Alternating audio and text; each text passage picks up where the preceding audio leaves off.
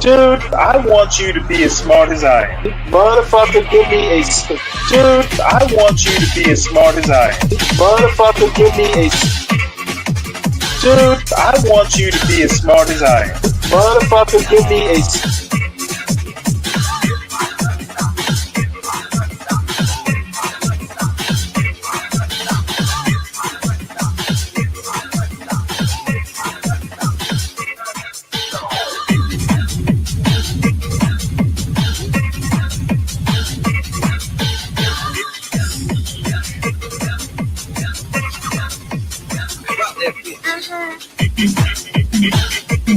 Dude, I want you to be as smart as I am. Motherfucker, give me a specific.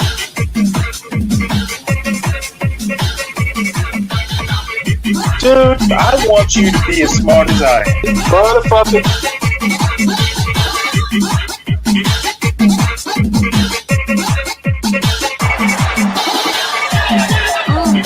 Come on out, you rapist!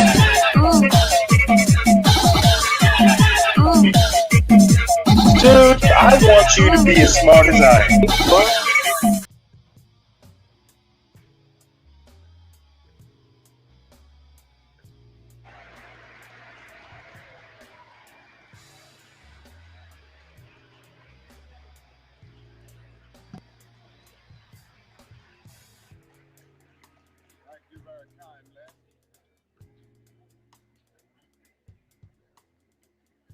Principal Fornese, Mr. Williams, members of the faculty and members of the student body of Barrett Junior High School, ladies and gentlemen. I need not pause to say how very delighted I am to be here today and to have the opportunity of taking a brief break in a pretty busy schedule in the city of Philadelphia to share with you the students of Barrett Junior High School.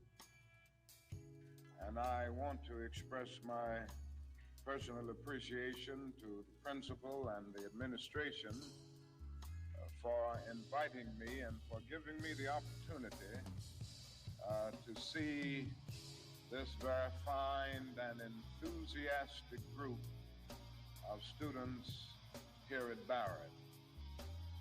I guess I ought to start out with a commercial, and that is tonight we're going to have a great night in the city of Philadelphia at the Spectrum. Now, I know you've heard of that new impressive structure called the Spectrum. And I know you've heard of Harry Belafonte and Aretha Franklin and Nipsey Russell and Sidney Poitier and all of these other great and outstanding artists. Well, they're going to be here tonight at the Spectrum. And I hope that each of you will go home and tell your parents to be there tonight for this great Freedom Festival. And I hope you will come also, for it will be a great experience. And by coming, you will be supporting the work of the civil rights movement. Now that I've gotten the commercial out of the way, I'll move on and say some things that I want to say very briefly. And I'm being very honest, I'm going to be brief because I have other engagements. I don't have a tradition of being brief all the time. You know, I'm a Baptist preacher, and we can talk a long time. But I'm going to really be brief today. I want to ask you a question, and that is, what is in your life's blueprint? This is the most important and crucial period of your lives, for what you do now and what you decide now at this age may well determine which way your life shall go. And whenever a building is constructed, you usually have an architect who draws a blueprint. And that blueprint serves as the pattern, as the guide, as the model for those who are to build the building. And a building is not well erected without a good, sound, and solid blueprint. Now, each of you is in the process of building the structure of your lives. And the question is whether you have a proper, a solid, and a sound blueprint. And I want to suggest some of the things that should be in your life's blueprint. Number one, in your life's blueprint should be a deep belief in your own dignity, your own worth, and your own somebodyness. Don't allow anybody to make you feel that you are nobody. Always feel that you count. Always feel that you have worth.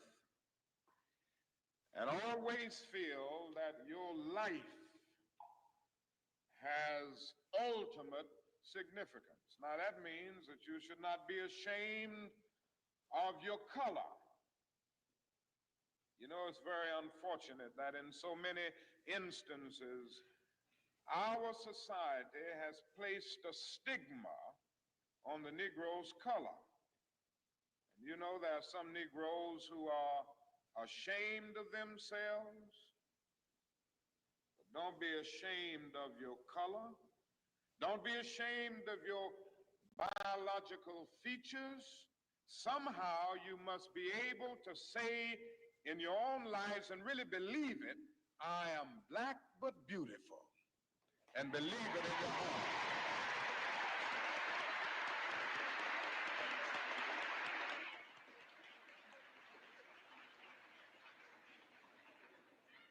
And therefore you need not be lured into purchasing cosmetics advertised to make you lighter. Neither do you need to process your hair to make it appear straight. I have good hair, and it is as good as anybody else's hair in the world. And we've got to believe that.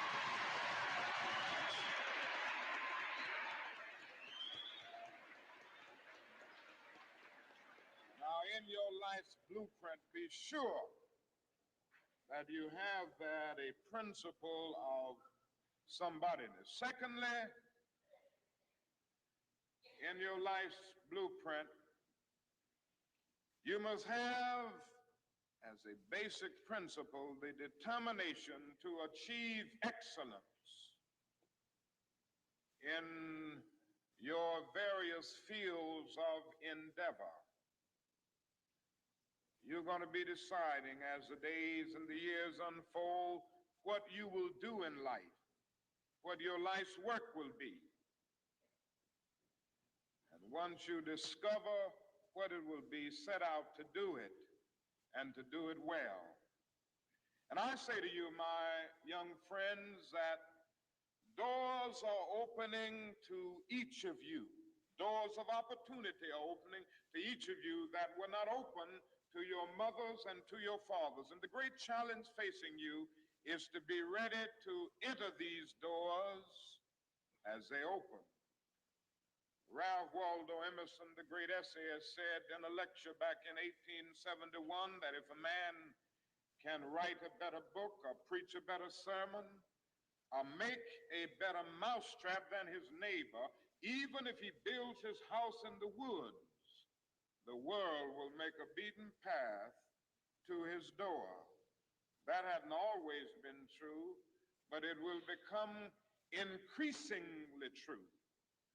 And so I would urge you to study hard, to burn the midnight oil. I would say to you, don't drop out of school, and I understand all of the sociological reasons why we often drop out of school. But I urge you, in spite of your economic plight, in spite of the situation that you are forced to live so often with intolerable conditions, stay in school. And when you discover what you're going to be in life, set out to do it as if God Almighty called you at this particular moment in history to do it. And just don't set out to do a good Negro job, but do a good job that anybody could do. Don't set out to be just a good Negro doctor, a good Negro lawyer, a good Negro school teacher, a good Negro preacher, a good Negro barber, a beautician, a good Negro skilled laborer. For if you set out to do that, you have already flunked your matriculation exam for entrance into the University of Integration. Set out to do a good job and do that job so well that the living, the dead, or the unborn couldn't do it any better.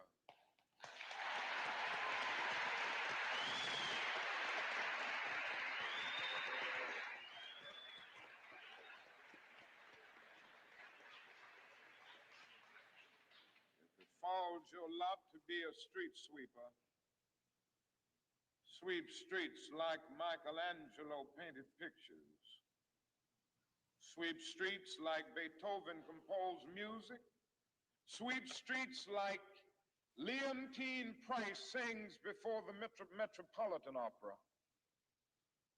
And sweep streets like Shakespeare wrote poetry. Sweep streets so well that all the host of heaven and earth will have to pause and say, here lived a great street sweeper who swept his job well.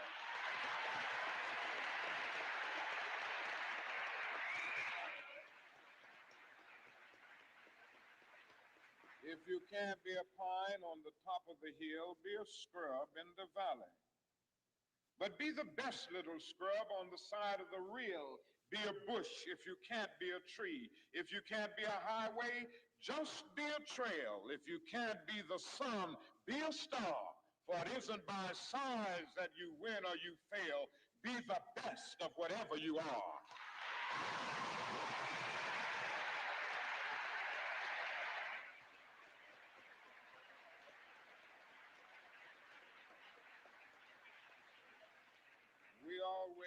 We already have some noble examples of black men and black women who demonstrated to us that human nature cannot be cataloged. They in their own lives have walked through long and desolate nights of oppression, and yet they've risen up and plunged against cloud-filled nights of affliction, new and blazing stars of inspiration. And so from an old slave cabin of Virginia's hills, Booker T. Washington rose up to be one of America's great leaders. He lit a torch in Alabama, and darkness fled in that setting. Yes, you should know this because it's in your own city. From a poverty-stricken area, Philadelphia, Pennsylvania, Marion Anderson rose up to be the world's greatest contralto, so that a Toscanini could say that a voice like this comes only once in a century. And Sibelius of Finland could say, my roof is too low for such a voice, from the red hills of Gordon County, Georgia. And the arms of a mother who could neither read nor write, Roland Hayes rose up to be one of the world's great singers and carried his melodious voice into the palaces and mansions of kings and queens. From crippling circumstances, there came a George Washington Carver to to carve for himself an imperishable niche in the annals of science. There was a start in the diplomatic sky, and then came Ralph Bunce, the grandson of a slave preacher. He reached up and grabbed it and allowed it to shine in his life with all of its scintillating beauty. There was a star in the athletic sky. Then came Jackie Robinson in his day, and Willie Mays in his day with their powerful bats and their calm spirits. Then came Jesse Owens with his fleet and dashing feet. Then came Joe Louis and Muhammad Ali with their educated fists. All of them came to tell us that we can be somebody, and to justify the conviction of the poet, fleecy locks and black complexion cannot forfeit nature's claim. Skin may differ, but affection dwells in black and white the same.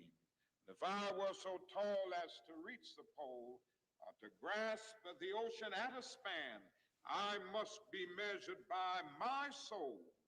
The mind is the standard of the man. And finally,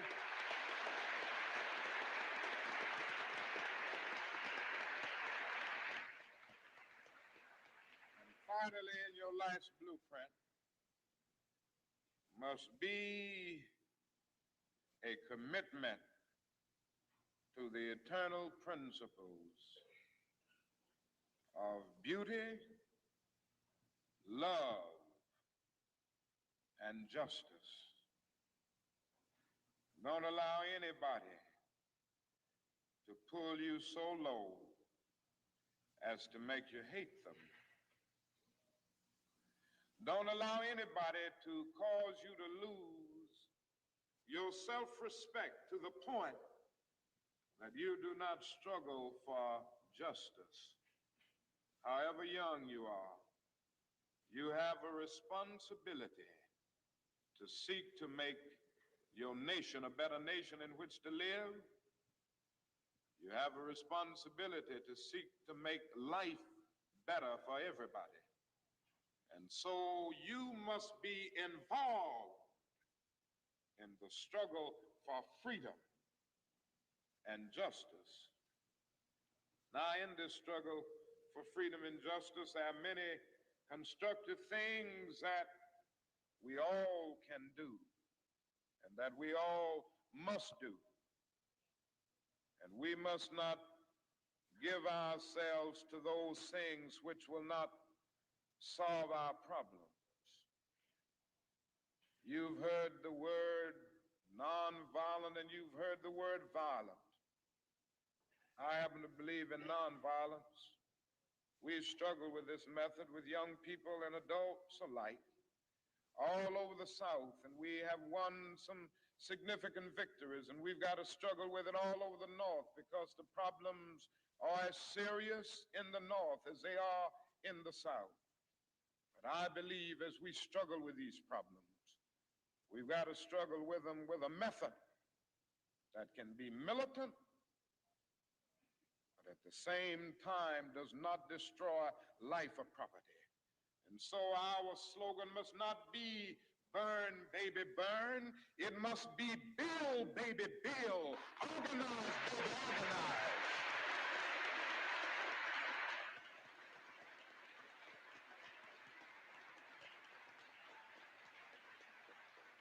Yes, our slogan must be learn, baby, learn, so that we can earn, baby, earn.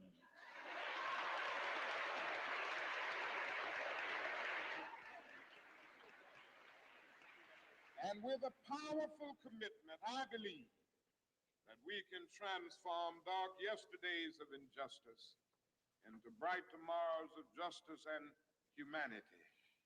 Let us keep going toward the goal of selfhood, toward the realization of the dream of brotherhood, and toward the realization of the dream of understanding goodwill. Let nobody stop us.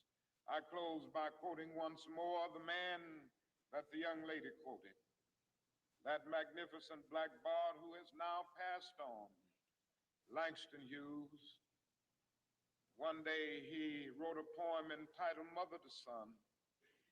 The mother didn't always have her grammar right, but she uttered words of great symbolic profundity. Well, son, I'll tell you, life for me ain't been no crystal stad. It's had tacks in it. Boards torn up, places with no carpet on the floor, bare. But all the time, I's been a climbing on and reaching landings and turning corners and sometimes going in the dark where there ain't been no light. So, boy, don't you stop now. Don't you sit down on the steps cause you find this kind of hard, but I still going, boy. I still climbing. And life for me ain't been no crystal stair. Well, life for none of us has been a crystal stair, but we must keep moving. We must keep going. If you can't fly, run.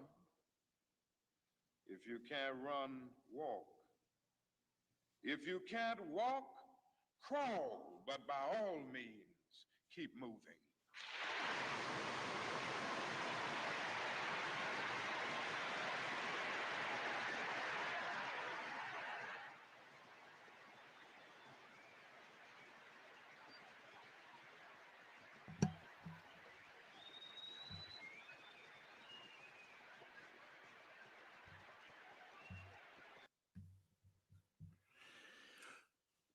Good morning, everybody. That was a speech that actually I'd never seen before either, Lead. Uh, Pretty good speech. There's some themes that, that are apropos, especially over these last 24 hours in John Galt land. Uh, Number one among them being the mind is the measure of the man. So that's pretty much what I took from this speech. That and don't be ashamed of your skin color. Too many of us are. So we're going to move on. This is about, well, it'll be self apparent once I've played it. Oops. Let me rewind it a little bit.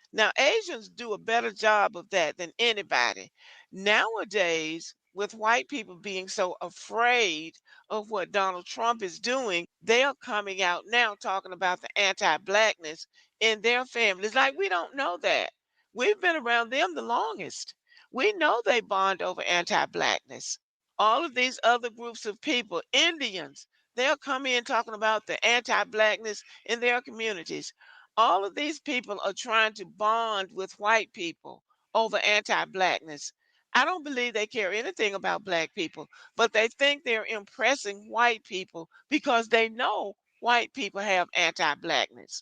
They know white people bond over anti-blackness. So these other groups of people, I think they think that they can get in closer with white people if they say anti-black things or try to talk about how their family members are so anti-black. And they're being discriminated against too.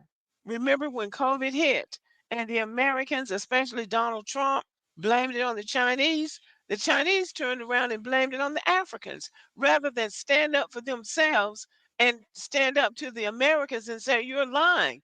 That didn't come from us. They turned around and blamed it on the Africans. And Africans had the lowest numbers of COVID than anybody. The whole continent of Africa, as large as it is, they had the smallest number of infections than anybody. But the Chinese blamed it on the Africans, didn't have the guts to stand up for themselves. Now, right now, the big thing in America, well, one of the big things in America is mass deportation, right? A lot of that is geared toward Hispanics or Latinos, the people coming out of South America, Latin America. A lot of that mass deportation is for them because every time a group comes up that Donald Trump is targeting this group or that group, those Latin American countries are going to be involved in that. El Salvador, Venezuela, Guatemala, Mexico, Cuba, they're going to be at the top of the list. I just saw a video that said that there was a visa restriction or something on all 54 African countries. Well, Africans are not the big immigration groups. They're here illegally too, but they're not the majority. But the majority of illegal immigrants to this country are coming from Spanish speaking countries. And for some reason, people in the United States are trying to make them into some big ethnic group, but they are not really that. Those people are culturally diverse. They are from countries who have different forms of government and economic systems. So they even speak Spanish differently because when I taught at a middle school in Georgia, we had children from all over the world in our school. And one of my classes, we decided we were going to have an international food day, which turned out good and bad. But anyway, the Hispanic children were talking about the dishes that were popular in their country. And they were all talking about, what is it, burritos or something like that. And they were talking, well, you don't make it right in your country. Well, you don't make it right. And then they were arguing about which one spoke Spanish the wrong way. They were speaking it too fast, or they were calling certain words the wrong way. So they don't bond over their culture the way America would like you to think they do. They are not a unified group like we are in Black America. We come from a source. And some people now starting to say they were already here and all of that, but I still don't know what their culture was separate from the Africans. I don't. I don't know what their language was. I don't know what their customs and traditions were, but I know what the ones who came out of Africa were. So I'm just saying they for all that talk about we're native and we're this, I still don't know what their culture was because they ought to still have their language. They ought to still have their own music styles. Then they start trying to claim what the people who admit they came out of Africa did. And then they start saying, well, you didn't come out of Africa. We were already here. So then it gets into a circular argument. But back to my point, we still have a unifying culture. We still have a unifying culture. We have a history and a culture and experiences that we recognize in each other and validate in each other. If somebody says, this happened to my family in Georgia, somebody in Texas is not going to say, well, no, that's not what happened. They're not going to say that because they know they're probably telling the truth. So we have a unifying culture. White people do not have a unifying culture. So they bond over their anti Blackness. I have said this before. They can be the most dorky, nondescript white person in the country or in a town. And they can go to a party. But if they go to that party dressed up in blackface, everybody's going to be happy and that person's going to be the hit of the party. It's going to be so funny. if they say something about black people or start mocking black people, it's going to be so funny. That's a unifying feature for them because they don't have a unifying culture. I still don't know what their culture is for real, but they bond over anti-blackness and trying to mimic black people. By way trying to take our culture and make it theirs, except for the black face. But they want to do blackface. They want to tell racist jokes. That's how they bond. It could be a racist joke because I taught at a school in Georgia. I taught at two middle schools in Georgia. One of them was 98% white. And the big thing with them is to tell a racist joke, a nigger joke. Let's put it what it is. Let's just call it what it is. That's their big thing. They can be dumb, they can be stupid, they can be broke, they can be degenerate, but if they tell a nigger joke, that's gonna put them at the top of the line with that particular group of white people. And I don't think it has anything to do with their economic status. I think they all think that way. And that's how they climb up in society by validating their anti-blackness. So when I saw on a YouTuber's channel the other day about some Mexican children or some Latinos in California spelling out a racist statement in their gym, because that's all they bond over too. And this person was talking about, I'm thinking, well, aren't you married to one of them? So you would know how they are better than anybody.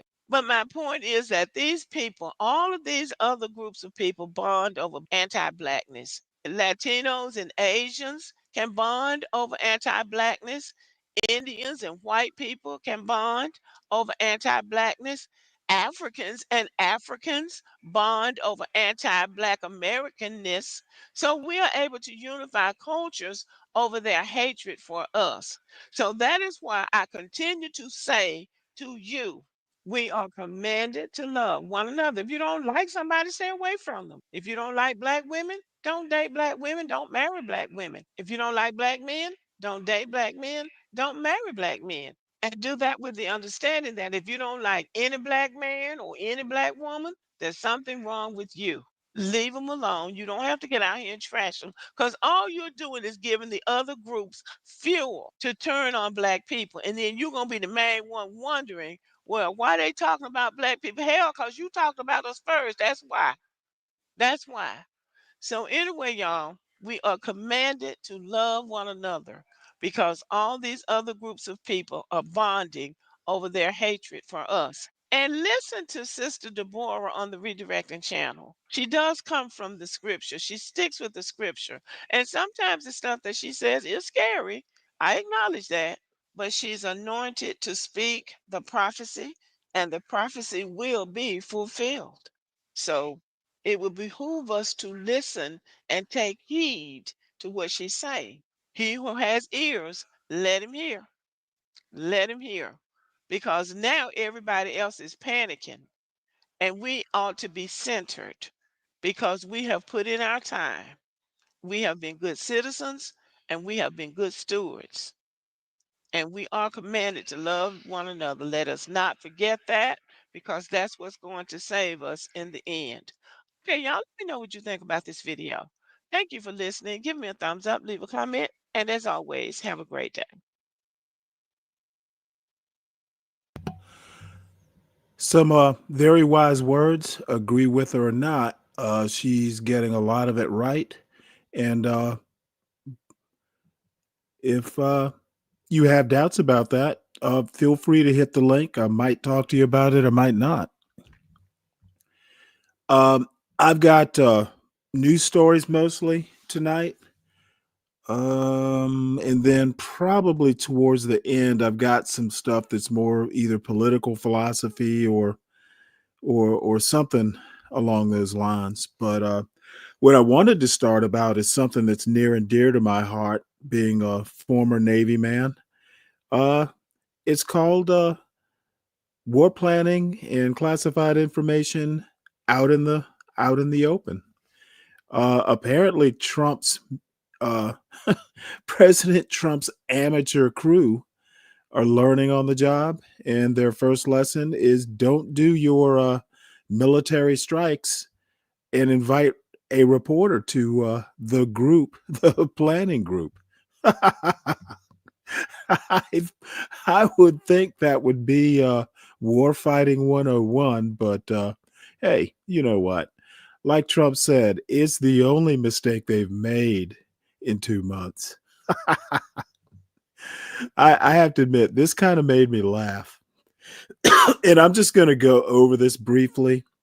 Unfortunately, there's no AI reader uh, attached to this yet, but it reads excerpts of a signal chat published Monday by The Atlantic provide a rare and revealing look at the private conversations of top Trump administration officials as they weighed plans for U.S. strikes on Houthi targets in Yemen.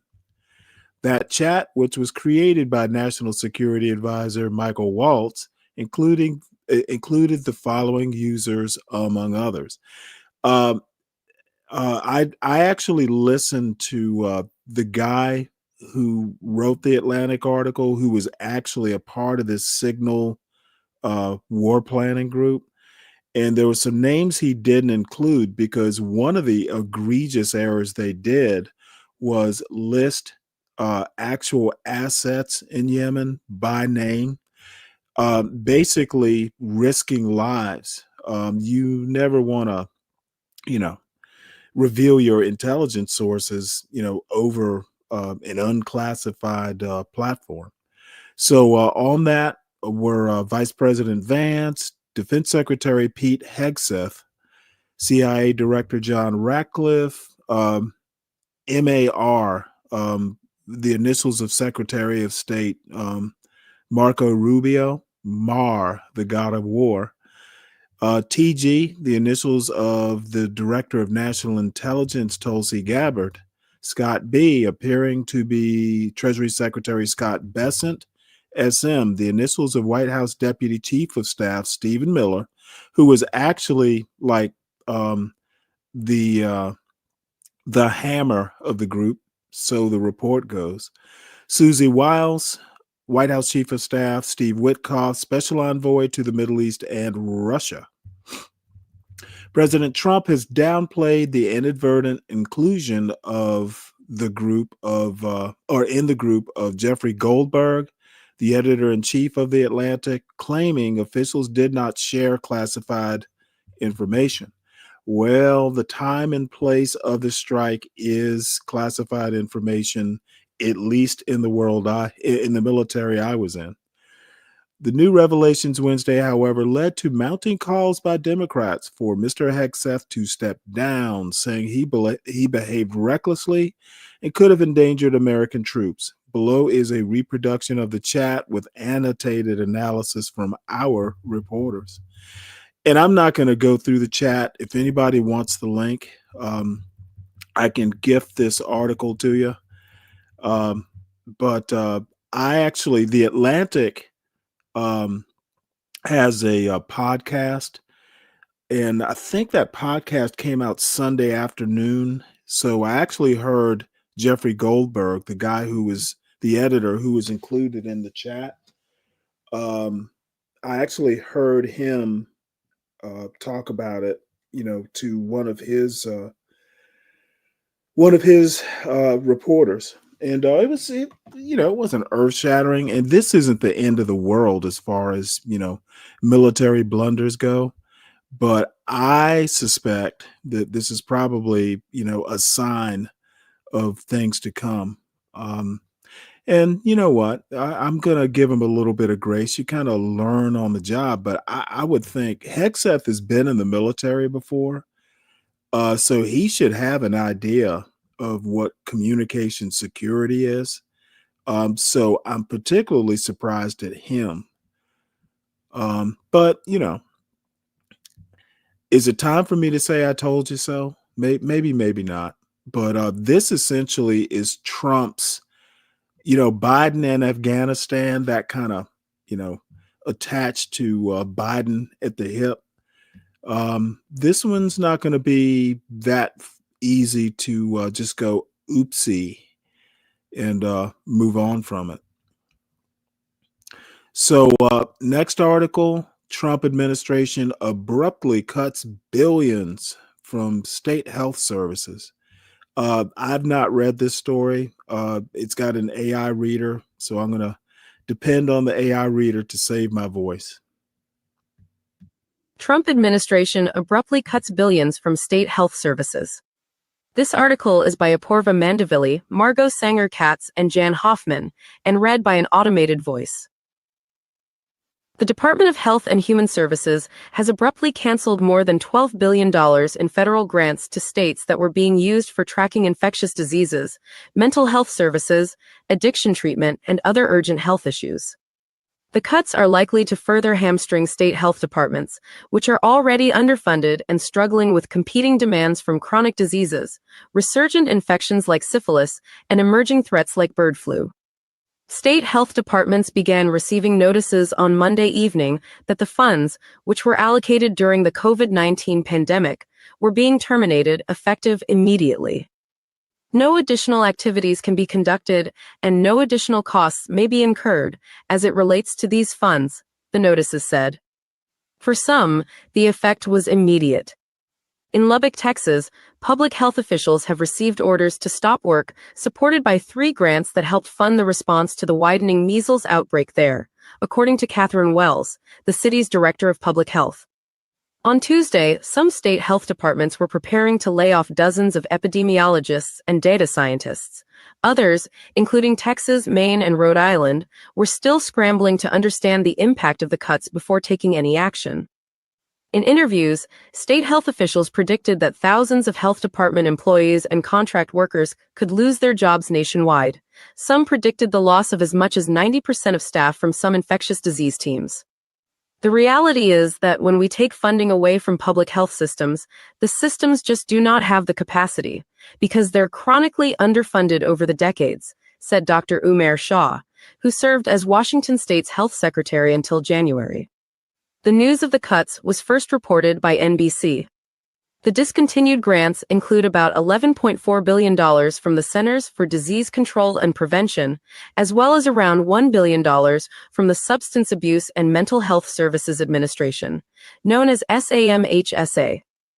Congress authorized the money for state public health programs as part of COVID relief bills.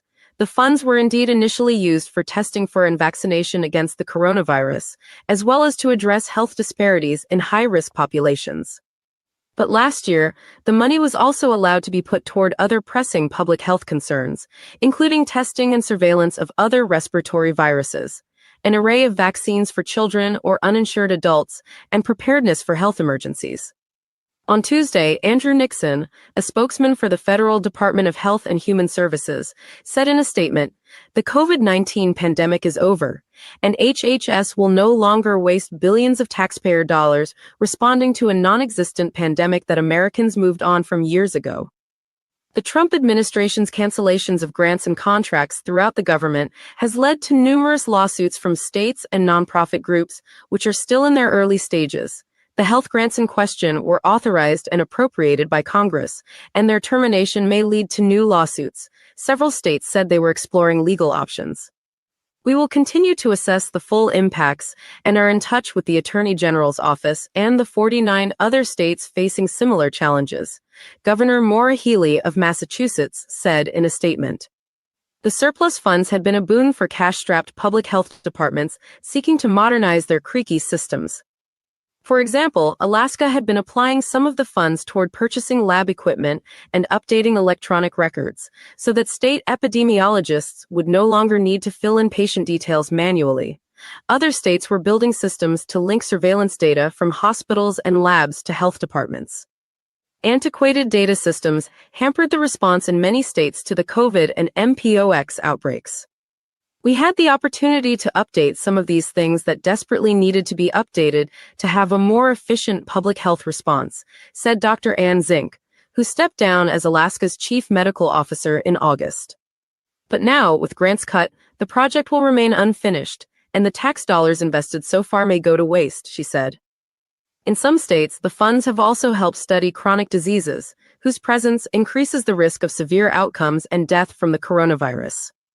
The funds from SAMHSA were not earmarked for COVID programs, and they were intended to address mental health and substance use issues.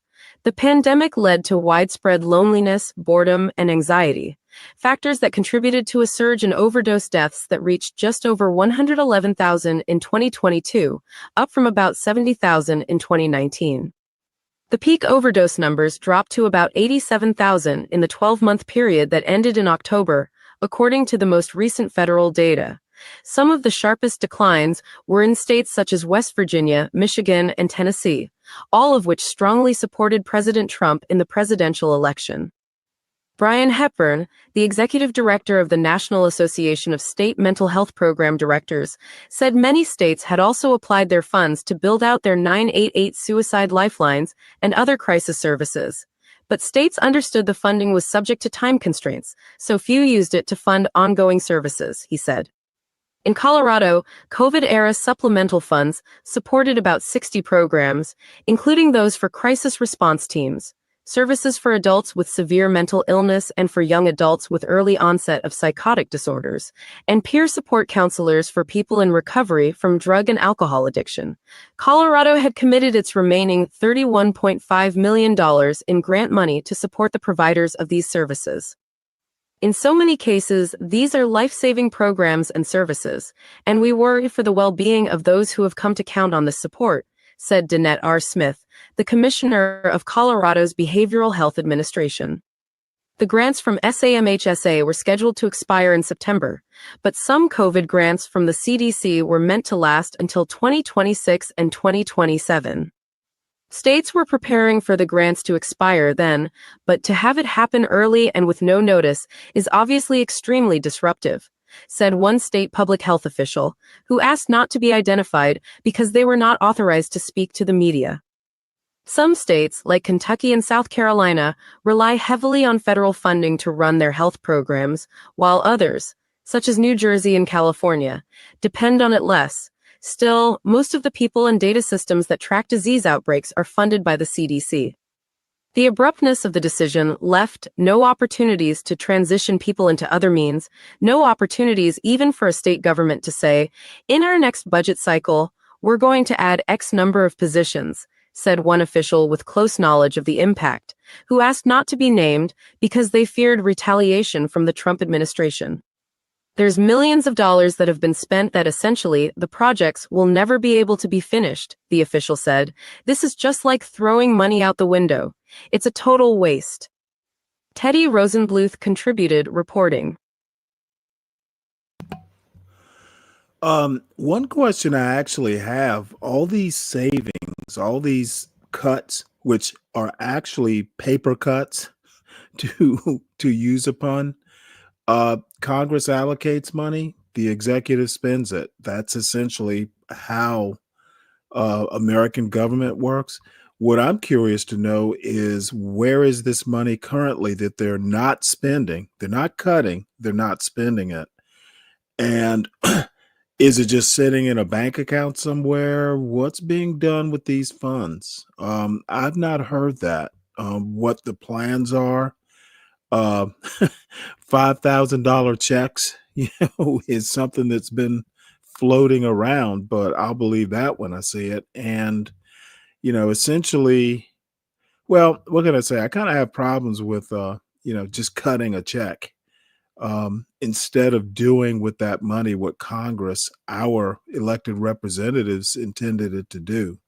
So there's still some items of interest to discuss, in my opinion. But maybe that's just forthcoming. Maybe Trump Elon, they're putting their heads together and mulling what to do with the money. Next story, ghost guns. Breaking news at the Supreme Court. The court upholding restrictions put in place by the Biden administration on so-called ghost guns. Those are kits that are used to make homemade weapons that are difficult to trace and have been used to get around background checks. They're often found online and are easy to assemble. Now, this is a rare decision from this conservative Supreme Court, upholding a tighter gun control law. Gun manufacturers had argued that the former president's team overstepped its regulatory powers.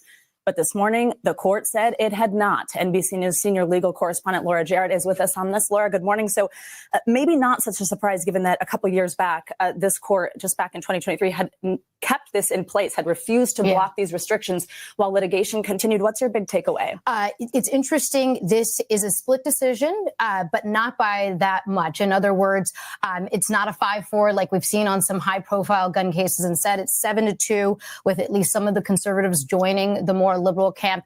And we should know it's a case about guns, but it's not a case about squarely the Second Amendment in the way that we typically think about it. It's really a case about the technical definition of a firearm, whether the ATF had the administration to regulate these kits. As you mentioned, they make they're untraceable, which means they can be on the black market, which is why the Biden administration had targeted them. It's also a kit that had been used by Luigi Mangione, the suspected killer for the United Healthcare CEO. So it's gotten a lot of high-profile attention recently. But again, it's really a technical case about whether it meets the definition of the firearm. And because it does, the Supreme Court saying today that the regulation can be upheld for now. And so those restrictions put in place, they had been in place while this was being litigated. So in practice, does anything change?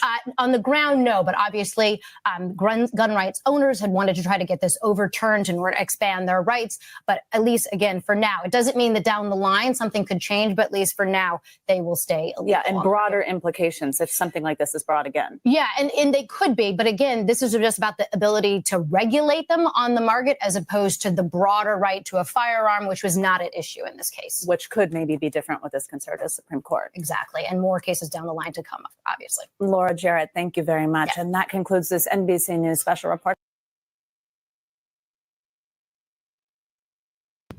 Well, I don't actually have much to say about that. The Supreme Court has spoken. I kind of wondered, I noticed there was a little pink assault rifle there. I wonder if they make the, I kind of wonder whether they make ghost guns in pink. But guess I could always hop on to the dark web and find out.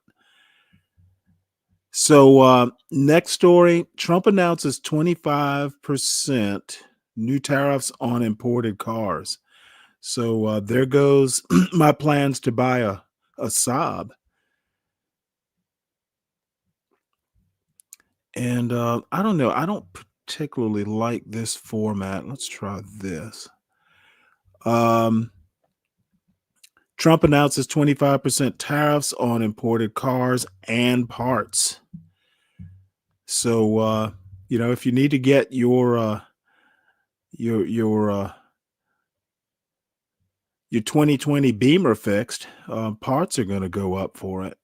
Measure is intended to bring car factories to the United States, but could excuse me, increase prices for consumers significantly.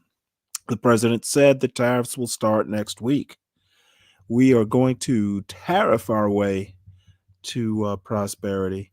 Oddly enough, I watched an interview earlier today, and the question was asked if you can tax your way to wealth or being wealthier. And I'm wondering if you can tariff your way to it. I know, there's some plans on the back burner to replace basically anyone making, I think it was $150,000 or less, basically getting rid of income taxes, federal income taxes.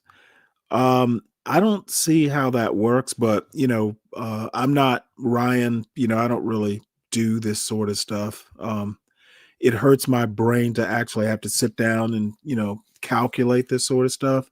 But it seems to me that if things cost more generally, all income taxes, if they get rid of income taxes, all that's going to do is be offset by higher prices.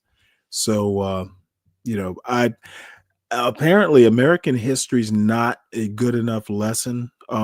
Tariffs were literally gotten rid of in 1913 because they caused wealth disparities. I mean, to a point to where there were revolts in the streets. That is the history of tariffs in the United States. So, bringing factories to the United States, I don't, I don't actually have a comment. Maybe it'll work, but probably not.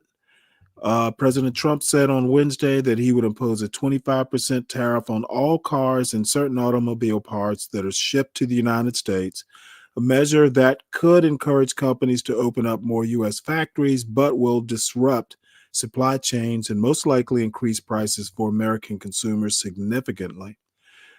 Mr. Trump said the tariffs will go into effect on April 3rd and will apply to cars and trucks, as well as key parts like engines, transmissions, and electrical components that are shipped into the United States.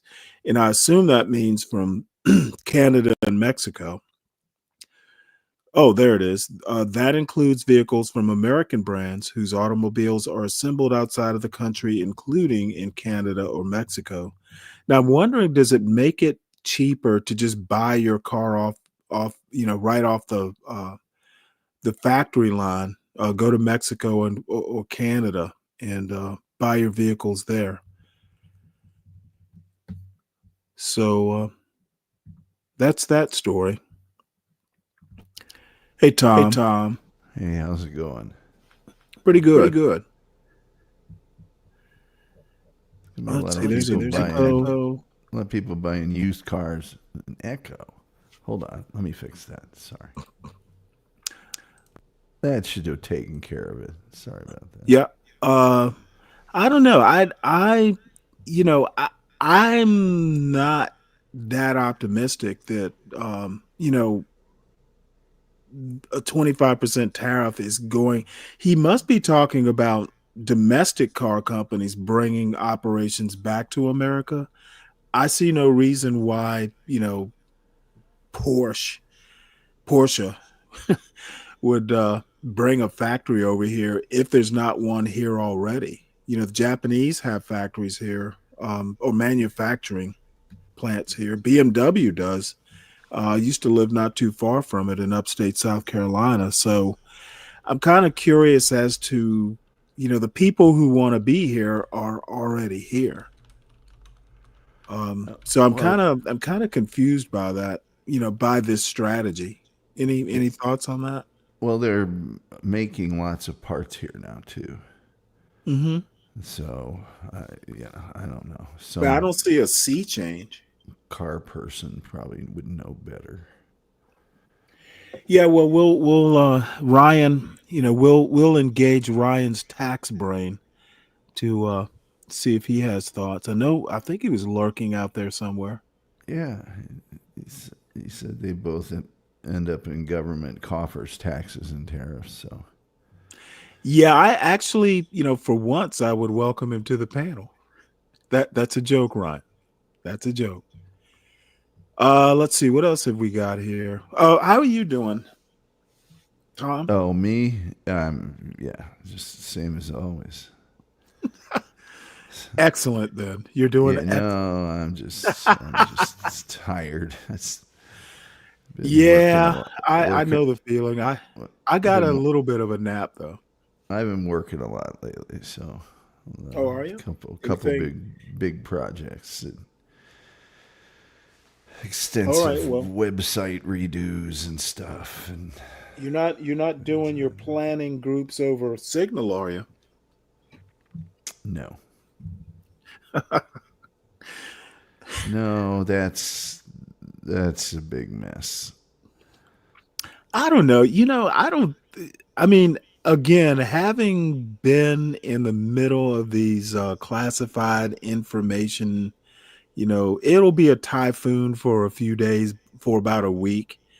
By next week, we'll be talking about something else. These sort of mistakes, if the president's not pissed off, and who knows, he might be, but if he's kind of saying, hey, only quote glitch we've had in 2 months. I think this will probably wind up going away. Hexeth is kind of on a chopping block, but I don't think that's going to go anywhere either. It all goes away. There's some things that don't, but this one's, nobody got killed, so it'll go away. Yeah.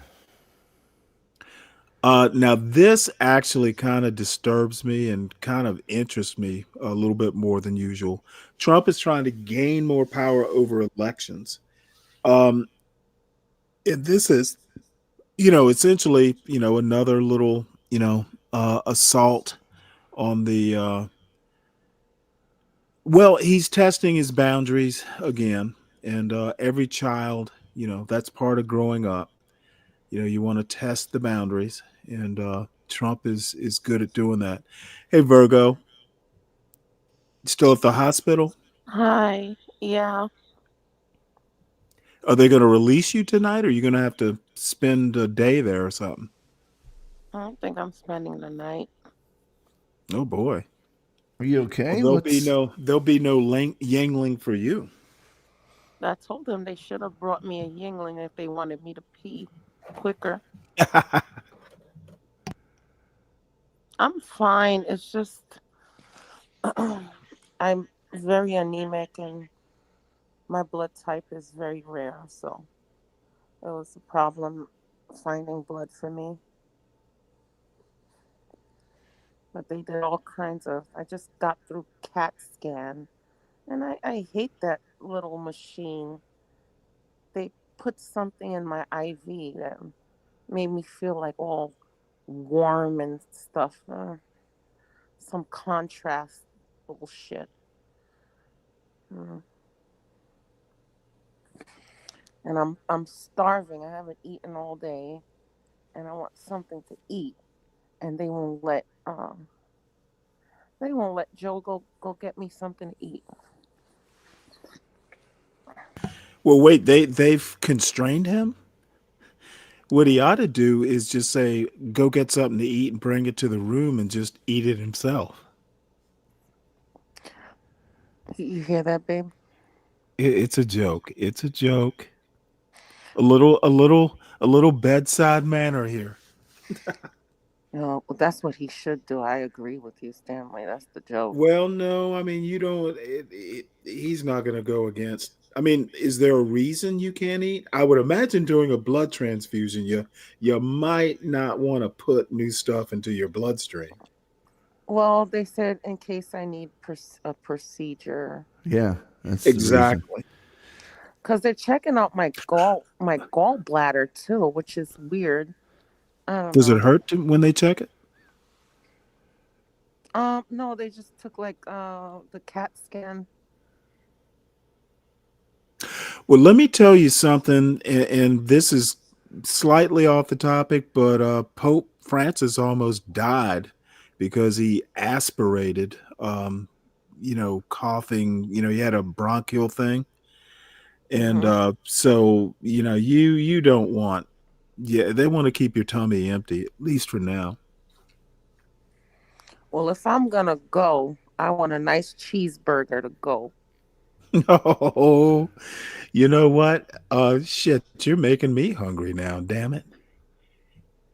They'll know a lot. They'll know a lot more when they see the results of that scan. So, yeah. Well, you've had this procedure before. I mean, the transfusion part. How do you usually feel afterwards? I actually feel a lot better. Mm-hmm.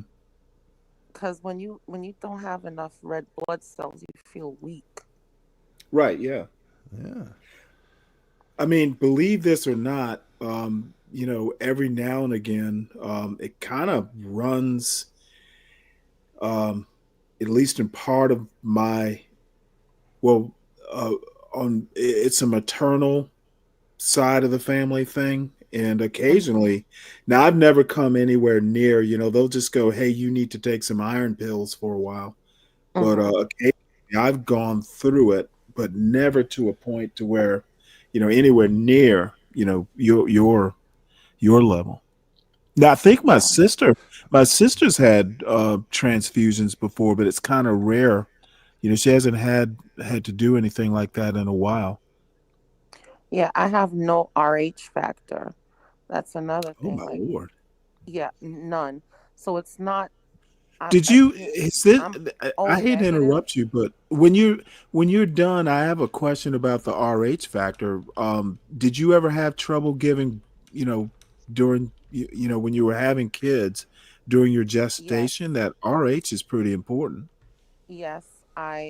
Um, my my body treated my kids as like a foreign object. So Oh wow!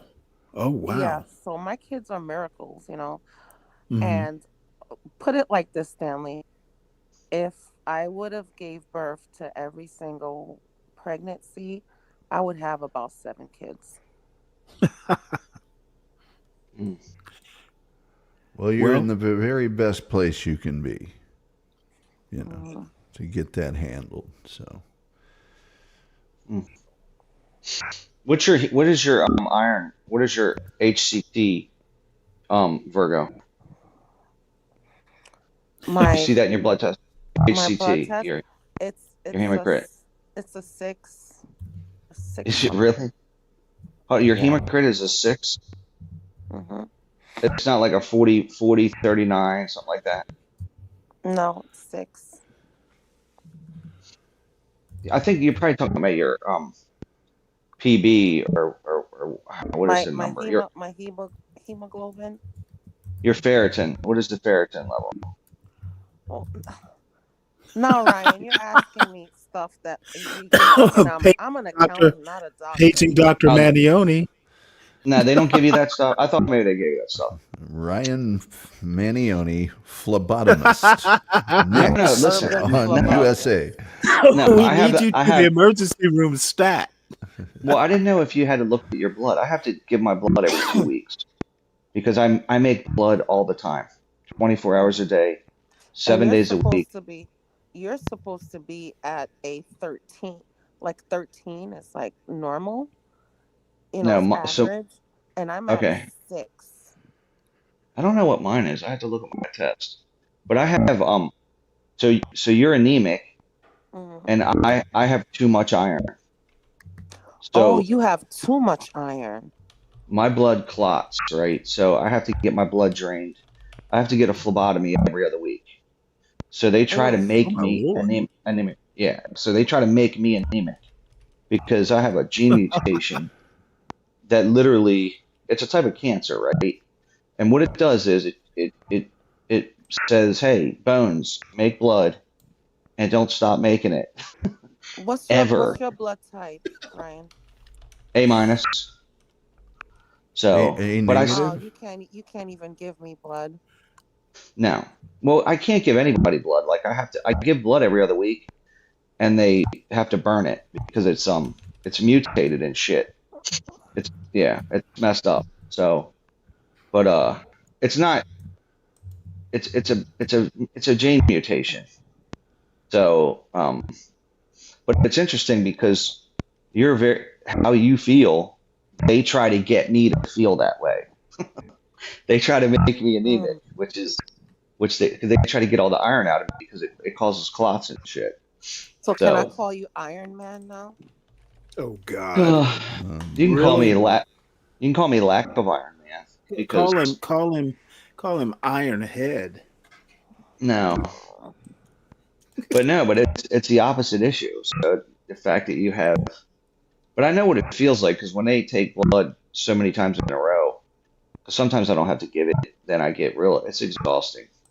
It Makes you is, really weak. and then thank God they don't have to keep poking me because I got the IV thing in me. But Yeah. they give me the blood, and then like What's your they have to condition? wait 2 hours and like check me again, and then if it's not up, they gotta give me more blood. And the more blood they Yeah. gotta give me is the worse because, like I said, I'm O negative, and I and nobody can give me blood. No one on this earth can give me blood unless they're another O negative, and it's hard. My daughter, Poor thing. She had to come in here and give blood. Oh my lord. Yeah. But It's she very rare. this but so much she can give, Yeah. You can only give a pint every 60 days unless you have a condition like mine, and then it just it just always makes blood. So, but Yeah. unfortunately, so, but it's a you'll get you'll get you'll recover from it, which is good. How often does it happen? Um the last time I was hospitalized was Yeah. about 2 years ago, and I was in the hospital for a month. Oh shit. Yeah, Wow. so it gets, but this time I caught it right away, and I felt the symptoms, and I you know Yeah. did something about it. I mean, the last time when I was hospitalized for a month, I mean, I got like, oh my God, so many blood transfusions. I lost count. It was just like every day, blood, blood, blood, blood. I'm to the Yeah. point where I just want to become a vampire and start just like biting people. Yeah. So you have too little blood. So it's so interesting. I don't know. The body is really a complicated thing, man. I mean, I'm glad I didn't go into medicine or some shit, but I tell everybody get your blood test because it tells everything. There's so many things they can tell from it. It's crazy. That's why I crave So blood. That's why I crave blood. Like the bloodier the steak, the more I love it. nice. I love So, liver. I thought you didn't like things like blood pudding Well, or yeah, I blood don't. No, I sausage. don't. I don't. I don't like the blood sausage because it's all dry. Ugh, how can I put What this about without sounding disgusting? Like the wet blood. Like I crave blood. what about liver? You like liver? Oh, I love liver. I Yeah. love spinach. So maybe it's not blood I crave. Maybe it's stuff that's high in The iron. iron. Hmm. And it's sort of funny because my sister and I mean, we were eating, that sort of stuff. I can remember being like 4 years old and liking it. But Hmm. again, we're just slight, it's an occasional problem. And, it's so funny because my wife was not that big a fan of red meat other than hamburgers, I guess. And, probably around about the time, I started, eating her diet, that's kind of when I started having, I'd have to take, just like a daily supplement, that sort of thing. I What an tell iron you this. supplement? I tell you this much, Yeah. Stanley. If you put some beef tartare in front of me, I'd probably eat it all up. I'm not mad at that. Well, iron's So, definitely fucks with your energy. I'll tell you that much. But I'll give blood. My iron will go down to 42. It's usually 45 to 53 for most persons, right? And 2 weeks later, it'll be at 50 again. Like boom, back up. And Mm. yeah. So and it's really weird because like I could just go in and lift weights, right? Because you have all this iron in your system. It's almost like I'm on steroids. And I could always go in and just lift weights and like crazy and just no problem, and I wouldn't even get sore or anything. And I found out, about a year ago that I have a condition that's why, and I'm like, holy shit. So, but anyway, so I'm anemic a lot. I just was curious as to what your condition was. That's all.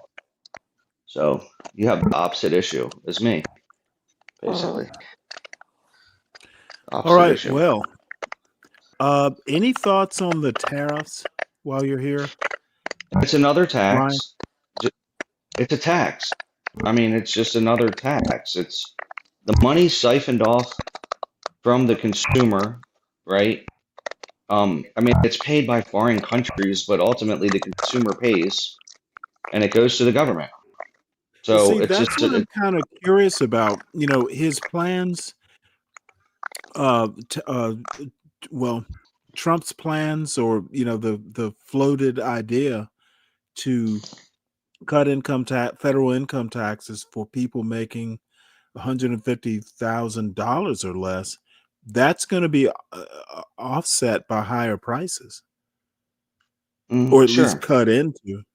It's part. So some people, and he's one of them, I believe, has an idea that we should do away with all federal income taxes, all of them, eventually, right? And just tariff people. He's mentioned it before. So, Right. you Well, the know, ultimate goal is to neutralize or dramatically shrink government. That's actually, the end game here. And the problem is that cow, is it cows out of the barn or horse out of the barn? You're not going to do that. And this idea of austerity measures and that sort of thing, you wanna cause a revolution, um, do austerity measures. Sam well, Brownback of Kansas uh, will be the result. they have to do some austerity. I mean, in pieces, Well, you right? know what? Austerity, But not all at once. trimming the fat, streamlining, getting rid of redundancies so, everything's more efficient. I don't call that austerity. I call it, working smart, for want of a better term. Okay, but the do without, which is kind of more in line with the term austerity, Americans aren't going to go for that. And Well, when and I you say it, know how that works. You know, I would. take their benefits, but don't take our benefits. Well, what I mean by it is like we have to get the federal debt under control, and so and if they just cap the spending for 5 years, they could do it, or 10 years. Like in other words, don't increase the budget every year like they do. Just keep it the same for 5 years, right? Make it or 10 years, whatever it takes to get our debt back in line. And once the debt's back in line, they can go back to normal. But when I say austerity, I mean Well, why just would you go back to normal? In your scenario, why would you want to go back to normal? You're just going to create the problem downstream 30, well, 40, when I whatever, say normal, number of decades. I mean back to 2019, like prior to COVID. Since COVID, there's been an explosion in government debt to GDP, right? So if we get back to 2019, government will be 15% of GDP again, approximate cost, and we're in line with getting back down to. I mean, in 2019, I think we were at like 17 trillion, right? And we're at 30. We're double that now. So it's just way out of whack between. They blew these two guys that are both in their 70s blew the budget out of the water, right? Biden and Trump just went nuts. And we just got to get it back in line. So just don't let government grow every year for 5 or 10 years, and we'll be okay. So Oh, speaking of the future, um, yes, I forgot to include that story. It might be. Um, we're gonna look at ground news because I finally got off my ass and that's a got a subscription to it. great But news source. I want to see. Vance went to Quantico today to do time on the rifle range.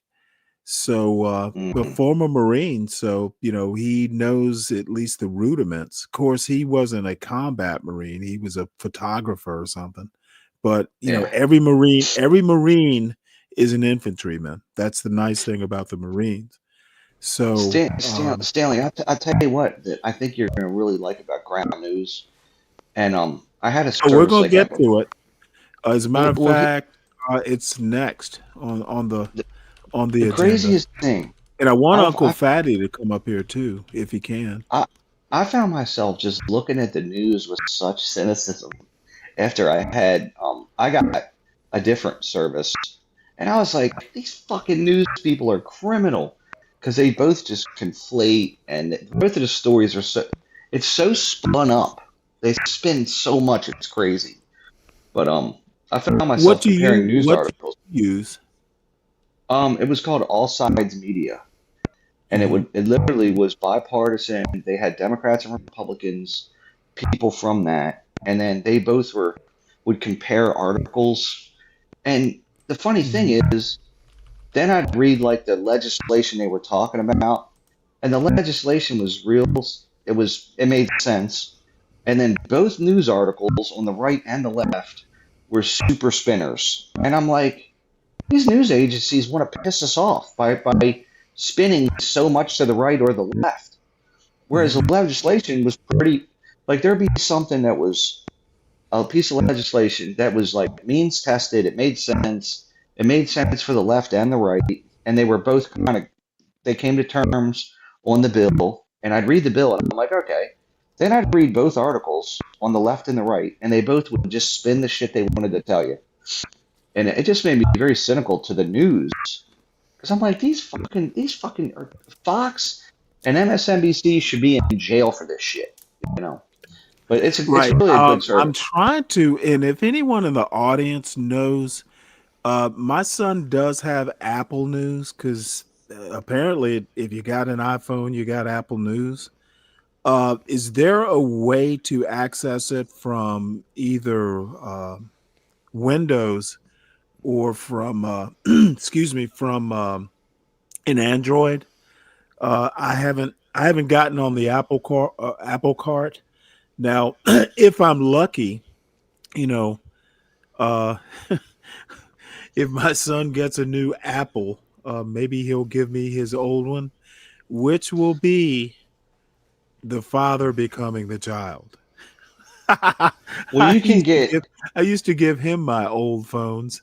you Maybe can he'll get give me his old phone. if you have an old phone, you can just activate the. You don't I need don't the have an cell old service. Apple. Oh, okay. Because you No, can I'm get the I'm I'm internet on it. hoping my son will bless me with his iPhone. I'm kind of kidding about that. I like Pixels. So, but You can anyway, get them. Oh, go ahead. Sorry. Well, Vance is, you know, the Marines are the gold standard in our armed services for marksmanship, so he should be able to shoot. absolutely. They train at 500 yards. The Army, I think, is a little over 300 yards. The Marines do it in a variety of positions. They also spend 3 weeks as opposed to like 90 hours or something for the Army. But he should be able to shoot. Aim small, miss small, man.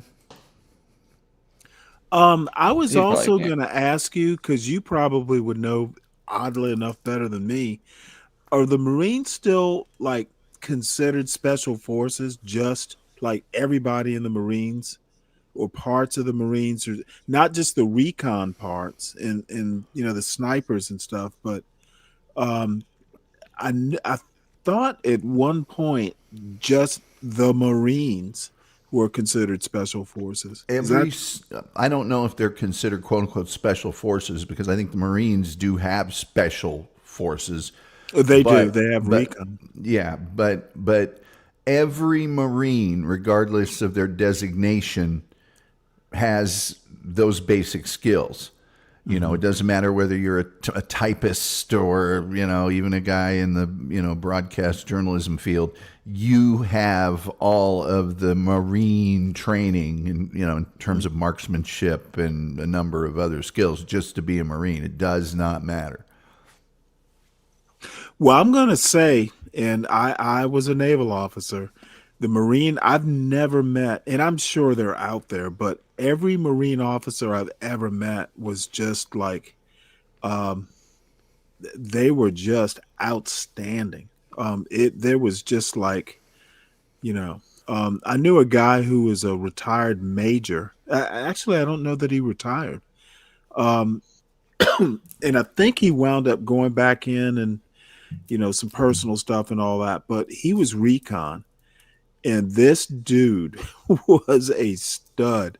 He was like 6'3", '05. I'm sorry, '04. Just fucking, he looked like just give him a gun and he's going to take out, a company of the enemy just by himself. So Marine Recon, those guys, they are the Marine version of the SEALs, but it's Mm-hmm. I think a slightly different mission, and I don't know what it is. But yeah, those guys are a different breed. Yeah, my brother was a staff sergeant, and he, you know, they set a standard, and it is unbending. It is, it's very, very, very. This is the way it's going to be done, and it will be done. There's no or else, yeah, and they definitely tell you about it. Yeah, I'll tell you about it. All right. My uncle is a Marine in Vietnam, and he still flies the Marine flag in his yard. I'm like, oh yeah, he's definitely a jarhead from Jump Street.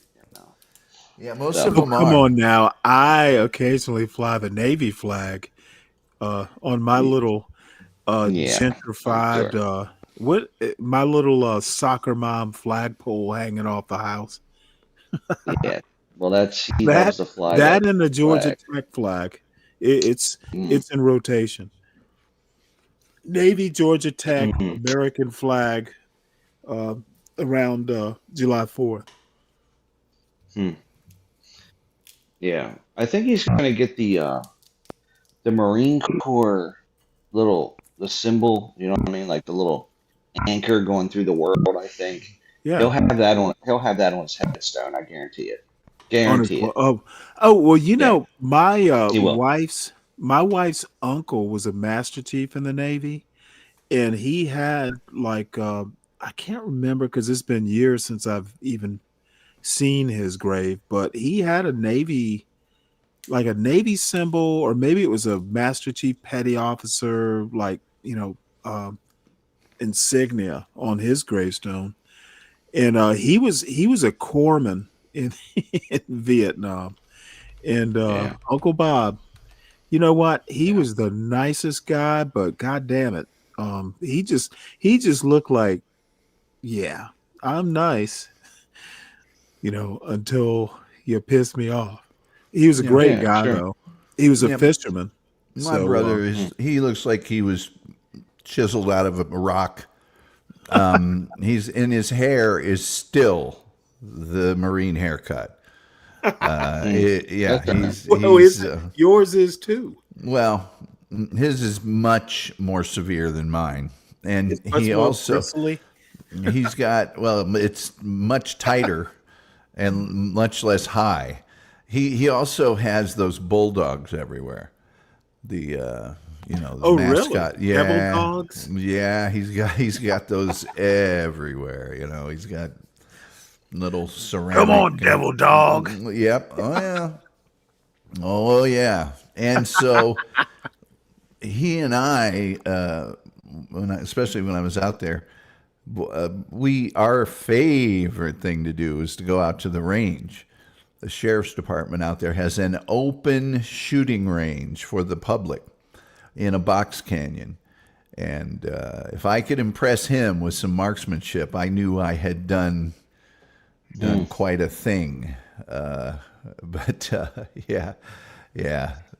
He's very much, and all the things I just told you about the marksmanship versus the Army, that's because I was informed by him of how Marines train for marksmanship as opposed to the other branches of the service, which it's just a different application.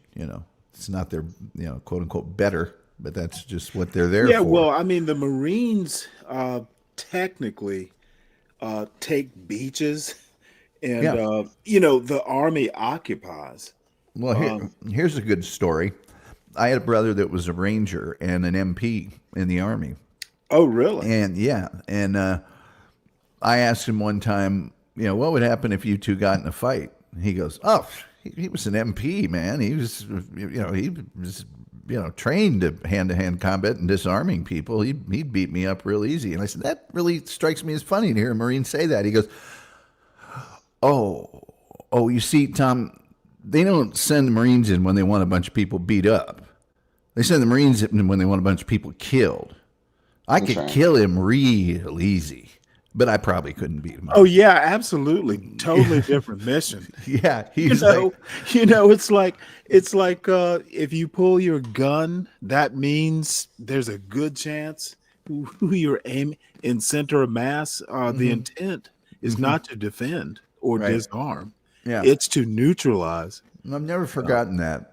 No, I could kill him real easy, but I couldn't beat him up. And I was like, and what did you want for Christmas this year? What can I get you? DiCapriono, how does the audio sound on the panel? Everyone's audio? This is unbelievable. Is it mine that's bad?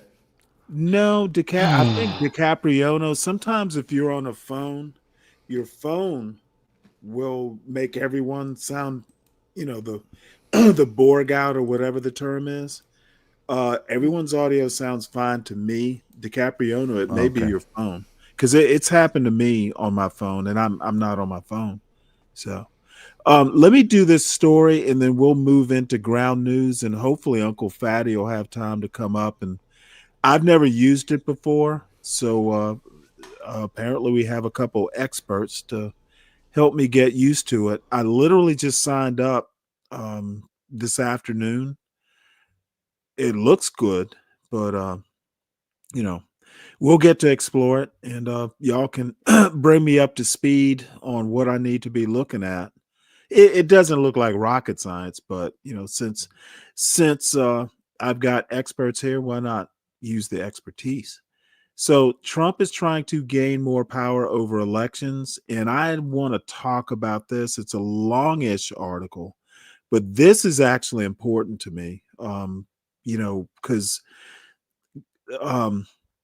there are federal election rules which Congress sets. I think states actually control the mechanics of elections, and an executive order from the president making a requirement instead of going through Congress is troubling. I would agree. Trump is trying to gain more power over elections. Is his effort legal? This article is by Nick Corasaniti and read by an automated voice. President Trump pushed on Tuesday to hand the executive branch unprecedented influence over how federal elections are run, signing a far-reaching and legally dubious order to change U.S. voting rules.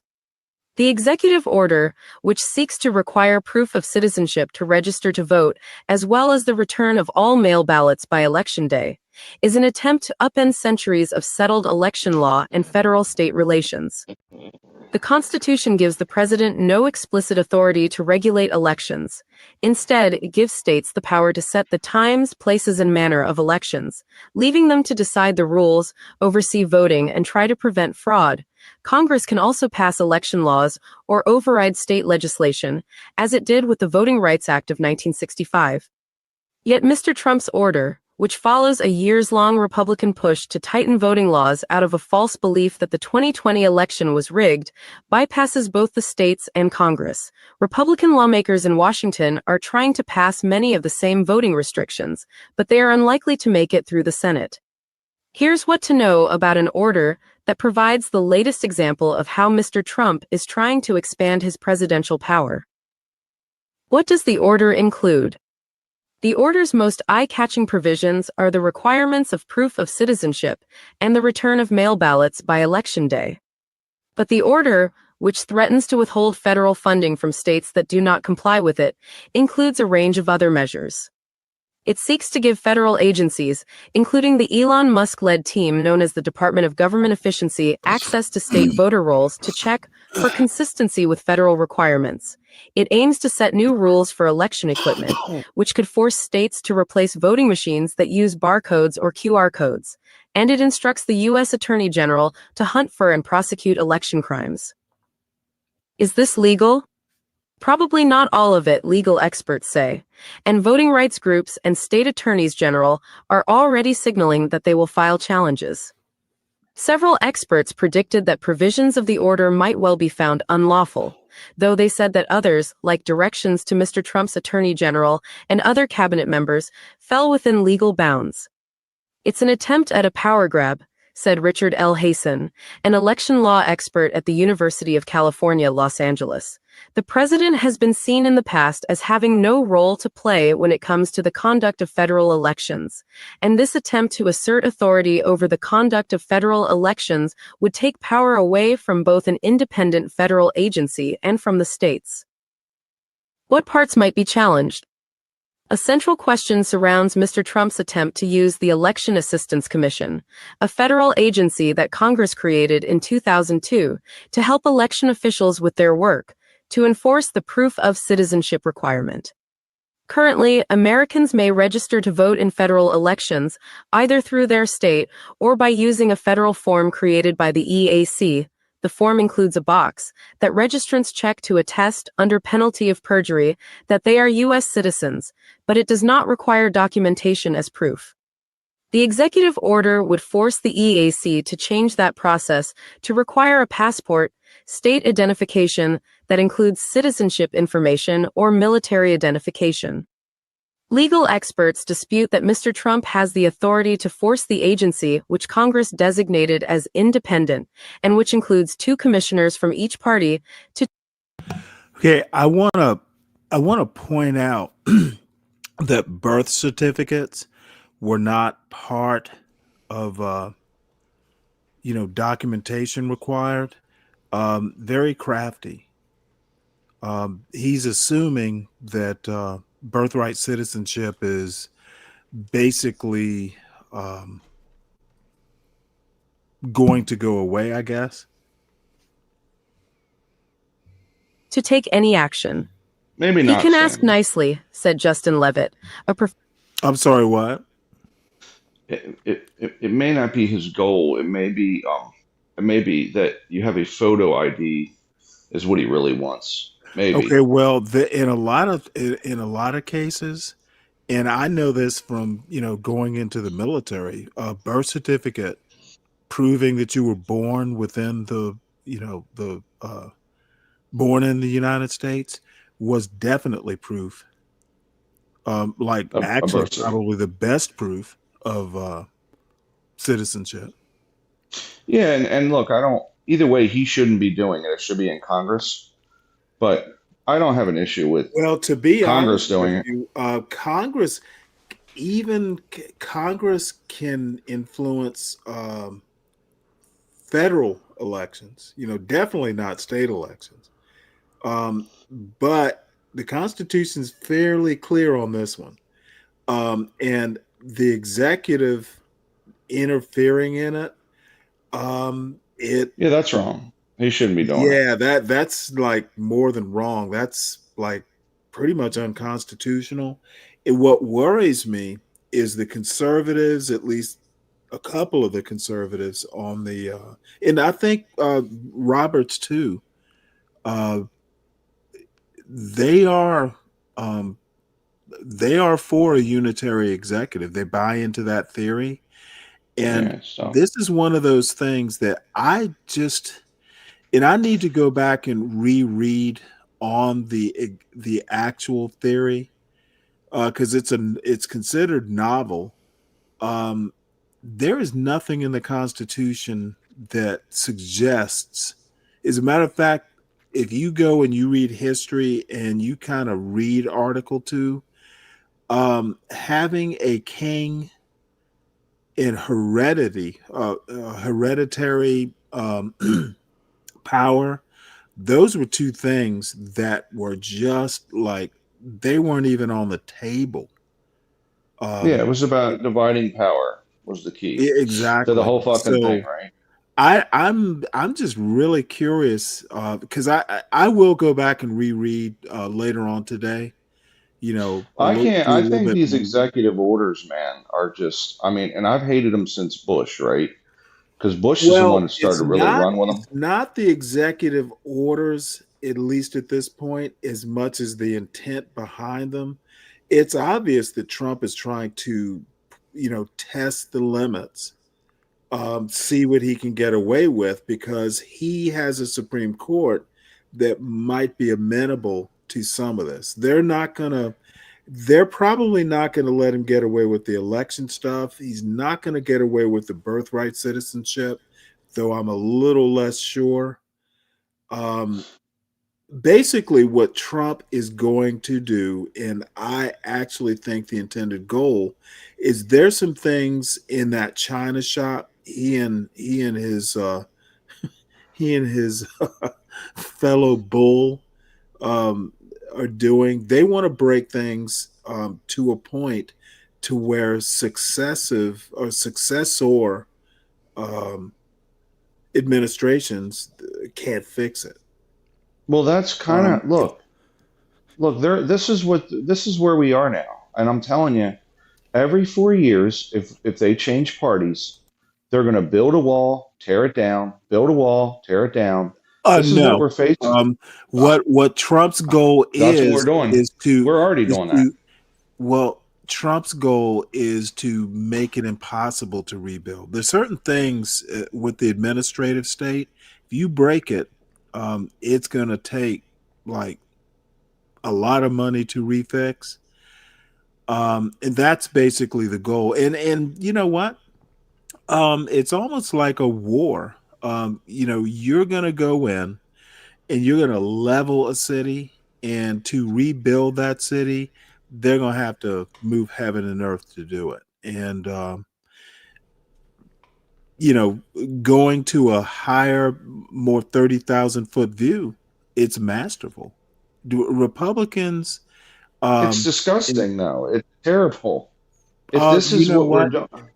Not if you're now. See, you tend to look at American culture and sociology through an economic lens. I tend to do it through a historical lens, and this is masterful. Well, and it may be masterful from a strategic standpoint, right?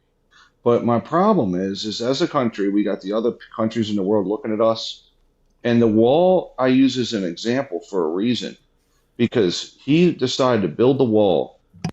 He's building this stupid wall, and then as soon as Biden took over, he stopped the wall, started selling off the steel that was sitting there that wasn't erected.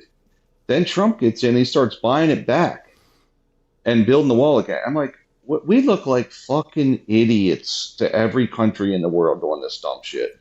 Back and forth, back and forth. And they set this up so we wouldn't zig and zag every few years. And here we are zigging and zagging like lunatics, and it's all done by executive order.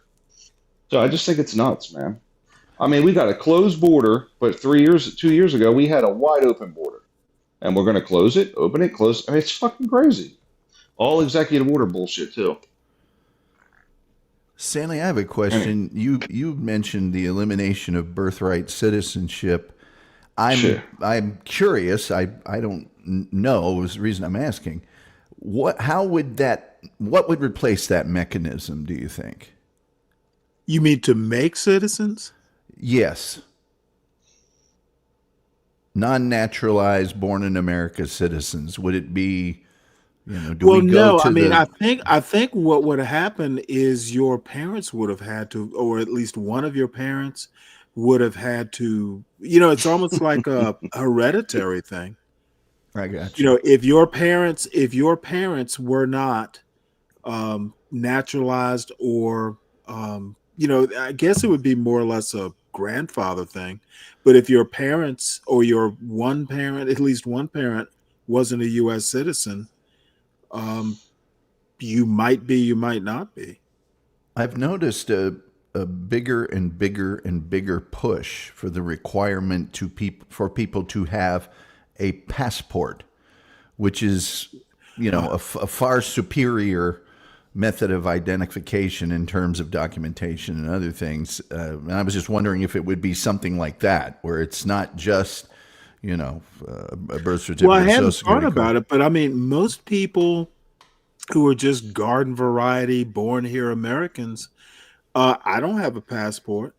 Yeah, they don't get them. Now, at one point, I had a military ID, which functions as a passport if you are in the military. But I think domestic air flight is starting to move toward passports in terms of your check well, when you come the through. problem is why would you need a passport to travel domestically? I understand. That's why it's concerning to me. Okay. Look, to be honest with you, I'm a birth certificate person, but I grew up under, a 14th Amendment, means something movement. I think, if Trump wins that fight, basically it's going to be almost a hereditary thing. If your two parents are not, or your one parent, say you're a single mother who comes here or something like that. If you have two parents that are not American citizens and you're born here, you will not be a U.S. citizen. If you have one parent that's a U.S. citizen, that probably will be something that'll have to be adjudicated. I could see circumstances where, well, what if it comes down to something like slavery? And now I'm throwing this out here and it's half a joke, but you know what? You inherit your your mother's status. What is it? Partum ventrum something or another. I can't remember the Latin term. But hey, if your mother's not a citizen, if your mother's a citizen, you automatically inherit it. So that would be interesting. That's almost a novel right there. I could think of a comic novel where something like that could be written about. Well, it's one of the reasons I bring it up is here in Texas. When say you move to Texas and you get a driver's license, you are issued. All right, I'll be. Oh, hey Stanley, I'll be back. I gotta go make coffee for the wife. All right, see you. All right, see you guys. All right. See you, Tom. See ya. You're Crack issued that whip. You're issued a paper sort of voucher for your driver's license because they have to make your driver's license, with all the metadata and things in the strip and all the other information that's on your real driver's license. And they mail that to you, which I've always found extremely disconcerting given the security of the average mailbox. But if you are required, you need a photo ID to travel from certain places. Yep. Now, the Texas airports all know what this is. And so they're like, okay, yeah, you're fine. But if you fly to another place, they're not quite so forgiving. And so in that instance, I'm traveling with my birth certificate, my social security card, and my voucher. So I'm just, I guess you have to have the real ID compliant, and Uncle Fatty mentions the star that's on. Yeah, Virginia has one of those, and I don't know that Georgia does. I'll have to check. So many people no, I know are getting passports just for the identification purpose of it. Because it is kind of the gold standard for identification. If I have to leave my monastery to go get a passport, I'm going to be mighty pissed off. Yeah, they're not cheap either. That might be a source of revenue. Yeah. A country increases GDP because everybody has to get a passport. Your papers. Yeah, I would like to see your papers, please. Anyway, you know what? That just sent a chill up my spine. I've watched too much Hogan's Heroes in my young life. Yeah.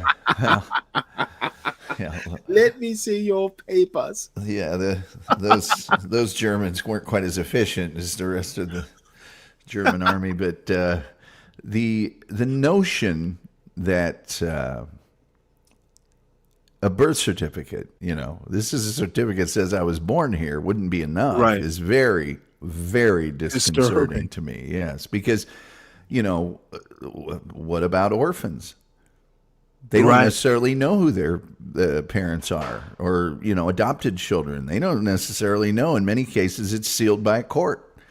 In addition to the fact, I personally, my parents misplaced my birth certificate. They had my birth record, which is different than the certificate. It's like a medical document. And so I had to reapply for that.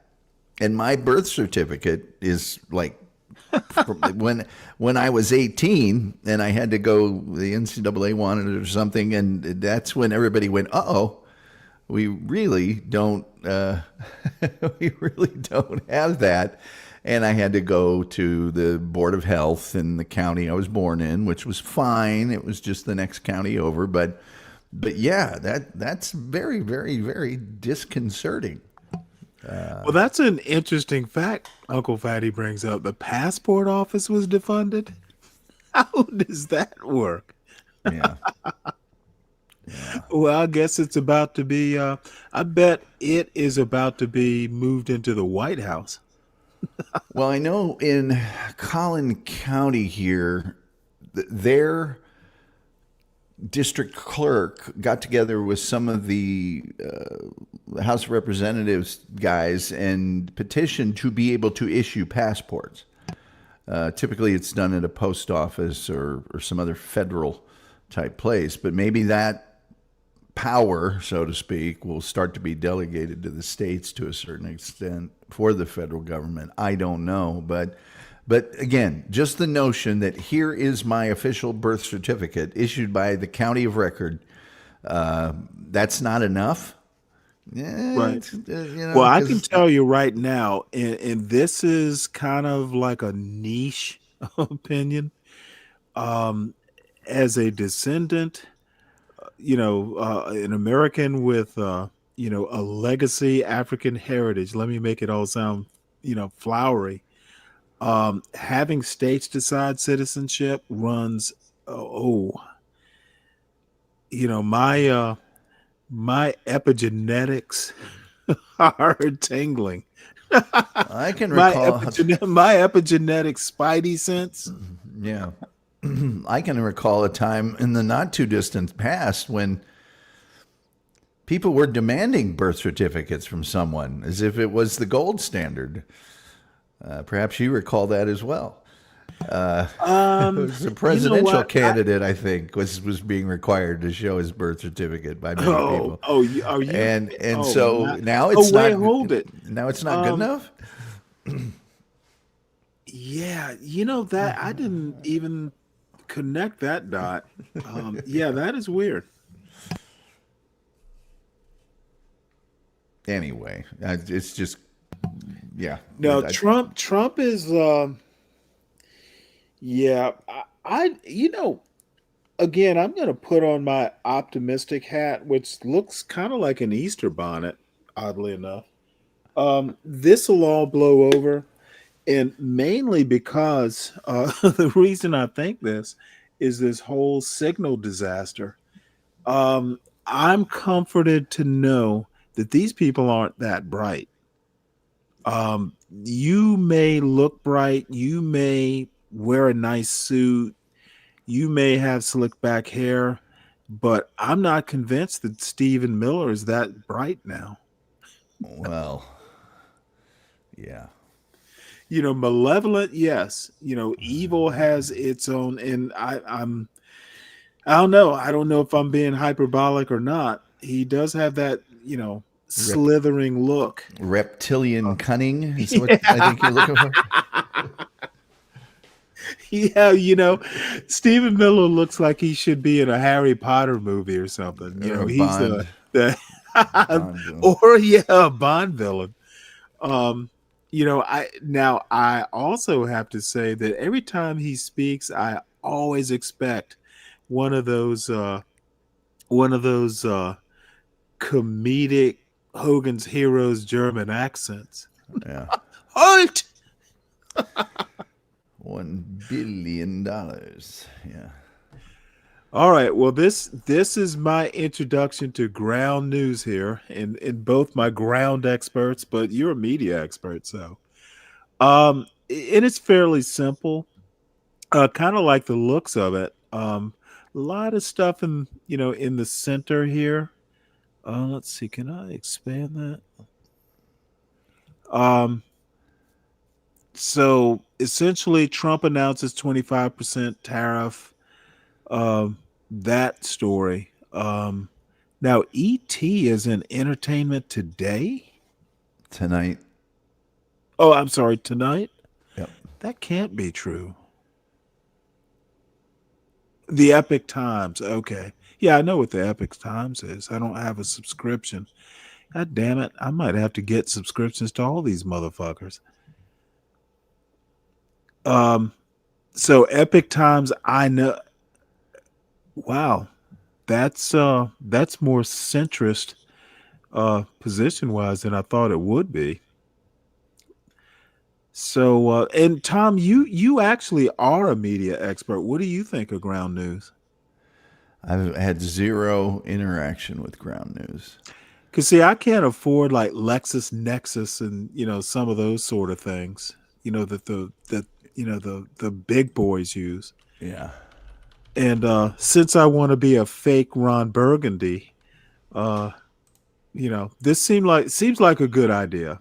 Something that I can go, well, hey, we can look at several sides of this. See, this is let's see, Afton Bladette. I don't even know what that is. Trump. Oh shit, this is in German or something. That's that's Russian. Amerikanska, or some like. Oh my lord, that's in a totally different language. How does that Polish? I bet that's what it is. Well, there have been other attempts in the past to amalgamate news reporting across the board. This one looks like it's a little bit more comprehensive, but but just because it was required, and we had the highest level possible of AP News. I'm pretty steeped in AP, but is AP even on this? I see CNN. I don't see AP at all. No, I don't either. That's interesting. I don't either. Which in my, I don't know anything about this, but AP is about as neutral as you can get. Yeah, it's what it says it is. Right. It's the Associated Press. It's those stories. Yes, there are dedicated AP staff, but I would say the majority of the reporting is done by people from independent stations and newspapers that contribute to the AP.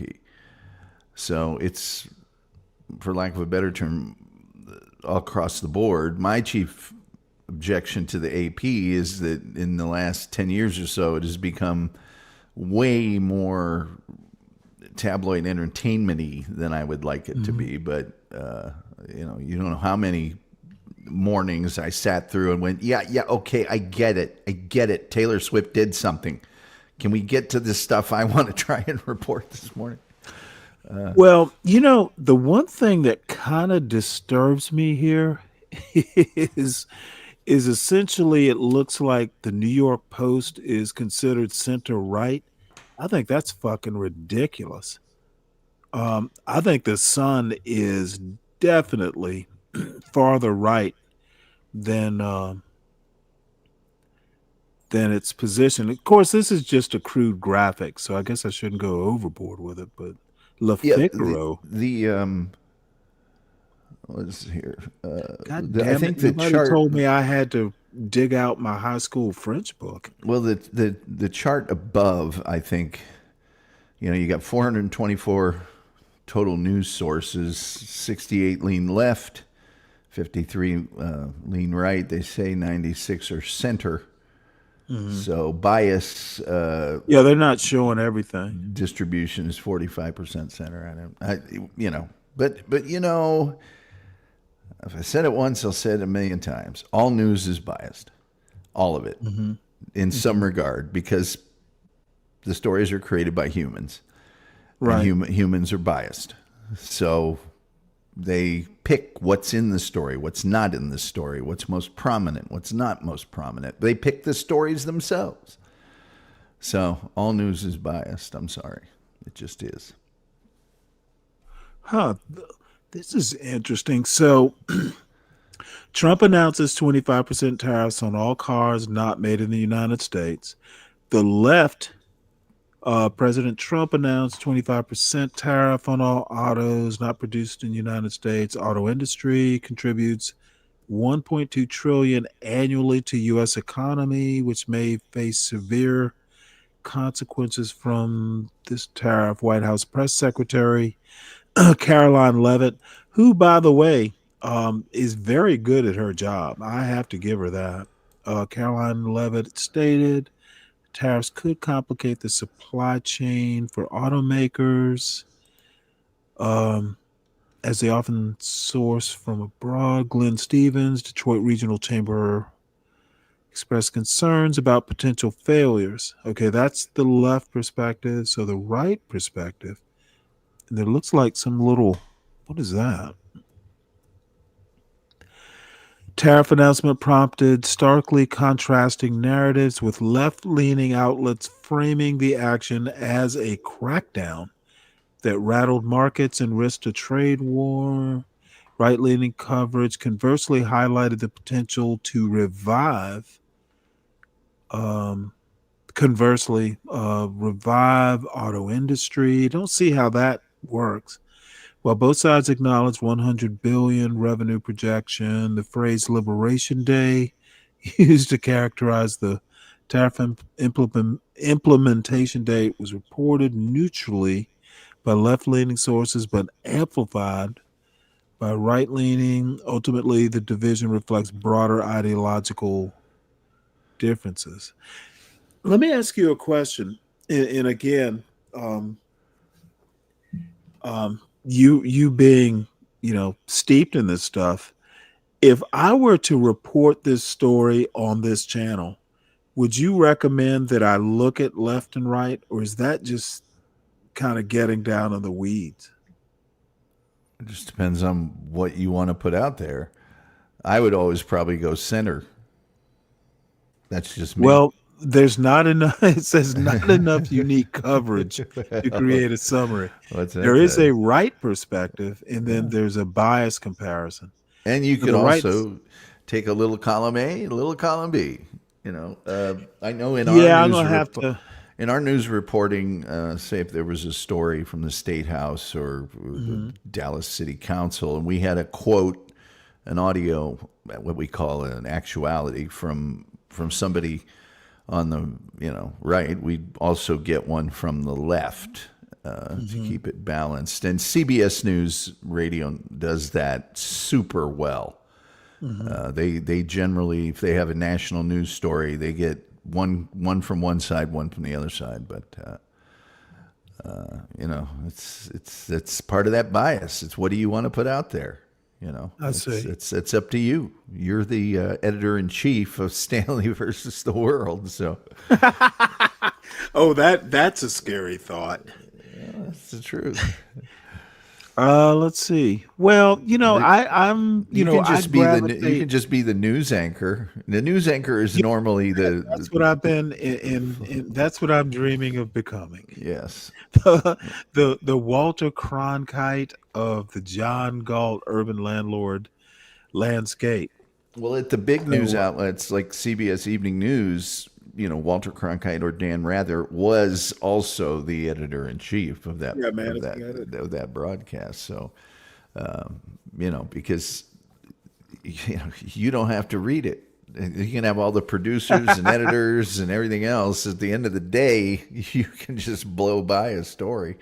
Now, if I'd have done that in my What's up, job, man? I'd have been in big trouble. But I would never have done that. But I was just Ron Burgundy in it anyway. You know, we had a piece of software that the stories. If I wasn't doing like a weekend when I did everything by myself, which is a bitch, there's an editor there that's putting those stories in each segment, and I would really never argue with them at all. I just would go with what they had and read it and be done with it. What's up, Grandpa Fatty? Not much. Well, you know, I had a Tonka go truck ahead. when I was a little kid, a little dump truck, Tonka truck, right? It was Bob Schieffer's truck. Oh, yeah. Oh, really? Oh, you gotta. Why? Was he just a news dump? He was the guy that was on the news every night, you know, Bob Schieffer, and then it was Dan Rather. Wow, that's pretty neat, actually.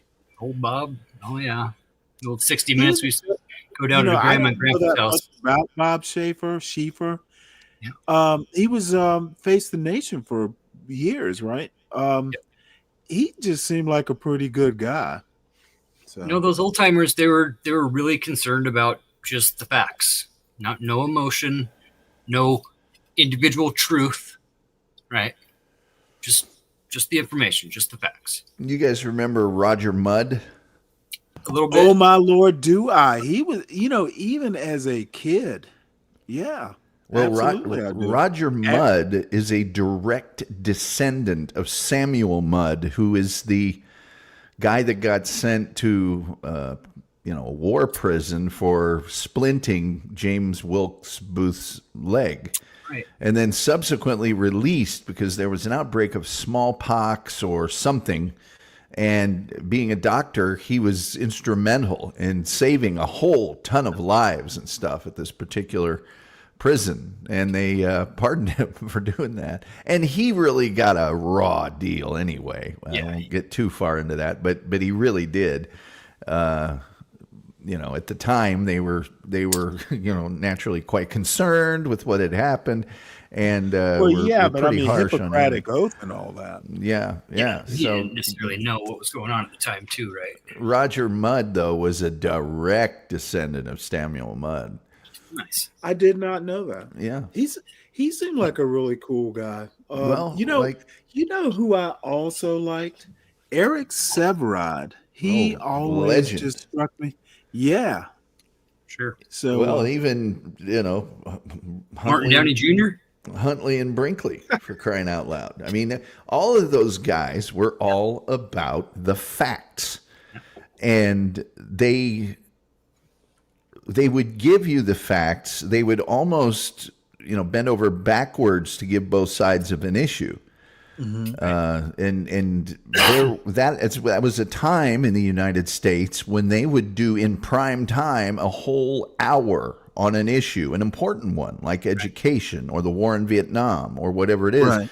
And, they weren't messing around, you had guys like Cronkite that were in battle in World War II.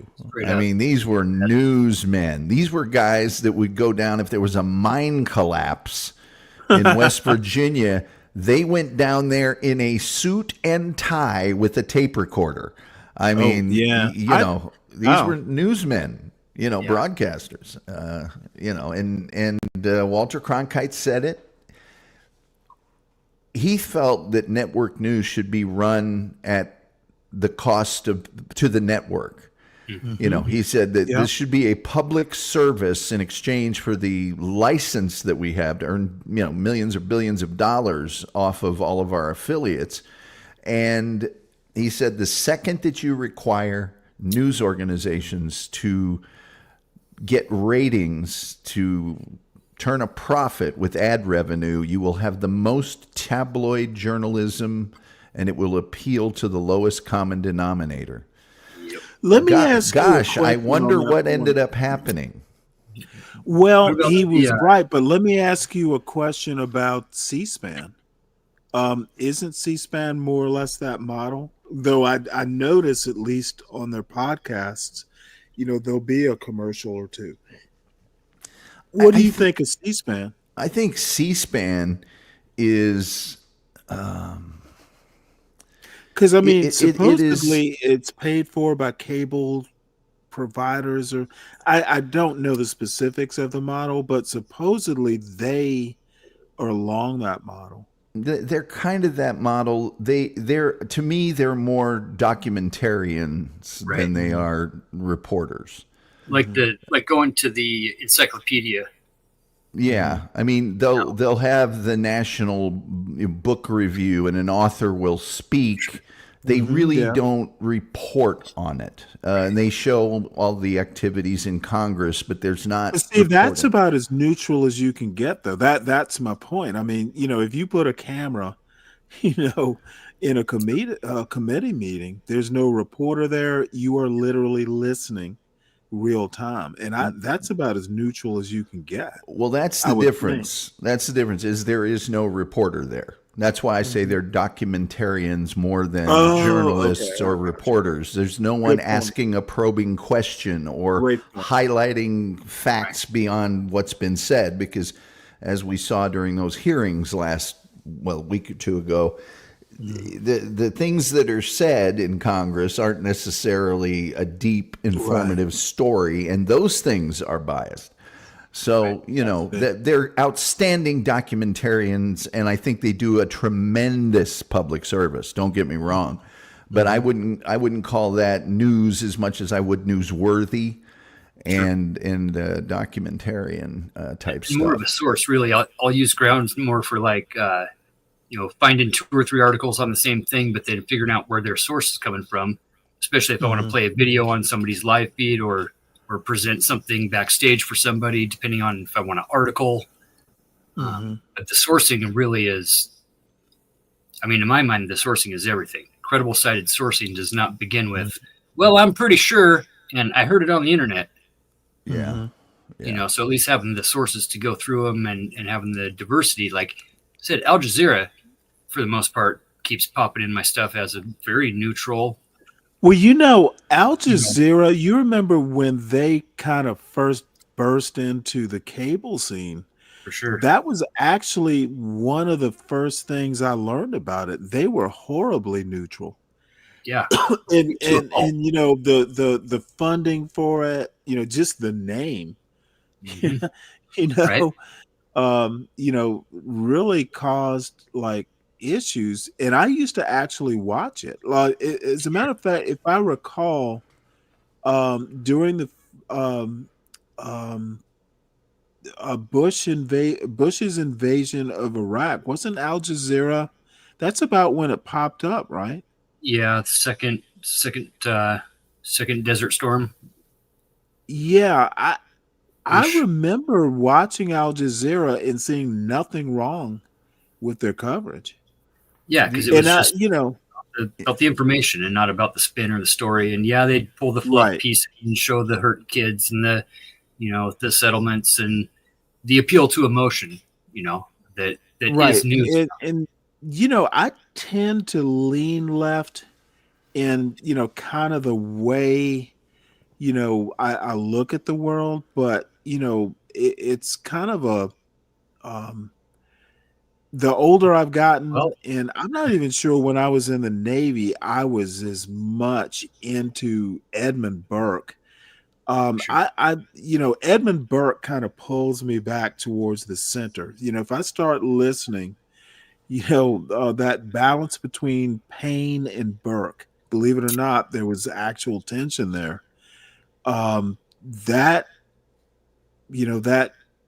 Being between those two poles is kind of how I see myself. And as a black guy, that is a little bit of a weird reference. But you know what? I'm an American. Well, one of the big reasons, like C-SPAN would never crack the Watergate case. Right. The investigative journalism, the things beyond what you're told, those things are done by, an informed public that requires an actualized press. And, we just have to be careful because so much of it now is I tell people, the news is more lazy than it is biased. It's going Well, for is it clicks. lazy? Is it lazy or is it just underfunded? And Both. I have a background to that question. Both, because the underfunding drives the laziness. If you're if you're underfunded, you're going for the quickest, most inflammatory click. They want the clicks, and Right. you don't need to give a. I mean, some stories are not that sexy, but you can make them Right. sexy if you Right. if you just Yeah, you want to boost your algorithm? Type in bad or gets owned in caps. Well, in your title. The world to explode tomorrow. Women and children hurt the most. I mean, Let me bias to everything. pause right quick. Hey, you okay, Virgo? I saw your camera turned on and off. You okay? Hey, Stanley. I'm fine. I'm Hey. actually leaving the hospital right now. What? They're booting you out? Oh, What'd you do? What do you mean what Did you I curse did? out? Go down, steal some Curse donuts out out of a the nurse. cafeteria. She cursed out a nurse, and they're going, "You can no longer." They're Can getting you her eat little now? out of here. Well, can we stop at Wawa? Oh, I'm gonna shit. stop. Now, Mr. Virgo's gonna be pissed. I put a cheeseburger in your ear. No, I'm not getting a cheeseburger from Wawa. I'm gonna get a breakfast sandwich, a sizzly. All right. Well, you can eat now. Yeah, I mean, they wanted to starve me to death. Is that what they wanted to do? Virgo, I'll tell you this story about my wife one day. Well, shit, I'll just tell it now. I'll save it for later because it's a little maudlin. It'll ruin the mood. But the upshot was her doctor looking at me with wide eyes, going, "I'm trying to save her life." I was worried about some esoteric stuff, and I've never seen a doctor look at me like that before. Like, motherfucker, you cretin. I'm surprised he did. I'm surprised he didn't toss me out. You fucking midwit, get the fuck out. Well, the good news is I only had to get one bag of blood. Well, that's a good thing. One bag. How'd it taste? I wish I could have tasted it. I could have bit right through it. To be honest with you, so I can get up out of here. But You said you wanted to be a vampire. I got gallstones now. Oh shit! Is that an old people thing? No, not really. But I mean, I've only known it maybe middle age. You are middle aged. Yeah, but they gave me medication to see if they could. Does it hurt? No, I didn't even know I had them. I see. They now they're gonna restrict. They're gonna put you on a diet, right? Hold on. Yeah, sorry. They're gonna put you on a diet, though, right? Well, they better not. Because you'll I have ignore to it. have my foie gras. Yeah, right. You raise your own foie gras ducks. You got ducks and geese specifically under that mango tree. Don't talk about the mango tree. That mango tree. How's Mr. Virgo holding up? He's okay. All right. Well, tell him I said hello. Oh, well, he went to use the bathroom, I guess. He's getting probably on my goddamn nerves. You know what? That man is with you in a hospital. Did you not hear the ladies' night? You better be thankful for your man and follow his leadership. Yes, I better listen to Mr. Virgo. Is that merit based? Huh? Oh, is that merit based, or is that just a? You know what? I was in the chat for a while, kind of making sure, being the lawman, and I fell asleep and woke up, and it was still going on. I'm fucking 60 years old, and I'm not that old fashioned. I fell asleep in 2025 and woke up in 1895. It happens.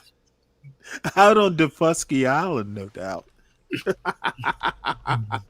It was like, I woke up and my great great great great grandmother was telling my great great great great grandfather she would follow his leadership, because he grew good collard greens. It was like, that's the merit. Man, I got to tell you this one. This one's been bothering me. I got into it with a red hat here last fall, right before the election, and one of his main gripes against Kamala is that. Well, hold on one sec. Red hat versus red shirt. Was it like is that? Yeah. Star Trek, first to get killed. Right. Bad joke. Sorry. True though. No, he was completely bent out of shape because Kamala made a remark about having so many members of her family that they had so many collard greens she had to soak them in the bathtub. Now, any self-respecting person would never, ever put their collard greens in the bathtub. And this was a major contention point for this guy.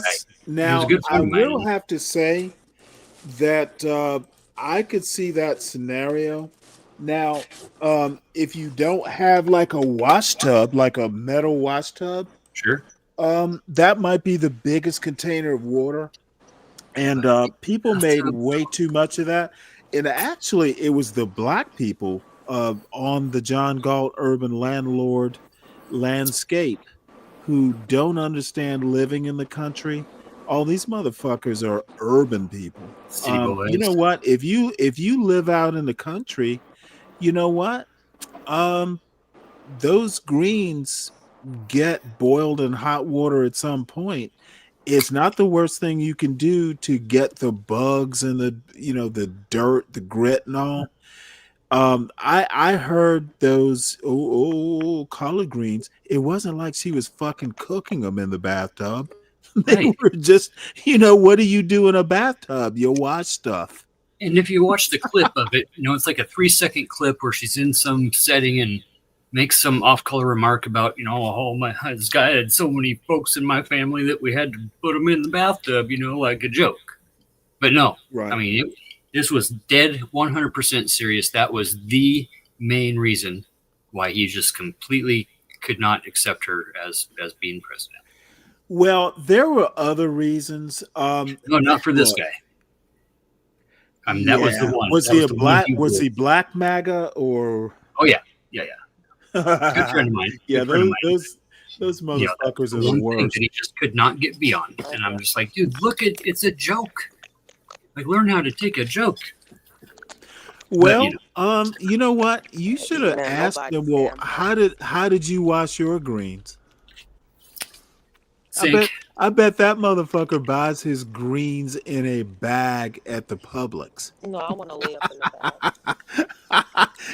If you actually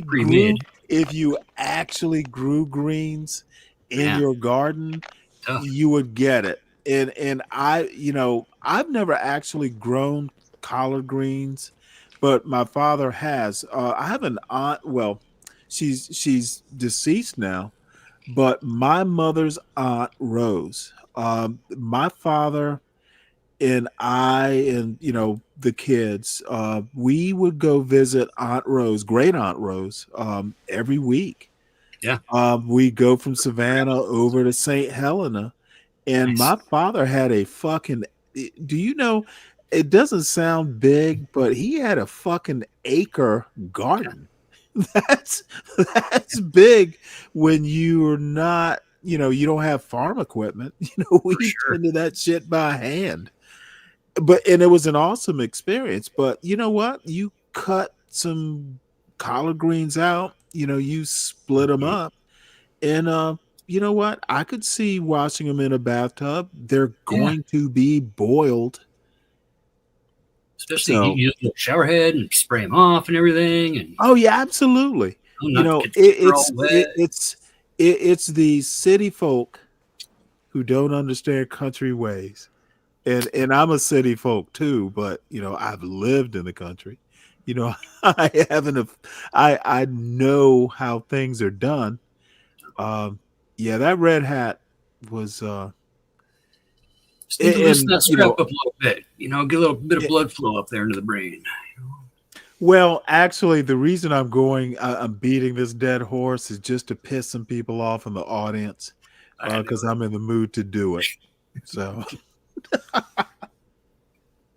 So anyway, most my great grandpa was a commissioner, and when they did the kind of northeast addition onto the city, Pennsylvania Avenue continued off of 4th Street out to 20th, and he bought the corner on 1601 Pennsylvania, bought the whole block.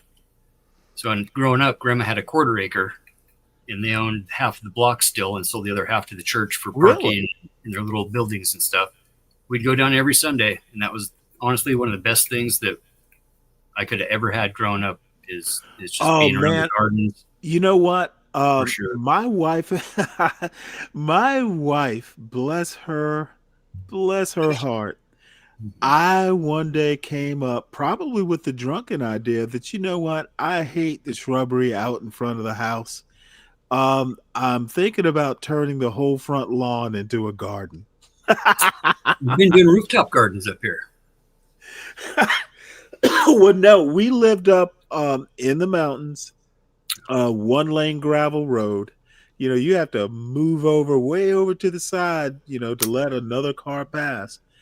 And no, I didn't do the whole front yard because that would have been a little too much. The HOA probably wouldn't have allowed it. But where the shrubs and the the little like ornamental plants, no, we ripped those up. I tilled it, and we had a garden for years. And me and my son and my wife, getting out there, and it wasn't a big affair, but it was awesome. There is a difference when you go and you pick your own, I don't know, bell peppers, or you pick your own, you're taking rosemary right off of it. There is a huge difference in the taste.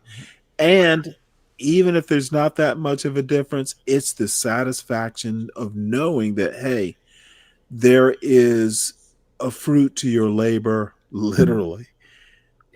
And I was joking with London, who I haven't seen. I wonder, guess she's been busy. I asked her the other day, because she's a fan of gardening. And I asked her, are you a vegetable gardener? And she likes flowers. And you know what? I see no purpose to raising roses. You know Man, what? I don't know, though. All that I've work. got some prize roses. I've got some really nice big dahlias, dinner plate dahlias. And Dahlias. Oh, nice. some, oh, God, I got all kinds of crap out there. But roses are awesome. I love doing roses.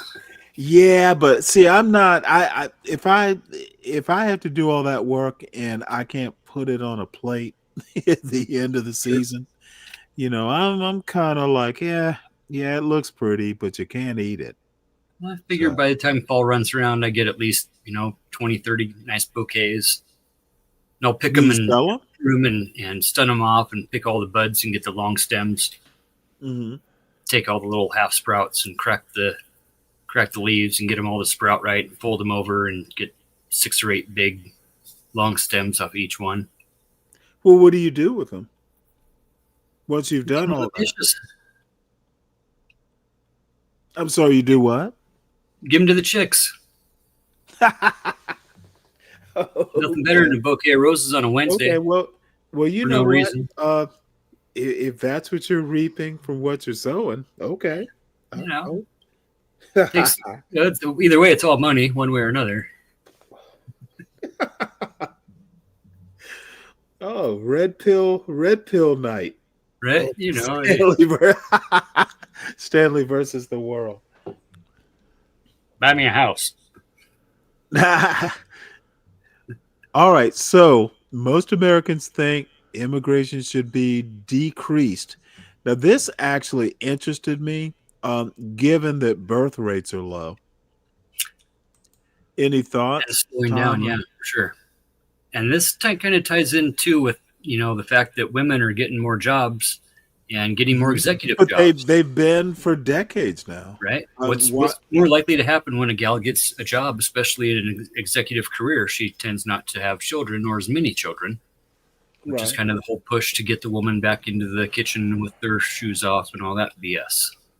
Let me ask you a question about that, though. What if she doesn't want to? Well, ortho bros, they don't really care what she wants to do. She doesn't really have the right to choose.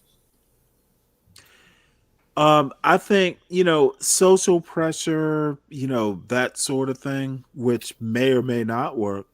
It really does not thrill me to say, hey, you have to you have to be well, Andrew Tate. I mean, social pressure is one thing, like gentle prodding is one thing, but it really sounds like a dystopian sort of what's her name's novel. Damn it. And I actually have the novel and have never had the courage to read Ayn it. Rand? No. The lady who wrote the TV show. Maiden's what is it? Maiden's Tale? Handmaid's Tale. Handmaid's Oh yeah. 1984. I'm more of a Doctor Who guy myself. Yeah, well, where you're basically, and I guess I have to read the novel or watch the TV show now. I'll read the novel. It's probably faster. It's worth a read for sure. Really? Margaret, what's her name? Margaret something or another. Yeah, I'm spacing it. But I don't know. I just don't. I don't like the idea because I don't think the whole women should follow their men. Just to me seems to me as a marriage counselor, it's totally ridiculous because really we come together as individuals. I won't say ridiculous. I just think things happen naturally. There were, that you have to sit down and you have to read something or you have to negotiate, who's following, and you have to do YouTube shows about women not following enough. Yeah. To me, that just honestly, it just seems lowbrow. I'm just gonna call it, it's like, it just does not seem very sophisticated. You got a bunch of jaded dudes telling a bunch of other jaded dudes what women want. That doesn't usually tend to work out. Being jaded is a choice. Just because we got dumped doesn't mean that we have to live our whole life being a pissed off asshole. Well, I don't think you have to do any of that. I just think you actually have to think how it looks. Yeah, well, I think you have to actually excuse me, I think you actually have to sit down and and I'm sure someone must have actually sat down and thought about, well, if I were a woman, how would I feel? It's almost a matter of like, I don't know. I think we don't put each let's other go in. back to something. Is it Plato? Is it Plato or one of those guys talks about relationships where there's always a lover and the beloved? Yeah, that's Plato-ish for sure.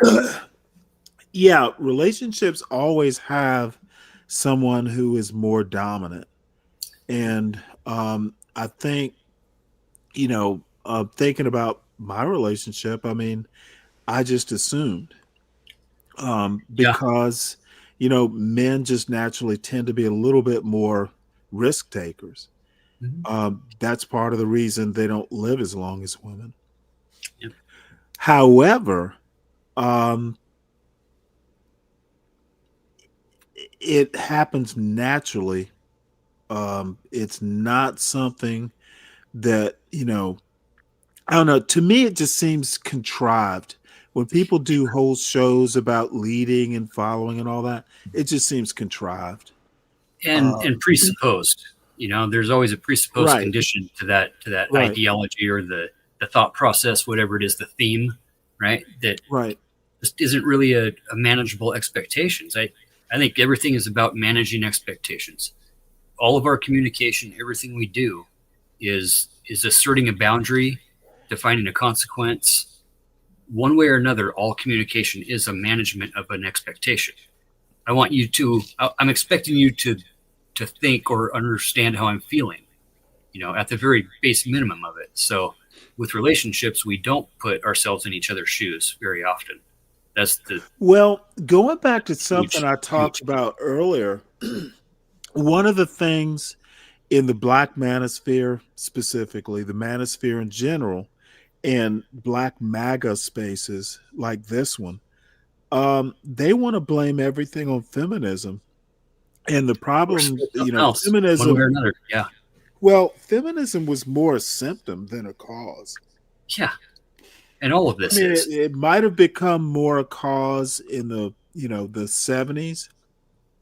But you go all the way back to, you'll hear people say, repeal the 19th. I'm like, what?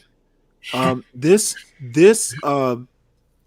back and forth between, in my opinion, feminism started back, roundabout after the Civil War, maybe before, but, when you start hearing, well, it would be before because there was interaction right around the time the 15th Amendment came out. There was a huge, back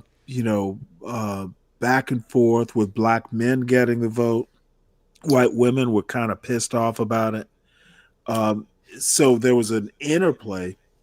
But, essentially, and it's been a while since I've even thought about it, so I have to go back and get my ducks in a row. But this following and leading thing is just fucking disturbing. Almost in a way, it's almost dystopian. Well, and that's if. And speaking of dystopian, hey Dave. What do you say, Deacon? What up? What up? What up, Patty? What up, Tom? What up? What's up, Stanley? How y'all doing? What's the good word? I seen a video. I seen a video on Facebook. Huh? Is it something we can show? Yeah, I don't see why not. It's some kids, it's just a bunch of kids, but drop the link. People would say like this is how it all starts. Hold on, let me throw it in the back here. It's on Facebook. Nice. I don't. You know what? I have a Facebook account. Every now and again, I'll get an alert. Like I have cousins that like to talk on Facebook, and I usually ignore them. All right, I threw the link in the back. But they say this is what causes the guys to grow up jaded.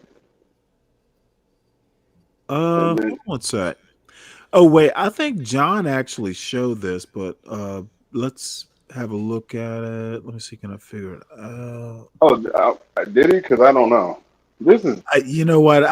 John shows so many short videos and goes on weird rants that I usually watch until I can't.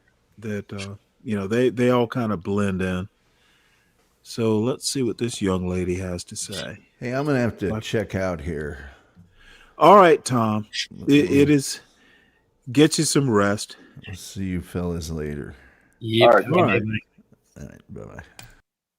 I will in a minute as well. I got to get going to work, but I got 5 minutes. I can chop up with your family. Okay, But well, let's see if I can get this.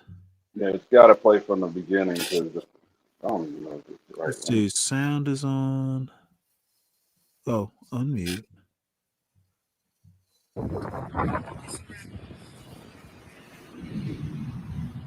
It's a wrap. I don't think this is it. It's a wrap. Okay. Oops. Yeah, that's not the one I think. Okay. Hold on one sec. Let me try this again. Because I have no clue what my Facebook login is, and it looked like it was going to play it. So get rid of. Yeah, my technology sucks. Hold on one sec. Yeah, it's all good. It's just that I think this is what Jay's meant from the beginning. Yeah, that's it. You gotta play it. Gotta play it from the beginning. But this is like the Let's see here. this is the ground level of why some guys can grow up and not have any respect for these chicks because they never gave them the respect. Yeah, and I don't agree with that. It doesn't justify it. It's just a bird eye view of it. Well, but the problem with that is I remember back when I was a kid, uh, girls. I remember a girl named Frances. We kind of, had our little second grade words back and forth. And then we became like second grade girlfriend and boyfriend. It was actually kind of beautiful. I mean, we were friends for years.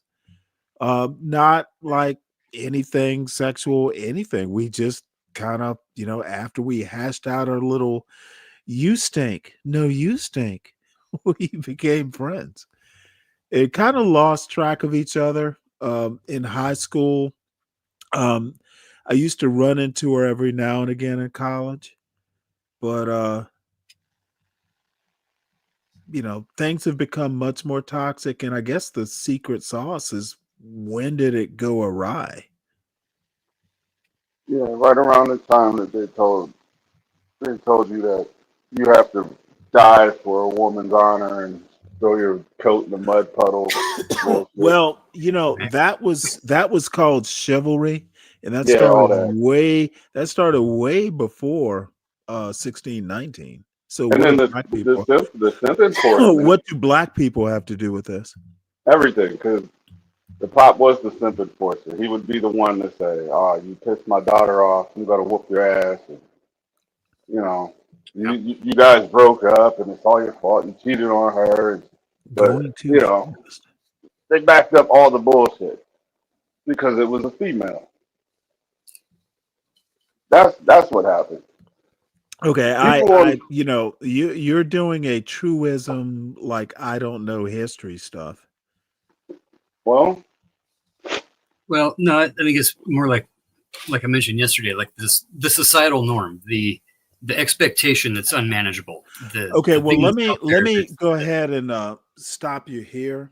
yeah. The part about this the part about laying coats over puddles and all that stuff, that was never much of American history.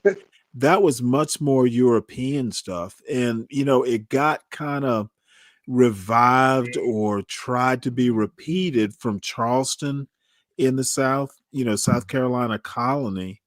And Southern, the plantation class used to try and imitate that gentility. I think that's a word. So, but it was always artificial. And I mean, it's still kind of, Southern gentlemen, all that stuff. They're remnants of it. And I actually adhere to it, a little bit. But let's not ever pretend that it was a black thing. no, I'm not making it a black and white thing. This is Okay, well man then and I must woman. have I must have misunderstood you. My bad. No, this is just men general. Well, you have No, I to don't put. agree that it was men in general.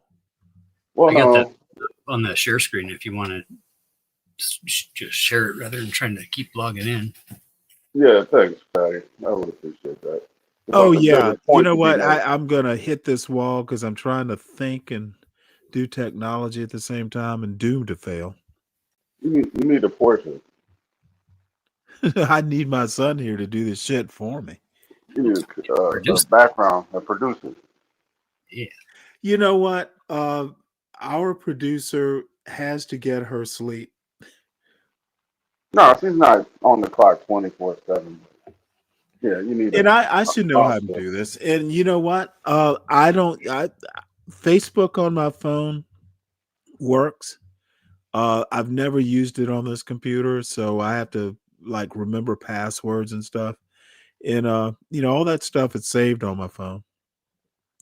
So let's see oh, there you are. Thank you, Uncle Fatty. Mr. Technology. Yeah, this is.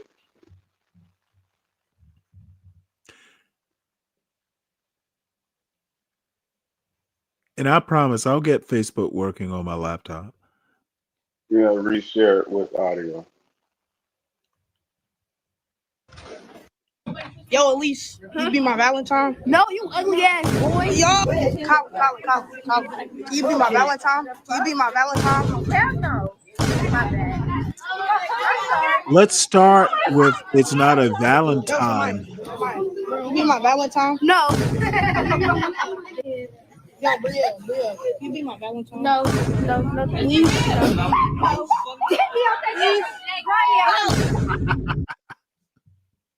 Okay, what's wrong Oh, with let it this keep thing playing. today? Let it keep playing. There's more. There's more to it. Just keep playing. I'm just wondering, is this Ruthless's nephew? Well, I'm trying to figure out what's wrong with this. I mean, if Go you for it. walk Hey, up to there's a freeze frame on here because he's like, damn, she dogged me if out, and this you is what she walk looked up, like. if you walk up to a high school girl, and I'm assuming this is high school, with a camera in her face and say Valentine and get that shit wrong, why should she say yes? Cherish, can you be my Valentine? No. Please? No. Please, I'm lonely. No. So it's a no? Yes, it's a no. You want my candy? Yeah. You want my candy? Okay, yeah. All right. I got you. It's almost over. yeah, let's put these poor young ladies on the spot. Stanley, stop it. Well, It well, doesn't matter if there's a camera no. there. Dave, You you're always gonna find it out. Don't Dave, find it out. Let's just talk about the you're topic. gonna let me finish this with God damn it. my criticism. Why would a woman want some little boy shoving his probably secondhand iPhone in their face, mispronouncing the name of the holiday? What would induce them to say yes? Bruh, I'm so sick of you, man. We got to do the dance. Yeah, motherfucker, because I No, will ask questions. let's not do the Hey, dance. no. Dave, You did this shit yesterday. Come on. Oh, no. We're going to do it every day because I'm going to keep asking questions every day. I'm not going to stop. No, seriously, at least get the holiday name right. Oh, man. Yeah, The problem is not 100% concur on that. The problem is not the women, it's the guy. No, we're gonna go all the way to fucking East LA with it. All right, I get it. All right. He missaid. Yo, Elise, come on, you be my Valentine? No, you ugly ass boy. Yo, Colin. That's definitely Ruthless's nephew for sure. Damn. Okay, the point is that even if the camera's not there, the effect is still the same. Well, I mean, it's probably the spasmodic kid that's always up in the girls' faces and like flicking boogers at him and shooting spit wads at him because he's like all ADD, hyper sexually impressed. That theory, even if the camera weren't there, is the sort of truism, the storm clown. Damn right. Sort of, it is truism, the Throw a storm wide clown. just cover the whole thing. It's a counterfactual. It's a counterfactual that you can't prove. The Okay, all right. Well, camera, let's go the with this. I'm camera, not. the camera is there. And I'm gonna be honest, and I'm a 60-year-old black man. If they were my daughters, I would be happy with that response. Yeah. Who is Well, this let me pivot. goddamn clown shoving a face, mispronouncing his holiday, and asking you off the cuff like that? I would not want my daughter around that idiot. Well, let me pivot this whole. And I think it's pre-staged, by the way. This isn't, it didn't seem that spontaneous to me. You do the lawyer thing where you find the quickest way to dismiss. Yeah, motherfucker. I know. Do the I lawyer thing. know. It's called Socratic method. No, it's not. The correct method Oh, is it's when you not? understand my Oh, argument, you can no. repeat my argument, You you can break it question, down, and then no. dismantle it. No. You just dismissing it is not the same as the You Socratic ask. method. The bottom line with the Socratic method is finding, using questions and letting the person being questioned solve their own problem. That's what I'm doing here. My question is, why would you let your daughter? What would you expect your daughter to say when put on the spot like that? No, thank you, because they told us that Thank women were God. sugar Now spice. your problem is they found alternate ways of saying no thank No, you want to think of them as being something that you can respect, but then they don't What did you behave in a expect those respectful girls manner. to say? No, thank Hell you, no. sir. No, thank you, sir. Like, no, I'm not interested. But the nuclear rejection can stun a young You man's know growth. what? I mean, are we just going to ignore that? Is not this is not 1855 Chantilly, No, Virginia. nobody's suggesting that. You Okay, do the Gibbs Gallup thing. I That's think what the that is right girls there. That's I think the irrelevant. girls were fine. I don't see a problem with their reactions.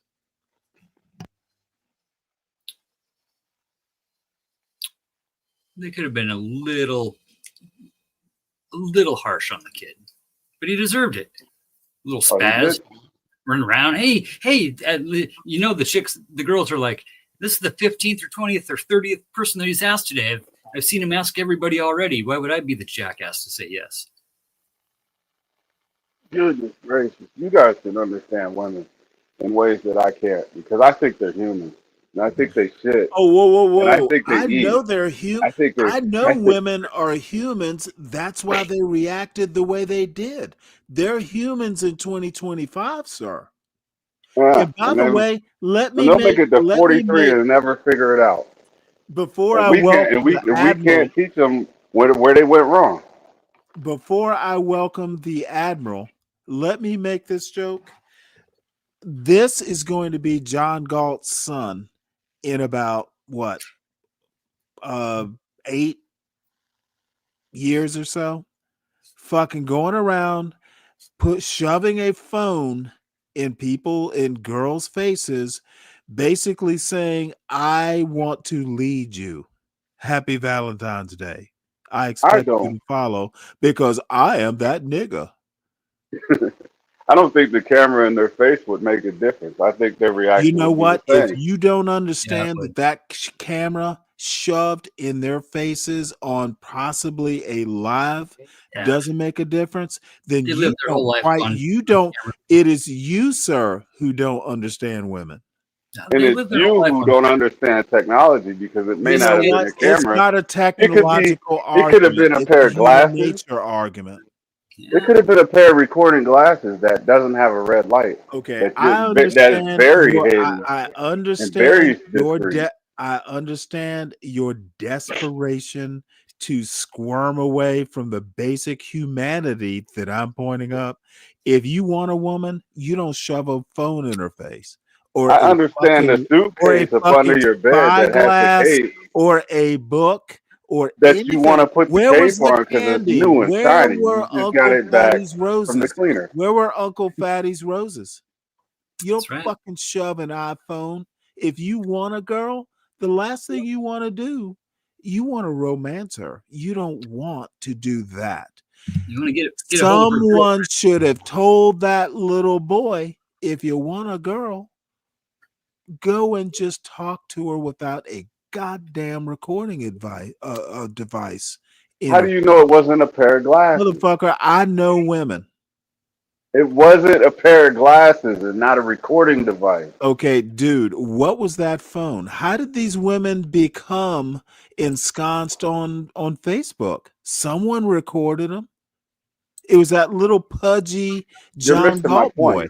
It was John Galt's son. Yo, Stanley, not every recording device is bulky. Okay, dude, I'm like looking at in your face. Not every single one. Some are discreet, some are pocket pins. You don't know what it was. You're assuming. Whoa. In the video that we just watched, what was discreet? His pocket pin that recorded her reaction. His pocket protector with the pocket pin. And it recorded her reaction. Didn't I see a phone? She had a phone. He didn't have a phone. How you know? You know what? I'm sorry. Apparently, I'm old and blind. You're doing the old guy thing. You're assuming it was a phone. Maybe it was a high-end camcorder over the shoulder. Deacon Dave, a bazooka camera. Come on, man. Mr. Deacon Dave, I'm right on this.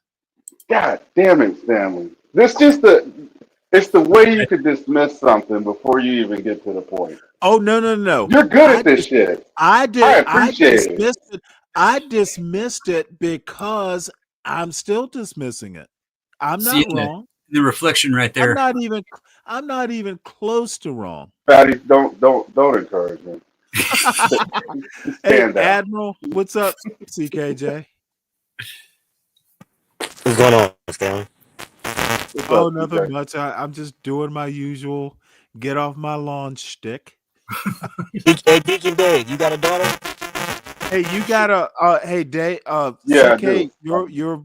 Let me see. Can I fix your microphone right quick on this end? Because you are both of y'all are fathers of daughters. Now that I think of it. Yeah, my daughter's 18. She goes to college this upcoming fall, I believe. Nice. Yeah, and I had a conversation with her the other day. I said, I know she's... One sec here. She's Dave, super innocent. One sec here. Yeah. Try it now. Dave. I'm sorry, CK. You hear me? Yeah, it's still buzzy. I don't know what's wrong. Just drop down and come back in. Because I want to hear you. I want to hear this conversation, sir. I've never had a daughter, so best thing that ever happened to me. This is why I'm saying you don't have to be protective of them just because they're girls. No, well, okay, that's not my point, Dave. That's not my point, Dave. I'm saying if I had a daughter, I would train her not to. I want a certain standard that she should have, and pronouncing the holiday right would be the start. And just randomly going, because it did seem a little staged. So maybe, there was a script, every girl should go no and all that stuff.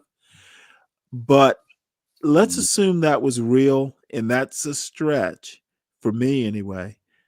No. If that boy came up to you recording or anything, let's have a standard, young lady, in your future boy or future boyfriend or whatever should have a standard.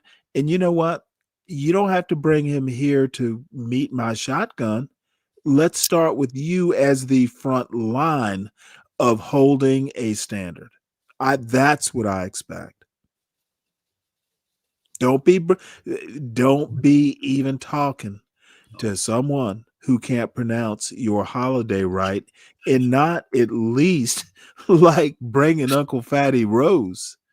Will you be my Valentine? Yeah, That was Get a hold of her that was girlfriend. Ask the girlfriend a note that says, "Do you like that me?" was And have her pass it to that her. was well, you don't have to go that old fashioned, Oh, but yeah. goddamn, know how to talk to a future woman. Know how to talk to it. He's 13. We're 14. I don't know how old these kids That's are. They're even kids. worse. Hey, you know what? I'm Dave. Know how to talk to a Dave. girl. Dave. Where is I'm the fucking Dave. manual? That Right. we have. Oh, your manual is Where's the your mother manual? or father. Oh, okay. So wait. Let's bring it down. Let's bring it down. Now. No, no, Let no. me help me Now understand this. I'm kind of at a advantage to you. I had both my parents. I remember like it was yesterday. Like, even my mother would be fucking horrified if I did some shit like that. Seriously. I can hear her voice. You did what, Stanley? Hurricane Dolores would be spinning up. You embarrassed me like that? Oh, motherfucker.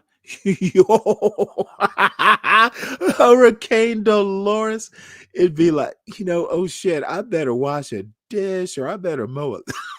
I better find a way to ameliorate. And there would be no physical punishment, just hearing the tone of her voice. God damn it, I disappointed this woman. So maybe I'm at an advantage, but there is no way she would tolerate some shit like that. And that, you know what? My father wouldn't even have to get involved. My mother would be, literally, her word would be horrified that you embarrassed me like that. That kid showed up at my house. My son would pull out the shotguns and start cleaning them. So, Dave, I'm old man card. And I'm kind of being, somewhat joking about it, but I'm horrified at that young man. He My is brother's going kids to are that age. he's going to wind up in the chat of the John of Morning Roast, complaining about women not being worth a shit because they won't accept his advances. Hanging out with lasagna down on the corner, picking up chicks for 50 bucks an hour. For a kid. CK, let's try your test. What you got to say? Can you hear me? It's still fuzzy. I don't know what's going on. It might be my end. Well, you're dry. Yeah, if you're going to work, it could be, where you are. What it is. Let's see. Or Let's Bluetooth try or this. something. Try it now. Wait, it sounds better. Try it now. Does it? Yeah. Yes. There you go. Absolutely. So ask away. No, I was asking him, Dickie Day, does he have a daughter?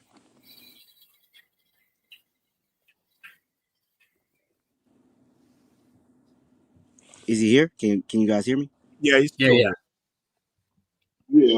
here. I'm getting ready to work. But yeah, I got it. Now you sound like you're in a hallway. I think he said he's getting ready for work. I'm just getting ready. Yeah. There you go. Okay, Deacon, you got a daughter who's 18 on the way to college. What would you do if she had been in that video?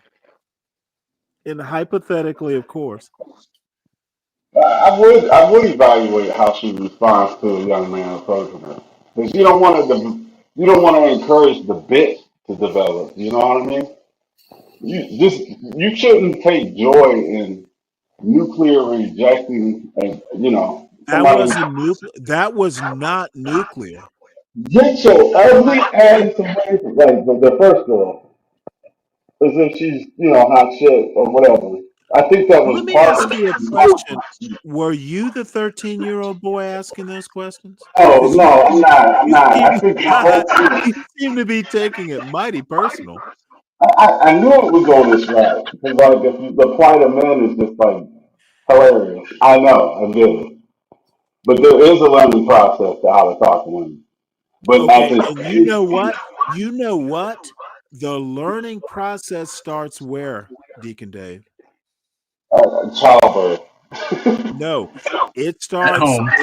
It literally starts with your mother setting a standard. Now, I that's a loaded statement, and I understand what I just said. I understand how you're going to come back, but maybe not blame the little girls. Maybe blame it on that little boy's upbringing. I don't think the girls were nuclear at all. Hey, play the tape again, Patty. Play it from the top. Just first 5 seconds.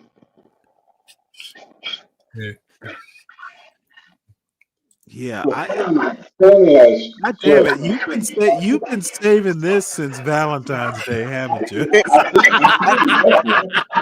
thought it was like that. Oh, okay. Maybe this is how it started. He was going into the situation to go viral. Man, what happened to giving the little heart candies with the little message "Be my Valentine"? Hey, What happened to that? And he Come should on now. he got to be on his square. He should have all his ducks in a row and shit. And go buy her some candy. I'm definitely saying this is a prompt Let's start off as a trick. from the top. I mean, what we do?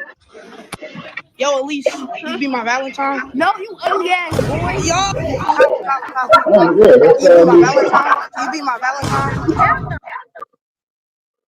yeah, that's it. Right there, you can see the reflection of his phone in her phone. Okay, yeah, my bad. She's probably filming his. She's probably filming his lame ass. I'm telling you, these kids live their whole life on a camera. They don't ever turn their cameras off. Okay, and Fred, oh Fred, really? Do you really think this? Vibranium? Come on, Fred, do better. I'm not. I am perfectly willing to criticize women when they're at fault. Okay, but if men are supposed to be the leaders, then you know what? I'm going to criticize this future man's approach. He is literally, if he is a leader in training, he's influencing their responses by being a goddamn clown.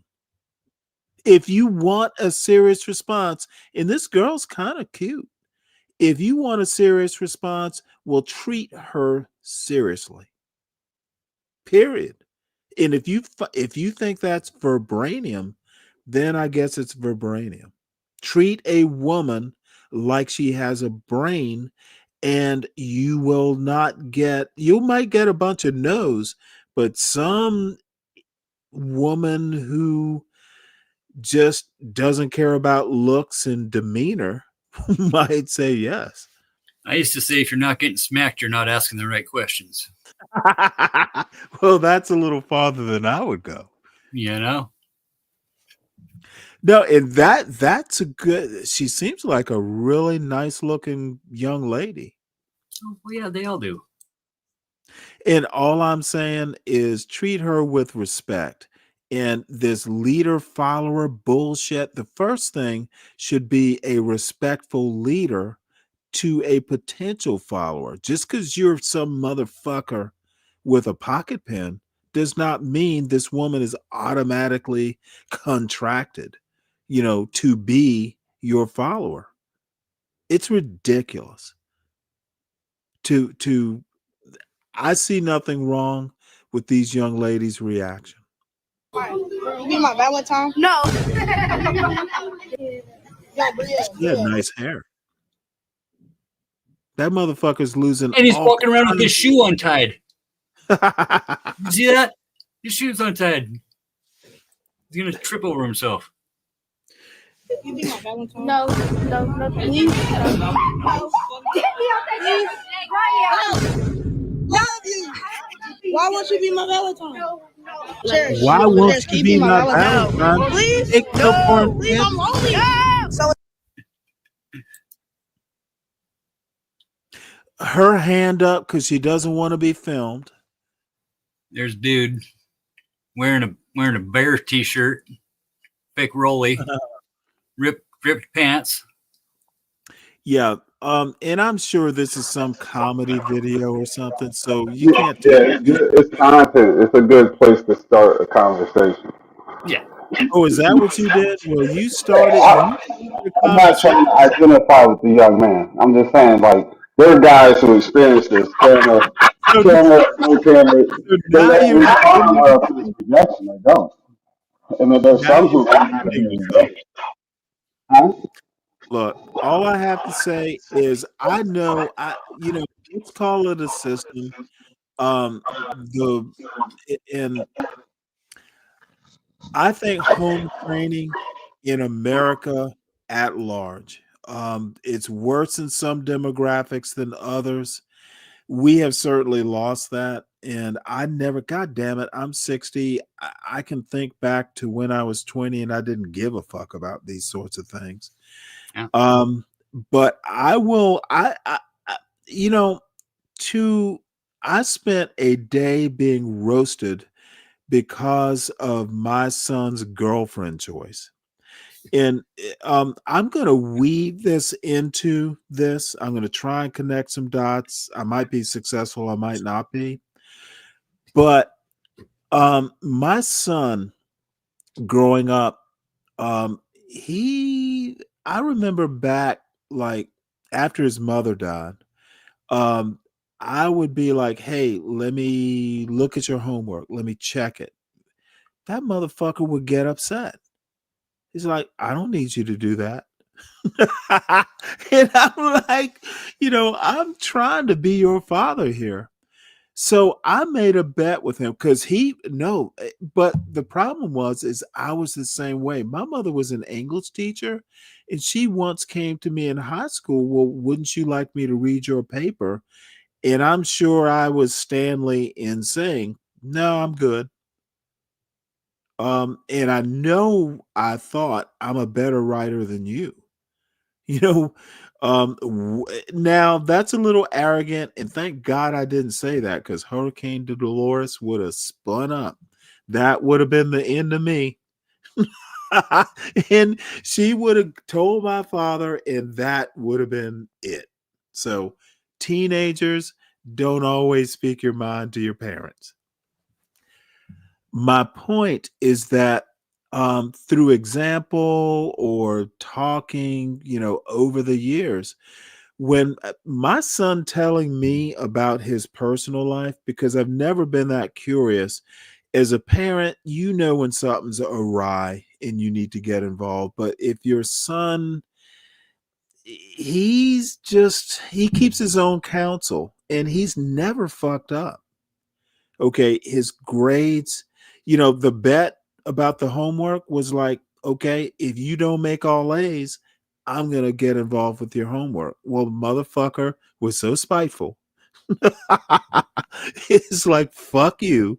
Here's my all A's. Now leave me the hell alone. I respect that. I was like that at some point and probably still am now. You do what you say you're going to do, I'm good. Okay. Don't fuck up and you can go where you want to go. Don't fuck up. I've never put a net nanny on his computer or his phone. Now I know him well enough. If something's amiss, if something doesn't smell right, I'll check into it. I've gone into his room and opened a drawer too, but he's never given me huge signs. I was just impressed that motherfucker. I know he had girlfriends in high school. He was never particularly talkative, and I had tight enough control. I knew where he was most of the time. That he came to me and said, "Hey, you know," and he came to me. I didn't go, hey, you got a girlfriend? Chuckle, chuckle, chuckle. No, he came to me and declared, hey, by the way. And you know what I didn't ask him? Because god damn it, I was kind of glad. Well, god damn, a girl, motherfucker. I know you're not, you know, and I don't. Not that there would be a problem with that, but you know what? Hey, Listen, man. Listen, but you want grandkids eventually. okay, but here's the deal. You know what I did not do, John Galt? Just take a guess, Deacon Dave. What did I not ask him? Was he sexually active or was he gay? I don't know. No, I don't give a fuck. He Well, gave which me. one? I did not ask the race of his girlfriend. Oh yeah, that's the last thing that matters. Okay, motherfucker, and this is the crux of my problem with the John Galt Urban Landlord channel. Y'all accuse me of being a racist and overemphasizing race when my son in college comes to tell me that, and he texted me as kids do these days. He didn't even call me, god damn it, but he texted. I didn't ask what race she was. Do you know how I know what her race is? You heard her in the background. No, motherfucker. He sent me a picture of a couple picture of them. If I didn't have to ask him because I am patient enough. All things get revealed in time. I know my motherfucking son. Dude, I raised him from 8. I have been a single parent. I've known him forever. I was the first person to hold this child. I held him before his mother did. And the story is, and this is a true story, he was kind of crying. I put him up on my shoulder and started saying, hey, it's going to be okay. Motherfucker fell asleep. How could you not fall in love with that child? I've always loved my son more than myself. So that he came to me, and you know the other thing I know he's serious, that he bothered he bothered to tell me. I know he's serious because I know my son. I didn't ask what race she was. Why the fuck would I care as long as he is happy and successful? I didn't ask if she was pretty or ugly. I He's bet you happy. after a year.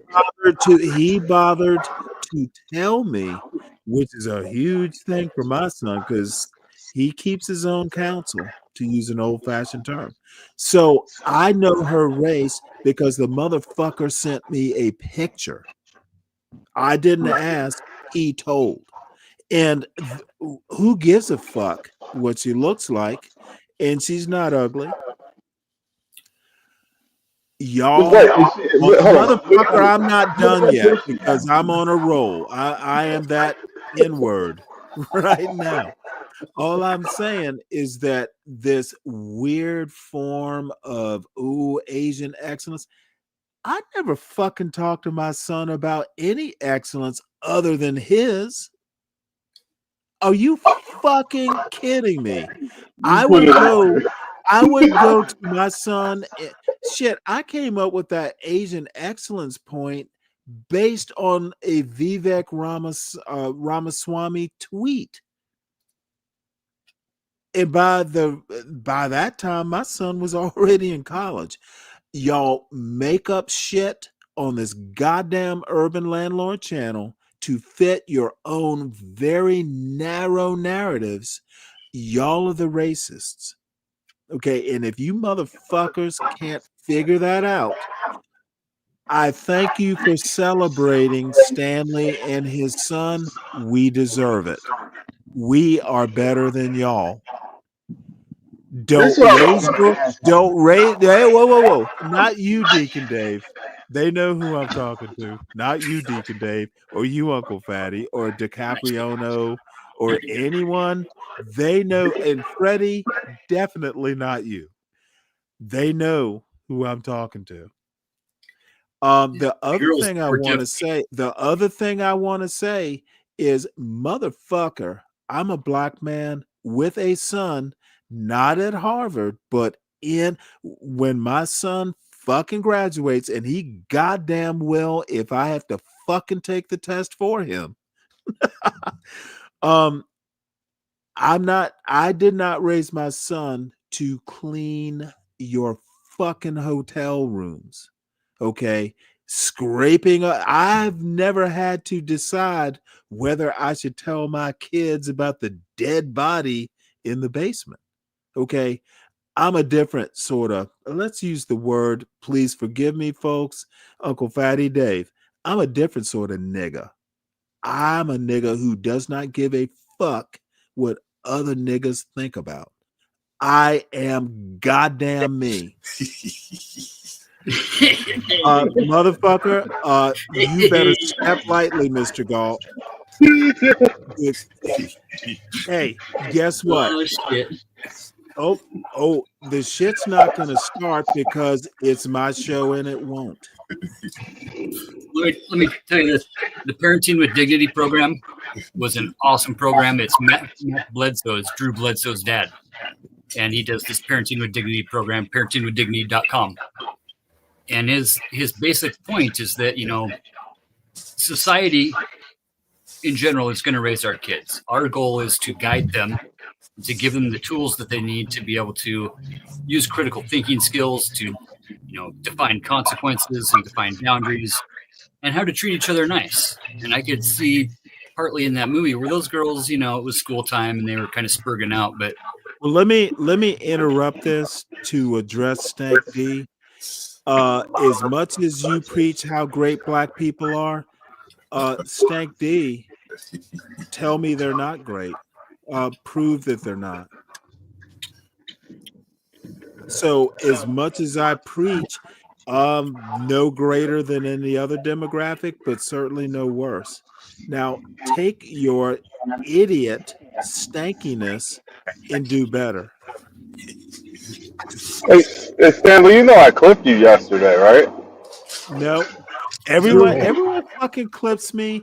You know what? I'm the poorest motherfucker who winds up on other shows. Clip me for what, Deacon Dave? You was talking to Snake. You told him that black people got this problem where they believe that everybody is related based on skin color. I am not your fucking brother. I said, man. Oh, well, see, this is the other thing. I meant that. I'm not his fucking brother. Yeah, so I played it for somebody who's a very, very critical.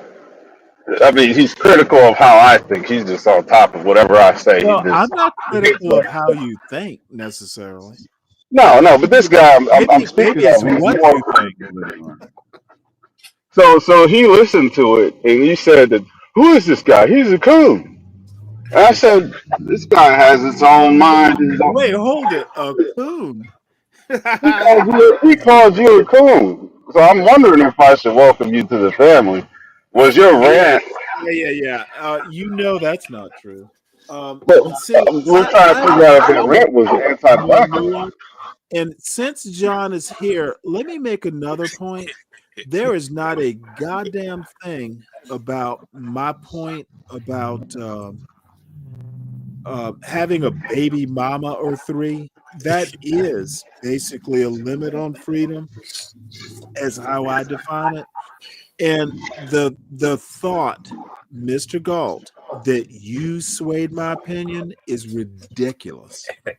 Okay. Just a little bit. Okay. No, I don't think so. And the only reason I say this is because y'all, in your ignorance, make a lot of assumptions. And when I finally say something that like agrees with you, it's like, oh, we changed him. Oh, we changed him. Motherfucker, I was me before you were you. And your little drunken I am that nigga shit doesn't impress me.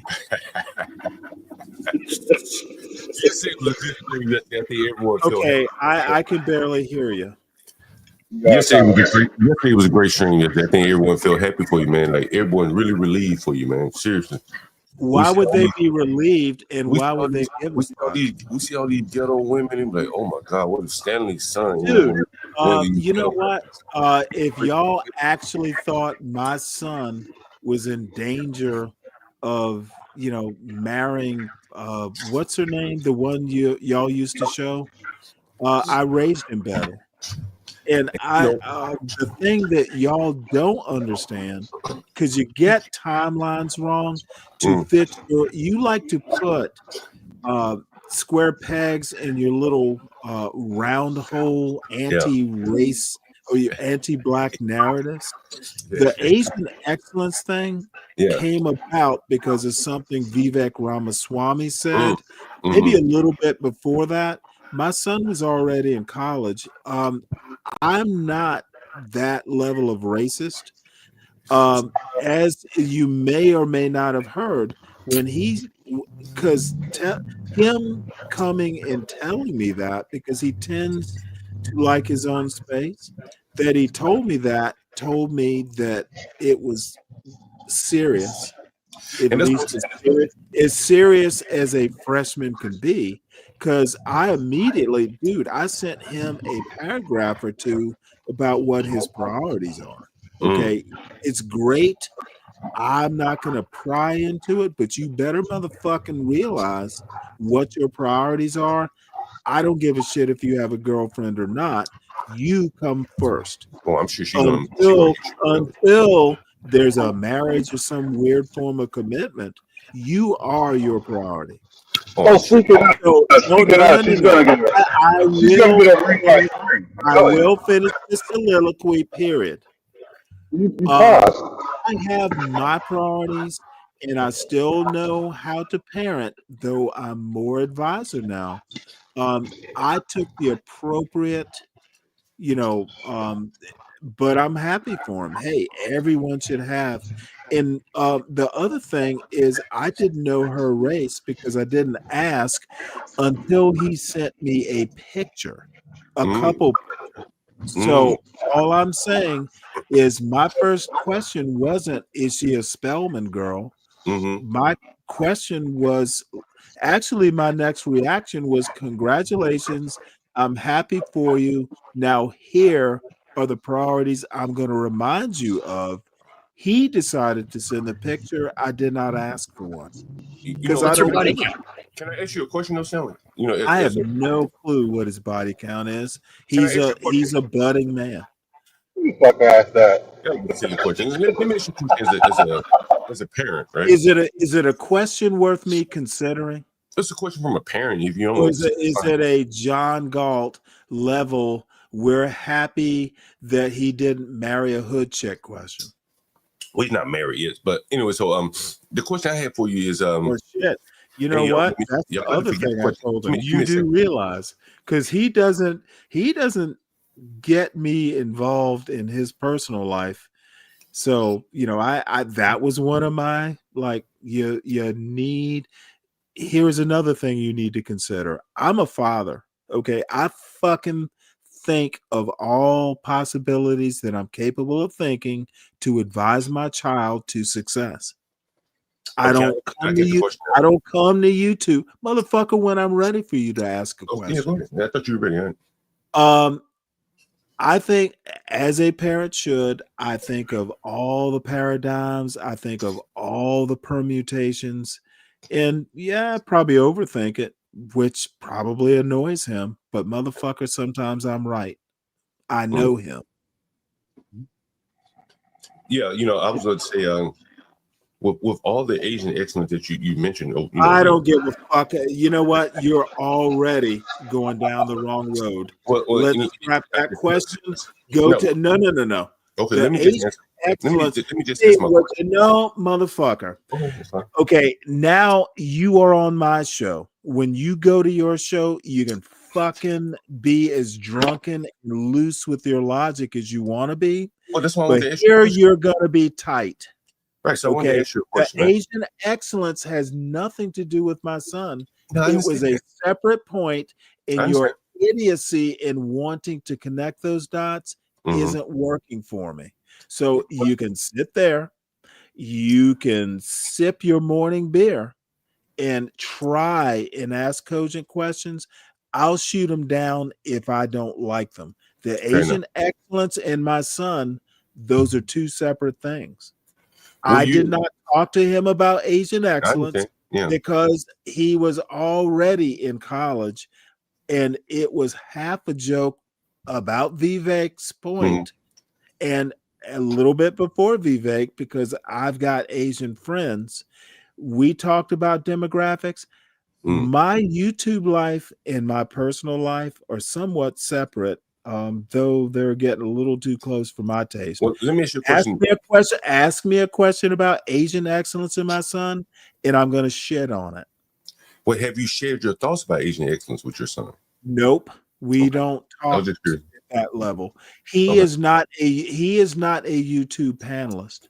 No, I'm just asking if you shared it with him. That's He's all. not, motherfucker. I just answered your question. Yeah, I get you. Yeah. He is not a YouTube panelist. Gotcha. He's a real person. Mm-hmm. Do you think, would you ever share it with him? Like, hey, you know, these Asians, you should. He's not interested. He is his own person. Quite capable, by the way. He forms his own decisions. I've told you before, I've never talked politics with my son. I never really talked it with my wife. Do you think it's possible that he just recognized the Asian excellence like you did? No, I think it's possible that he's smarter than you. Yeah, that's possible. But you know what I'm saying? It's at this point after your show yesterday, I think it's probable. Yeah, he got to enjoy it. He doesn't drink. He does not drink to your level. So he actually can form a cogent, non-comic, I don't care about content sort of thought. You went too far yesterday, John. Well, if it and I asked you not to in a very subtle way, and you, in whatever state you were in, didn't realize that you went too far. There will be consequences. I thought it was a good show. It was abstract. It wasn't about Yeah. Of course you thought it was a good show. My question is, were you in your right mind to think that? I've been wanting to do an interracial dating thing for a long time. I think a lot of people saw it coming. And you know what? Is it really interracial dating? Yeah, I've been wanting to do that for a long time. I'm going to do another one. In your worldview, light skin and dark skin blacks are interracial dating. You are literally, your views of black culture, American culture are literally obtuse. And I know this. Now, your little minions in the chat may think you're funny. And I think half of it is you're more funny than profound. Yeah, you can do all that hucklebuck chuckle. I can yuck it up a little bit. The bottom line is they recognize your comic value. I'm not so sure they think you're profound. And maybe that's not your goal. Right. Maybe comic relief is what you do. And I appreciate your comedic skills. Yeah, we had fun yesterday. That shit was funny yesterday. That was a good show yesterday. That's pretty good. Hey, look at that, you Uncle Fatty. I was listening in the background for sure. That was you guys are fucking heartless, though. I'll tell you that. No heart. Well, great for the eyeballs. As HB says, funny nickel. But when you're raising kids, being a funny nickel is not enough. It's true. And you know what? I'm guessing your kids will probably be the ones to tell you that.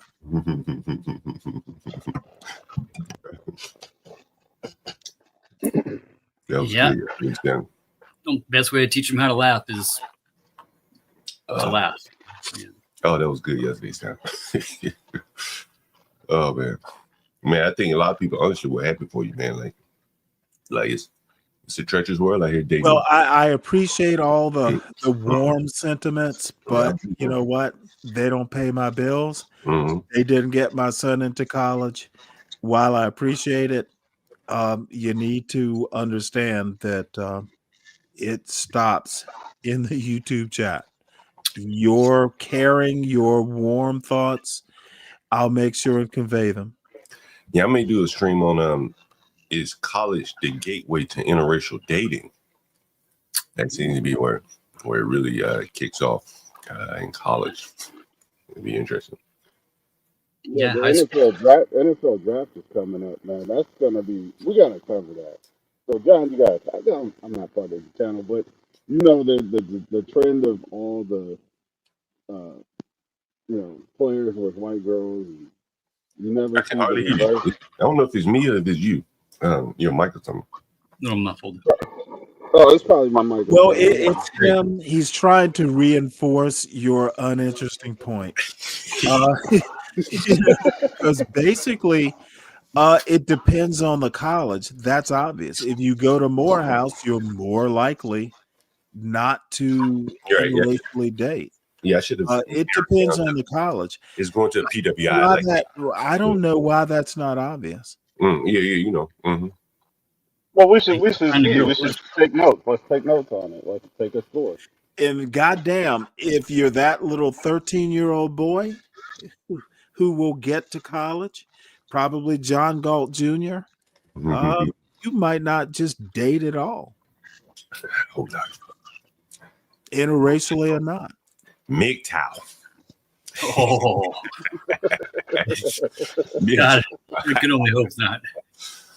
Man, you know it's crazy, man. Like, I've told you, man, I have several white guy tenants and one Arab, no dating at all, period. For years, man, years. I'm talking about upwards of 3 years, no dating at all, period.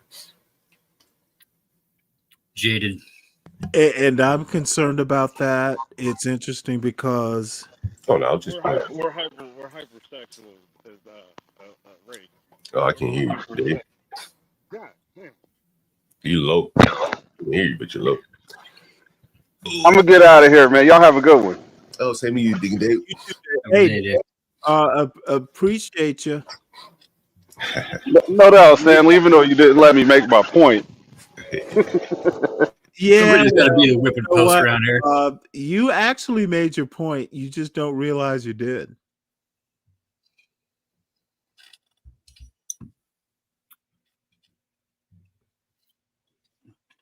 Hello? Oh yeah. Oh shit. Oh, I was guessing he was going to stay longer to make his point. My fucking hip. Fred, you know what? Fred, that's your buddy right there, Fred, ain't he? That's your buddy, right? He is. Talk politics with him now that he's a young man. I'm more interested. I'm really more interested, Fred. If he ever comes and says, I mean, shit, there's books around, he can read them. I'm really reluctant to influence politics. Now, Nah, Stanley, you made the right motherfucker, decision, man. you might not want to talk right now, HB. I'm in the middle of making a point, and I understand that y'all are finding this funny for one reason or another. No. I'm literally trying to address a point an old friend of mine is making. Go ahead. So, y'all can run off to your own Chitlin circuit and come back if you want. That's ironic. I'm actually kind of reluctant to. I don't want to influence his politics. He has a brain. I would much more prefer, and I don't really care what his politics are, as long as he's not anti-black or a tiki torch carrier. He's smart. I raised him to be smart. I raised him to critically think. I want to. Maybe I'm just curious. I want to see. You may not be able to what he forms for himself. It's much more in line with my thinking to let a smart person come to his own politics. Yeah, you probably can't And change his I opinion. respect him. He's earned the right. He is actually smart. Hey, and my bad, Stanley. Good morning, man. My bad. My bad. You've been up all night. No, I no, no, hear no, no. you were behind the scenes on a show. Oh yeah. I was I Okay, was trying to Fred. help her out a Now, little bit. Fred, hold on. I hate to interrupt. No, go ahead, go ahead. Now, Fred, I think I've influenced him. I mean, shit, we've been like literally together since he was 7 going on 8. He knows. I think if I have an influence on him, we never talked about which race is better to date or another. I think if I have an influence, it is to be open-minded. I hope. He's never shown a tendency to, he's a thinker. In that, if I can influence him to actually critically think through his opinions and be able to justify them when it comes down to it, that's all the influence. Now, Fred, I know you're a little bit more military in that way. I'm a little bit more laissez-faire, maybe, if that term fits. What do you No, guys Stanley, do about? Stanley, I was about to say, man, I feel like just hearing your story, like you're one of the best like fathers that I've heard. And I can How I do can you know tell I that actually am? I'm just on YouTube. no, just the way that you go about it. Like the way you go about it, Stanley, I've heard a lot of your stories about raising a son and stuff and how Yeah, you but go about it. motherfucker, who do you think I was raised by? Good my parents. I've literally said I don't have heroes. He's trying to give you a compliment. Frederick Douglass comes close. My father, who's still around, I don't measure up because he's a lot more even-tempered.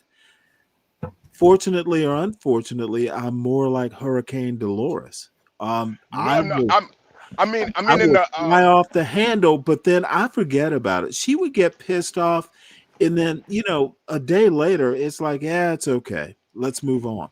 no, I'm talking about more so the whole, you never talked about dating or you never like influenced them dating wise or politically. Well, And no, I of course I influenced him dating.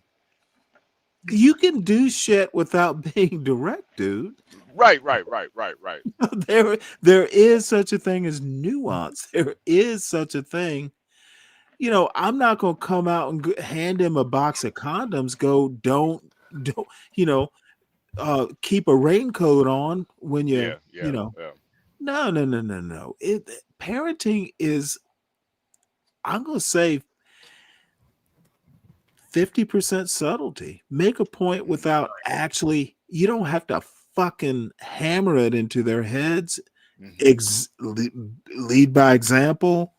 Talk about other things and then relate it to other things. There's such a thing as subtlety. And in my opinion, that's how you weave a fabric. Okay. My son does things a certain way and he doesn't even know why. That I raised him to do it. What let me ask you this. Okay. Why And it takes years. It why takes dedication. It takes intent. well let me Okay, ask you this, Stanley. that motherfucker did not make his grades of his own volition. Yeah. Okay, because when he was in 7th grade, I tell the story all the time. Well, a C is passing, and I laughed. That was the subtle hint that a C is not a passing grade. I fucking laughed. And then I had to tell him a B is barely passing. Subtlety, sir. Not beating your kids over the head with the obvious. Yeah. You train them, you raise them, you cultivate them. Cultivate is probably a better word. You train them. Absolutely. like one of Uncle Fatty's roses. They will, if you train them, if you cultivate them, and it takes patience, Yeah. it takes time. And I know I sound like some fucking Mayberry Andy Griffith dude, but I've lived it. I'm not fucking kidding. Nah. What? So why did you avoid the political talk with them? Well, I literally just said it. He's a critical thinker. Why should I influence him? Let him come to his own conclusions. And I think that's If you raise a critical thinker, Mhm. why would you not let them critically think? Yeah. Well, Now that motherfucker, he might wind up being, when he shows up with the red hat, I'm gonna tell him we don't wear hats inside the house. But other than that, I'm not gonna make. I might Mushrooms make on a his joke. pizza and make sure he really is into it. I mean, he's squarely in line with the demographic that would go get a red hat. Motherfucker, you have no clue what my son is like. Stop presuming you do. Well, I mean, in terms of his No. career. I don't care what you mean, John. You went too far yesterday. You make a lot of drunken presumptions, and I simply don't appreciate it. You went too far. I told you this. Now, motherfucking chuckle. Yeah, John. I think what you really went too far on, John, was the yellow fever. That was a little too much, man. That was. I don't know who helped me with that, but I Oh, you know what? I don't really care who helped whom. As far as I'm concerned, you are the Bobbsey twins.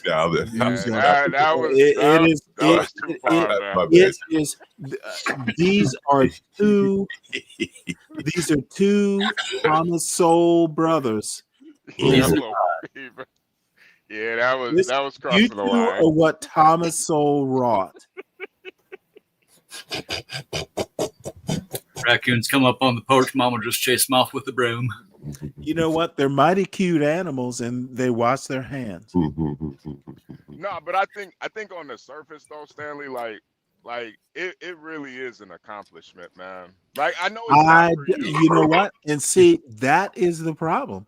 I know. It's de rigueur. It's what, dude. I assumed it would happen. Okay, that might be part of the mindset, motherfucker. It's not an accomplishment. It was expected. You know. I think just in this What today's climate, you two, hold on. What you two, and maybe, dude, it's not an accomplishment.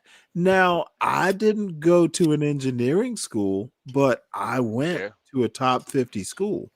Okay, my mother went to an HBCU. She never said, Stanley, you need to go to an HBCU. They expect, dude, Black success is expected in my family, and it's not I'm the first one to go to college. Shit, my grandmother, dude, it is expected that every generation does a little better. But this isn't, we're not climbing mountains here. We're maintaining the farm.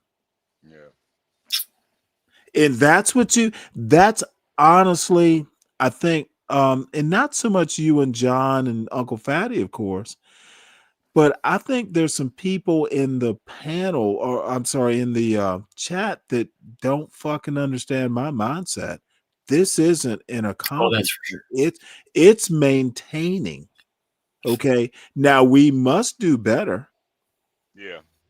But this is not like it's expected, not goddamn the celebration. It seems a little premature because my son hasn't graduated yet. He hasn't got married yet. I don't have a grandchild yet. Why are we celebrating? Okay, but what? Because not so much the celebration, though. It's the ability to accept somebody saying "good job" without saying it directly. Well, it's the way they said good job. You know, if they Right. just said good Yeah. job without all the yellow fever bullshit, I'd be okay. You know, that did seem a little much. Because again, I didn't ask him. He sent me a picture. Okay. Because he said, see, that's what I know this is a little bit more than a flirtation because he usually keeps, again, the phrase, he keeps his own counsel. Daddy doesn't need to get involved in my day to day because daddy trained me how to think, how to be. How hot Motherfucker, was she, Stanley? How look, hot was she? this dude has gone through his first year of college. He's not going to get a 4.0, but he's not going to get a 2.0 either. Motherfucker, I've gone 2 weeks and not heard from him. I know how I trained him. And by How the hot was way, she? there How hot was she? are safeguards, there are checks.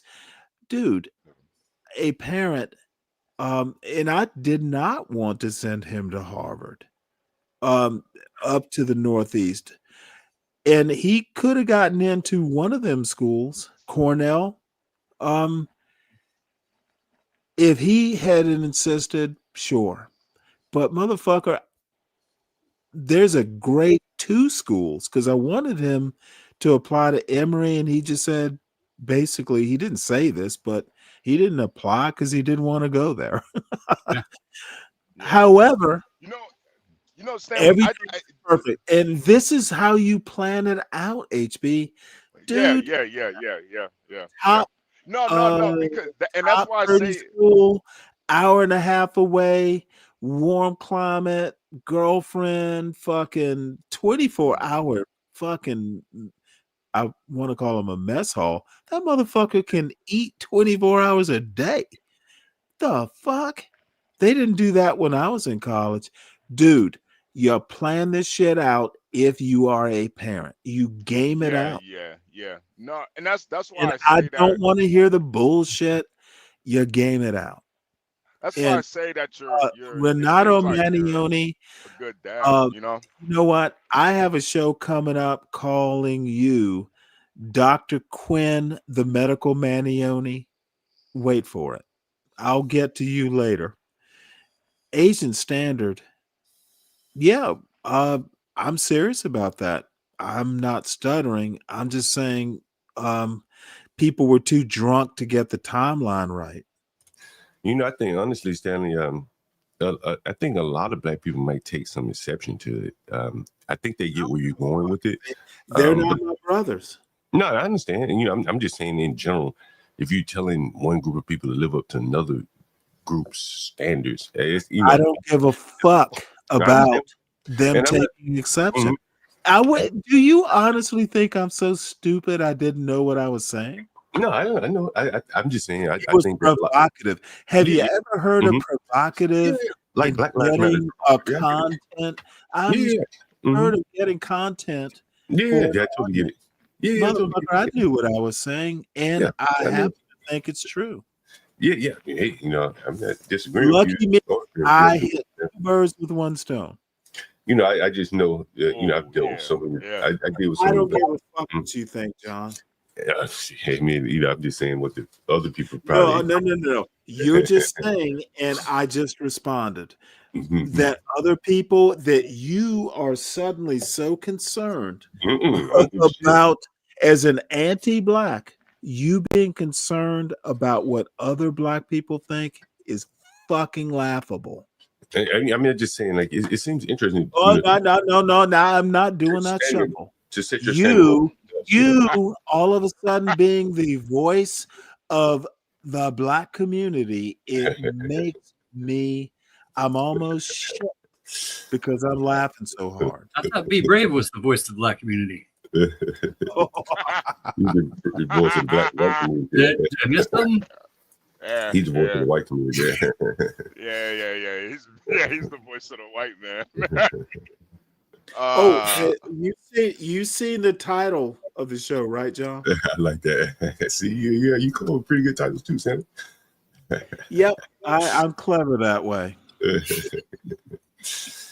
Stanley, I think this is one of the things that we tend to miss in these conversations about just society and culture, the parenting aspect.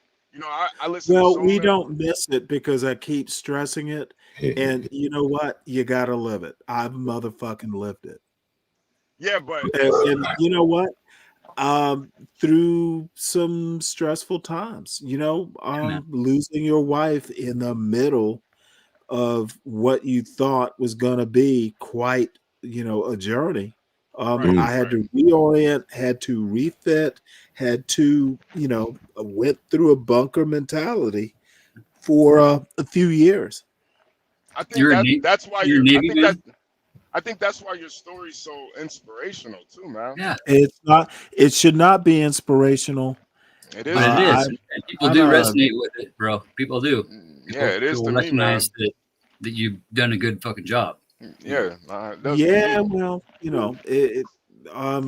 was. I know you. Now, did it. motherfucker, believe me, had I not done it, my parents would have intervened, and maybe it was just like, I want to hear, I'm gonna do excellent because, God damn it, if I don't, I'm gonna hear from Hurricane Dolores, or my wife's side of the family. Yeah, I'm not another interested in their thoughts. I'm just going to do it myself. And now the other thing is, I did not do it all by myself. I mean, my family, my wife's family, my father-in-law, he was just here last week. It just so happened that we, as a matter of fact, come May, my father, my wife's father probably hang out in Savannah. They're family, even if they're in-law. As I say, everyone was happy, I think, yesterday, Stanley. I don't think anyone begrudged. Yeah. I got that vibe. Yeah, everyone. Shit. You know what's crazy, Stanley? I'm gonna tell you, my buddy Philippe. But happy about what? It's the rigor. I'll tell you a funny story. To be expected. I'll tell you a funny story, Stanley. My buddy Philippe, I've told you about him, and he's dating Travels, and he's settled with an Asian woman, a Filipino. And so I was just telling him about the stream yesterday, and he's like, not everyone can date those people. Like, they're not just going to date some random guy, black guy. And for them to accept him means that he had to show her something, right? And wait, are you talking about Philippe or my son? Well, Philippe is saying, because this is college. Well, but the other thing I neglected to mention is you'll never marry her. Maybe not, but I guess most people who date don't get married. But I think it's it starts. You get her pregnant. But you start to kind of indicate a pattern. If you like big booty women, right? Yeah. If you like Asian women, that's not necessarily true. Well, and if you can be accepted by them, in a dating pattern, right? Well, dating leads to marriage, Okay, what if you mean if you can be accepted? My son. Well, that's what I'm saying. Well, if you let me finish, then like you can be smart, tracking excellence, all that, but culturally, you may not be smart. Isn't excellence, right? But I'm saying is culturally, he's able to assimilate and. There's nothing to assimilate into. I think no. I must interrupt you. Sure, he was already there. If anything, that Asian chick should be lucky to meet him. Okay, he was excellent. This motherfucker did not come from one of your boarding houses. Mm-hmm. Okay, he came from me. He came from a situation. This is a meeting of equals, Mr. John. Okay. Talk that This shit. Talk isn't. that shit, This Stanley. isn't. Talk This that shit, isn't. Stanley. This is motherfucker. Do you understand how Black excellence works? This is a meeting of equals, not like he is lucky to meet this girl. She's fucking lucky to meet him. There you go. Where the fuck do you get these warped, fucking half-assed views of how Black people are, John?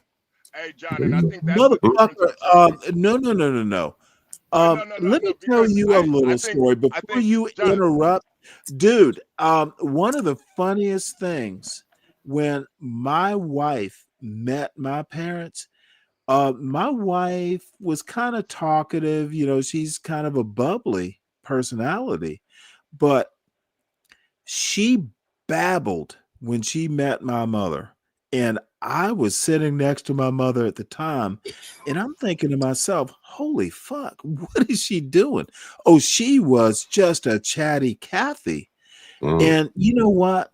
My mother, it might have been days later. I literally, said, Mama, she was just nervous. And I somehow or another, it wound up, my wife and I talking about it.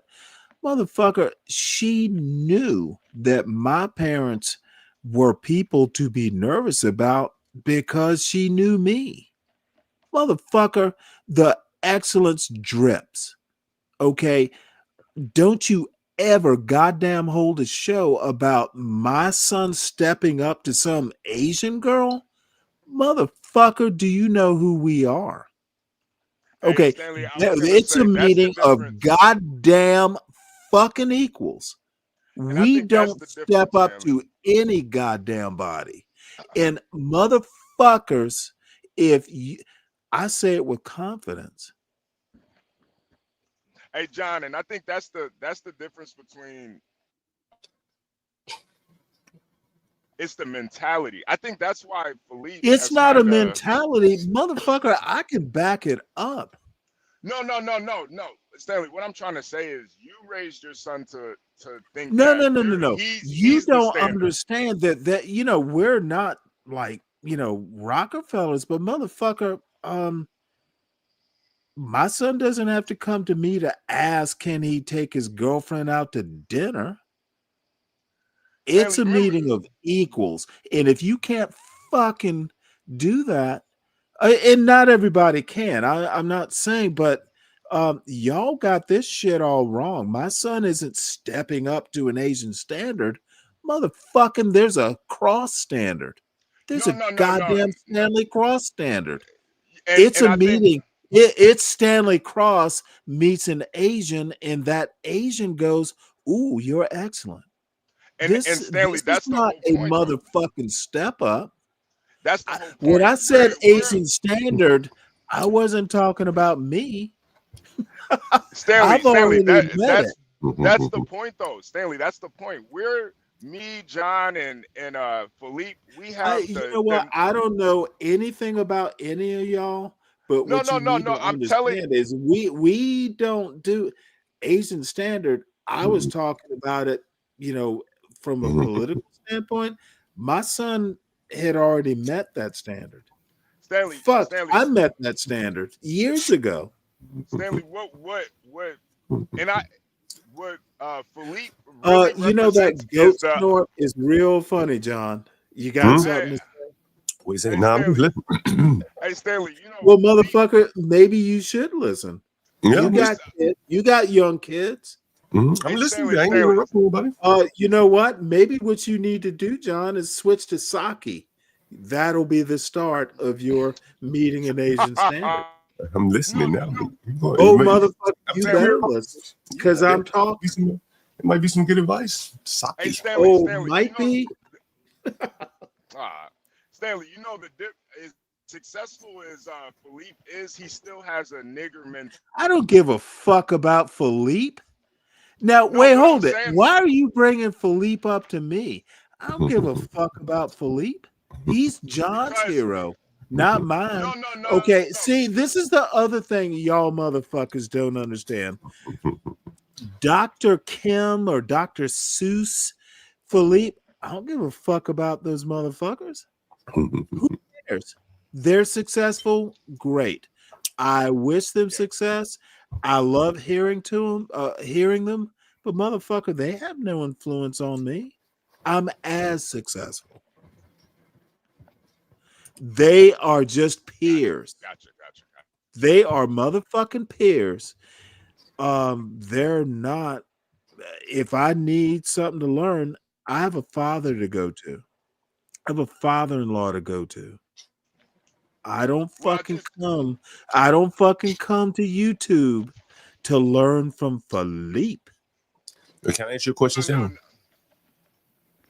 Oh, sure, John. You know, by your description there, and based upon, what we see, a lot of young men see, the standard that you have, it would seem to me that a lot of young black women would not be able to meet that for your son. And if they don't, they don't. And so, that's fine. But that's also saying if some can't, some can. And so I think that's what, Okay, I need you to acknowledge that. If some no. can't, some can. Or some can. And if they can, then you know what? They and I think what we I did not ask. Maybe the subtlety was lost on you. Take another sip and see if this soaks in. I didn't ask what race my son was dating. And actually could have waited till the next time I saw him. He sent me the picture. But see, Stanley, I think a lot John, let me ask you a question. If it had been a Spelman girl, how do you think I would have reacted? Well, the range of Spelman women, motherfucker, how about just answer the question instead of philosophizing off your drunken ass? I would probably say you would respond negatively if you got him a Spelman girl. You would be wrong. Okay. You want to know why you would be wrong, John? Because I raised my son to be selective and have standards. If he had selected or sent me a picture of him and a Spelman girl, I would have literally gone, well, goddamn, that girl must be special. Motherfucker, I raised my son to have standards and be selective.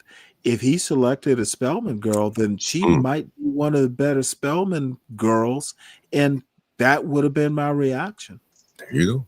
So, motherfucker, once again, you don't understand Stanley versus the world, and you get it wrong so many times. It's stunning that you actually can build a show, and congratulations on getting all those views on not really getting me.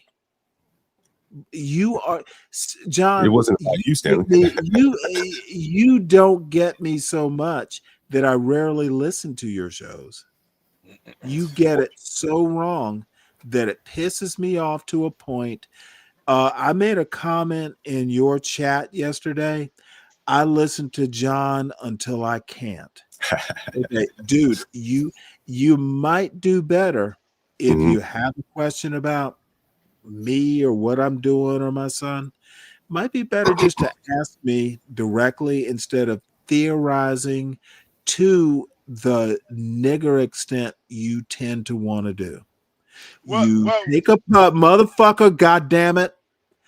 HB, you'll want to sit this one out for a minute. I just want to ask you a question. No, motherfucker, go ahead. Literally just asked you to sit this one out and let me address the source of my irritation. Dude, John, do better. If you want to bring me up. See, I expect that of a Be Brave. I expect that of a hood pink goddamn faggot conservative. I don't expect that of you, John. Okay. You have my phone number, you have my text, you have many ways of asking me questions, not online. You have that opportunity and direct access. That's why I'm disappointed. What was I? If you motherfucker, I'm not going into details. Oh, see, this is the thing, John. I'm just asking You want to pretend to be ignorant right now. Mm-mm. Okay. The ha ha ha ha. Yeah, motherfucker. My point is that if you have questions, you don't have to surmise. You don't have to predict.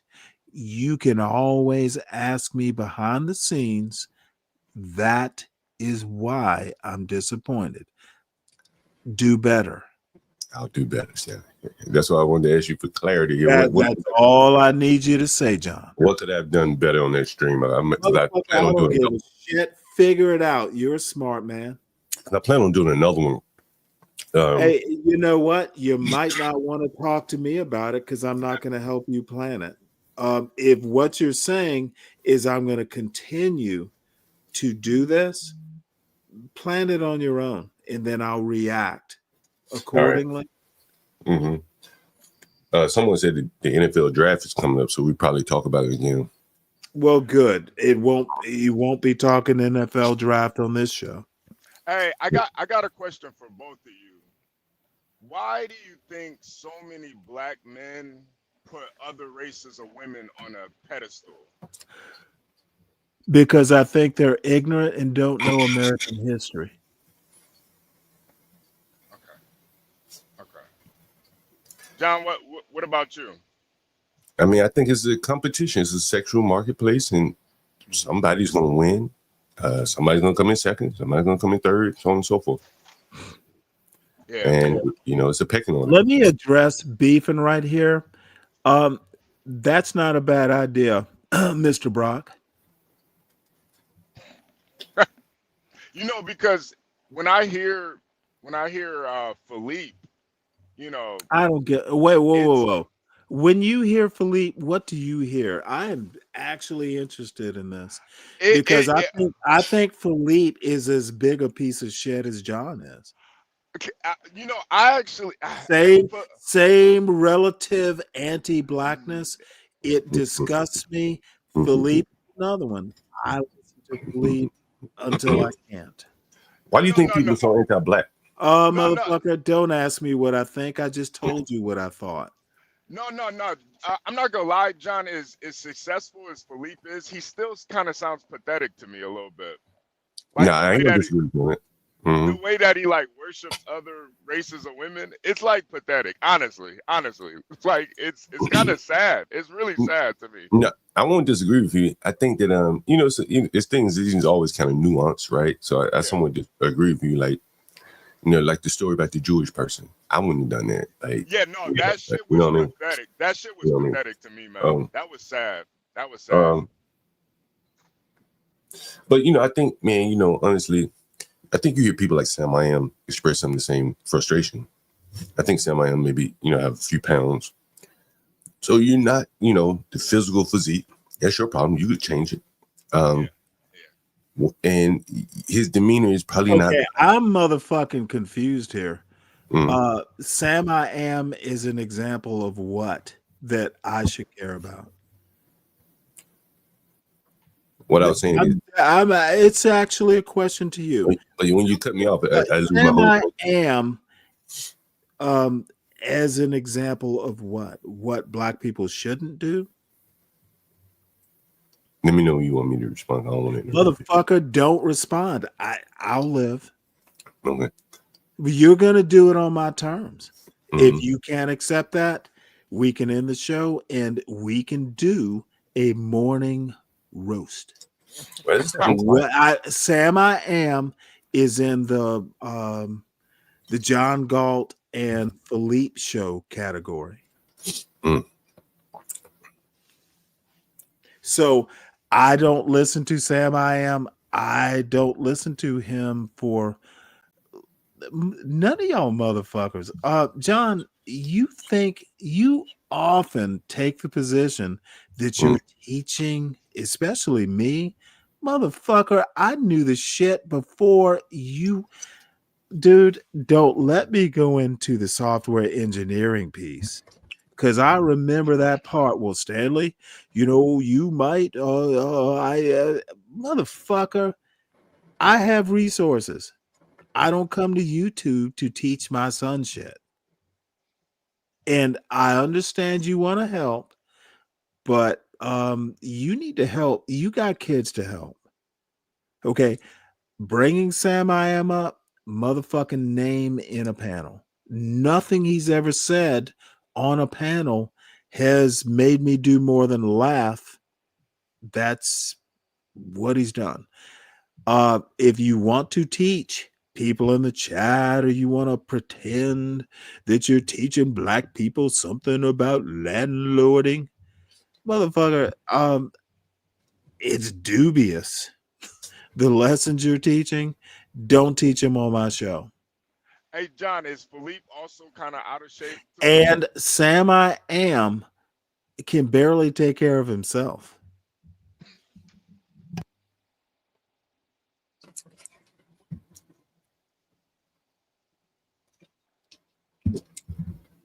Hey, John, is Philippe out of shape too? Yeah. Okay, yeah, there we go. That makes sense. Thank Makes God he wasn't there having to fight a fire. Yeah, that makes sense. You know, because I truly believe the being out of shape thing, it's not Oh, that. you actually want to change the topic? HB, start a new show. Well, okay. All right. No, the usual thing is to wander off into some anti-black topic about Philippe and being fat and Jewish and Asian girls. It's all boring. All right, what do you want to talk about, The Stanley? news, motherfucker, in the show.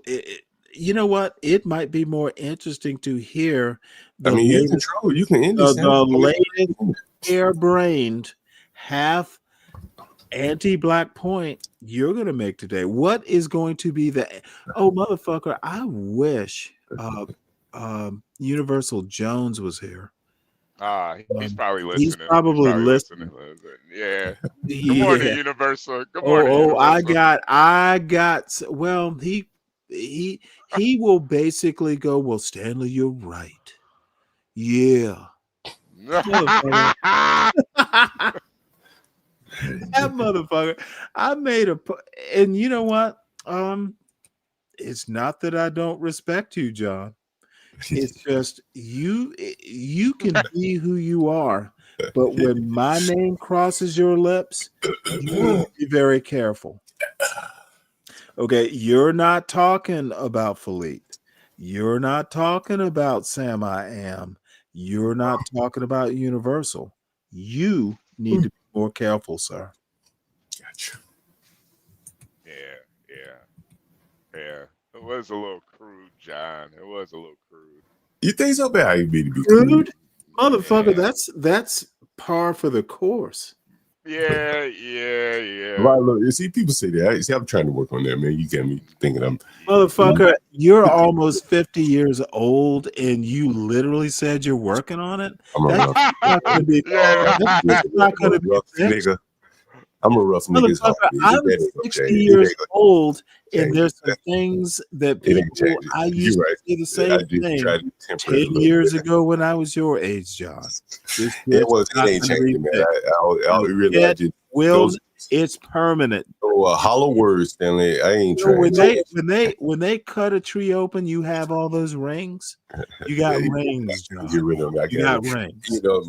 You know, my mama, my daddy, everybody said, "Man, you just a little too rough." Your mother knows who you are. Yeah, you just too rough. You know what I'm saying?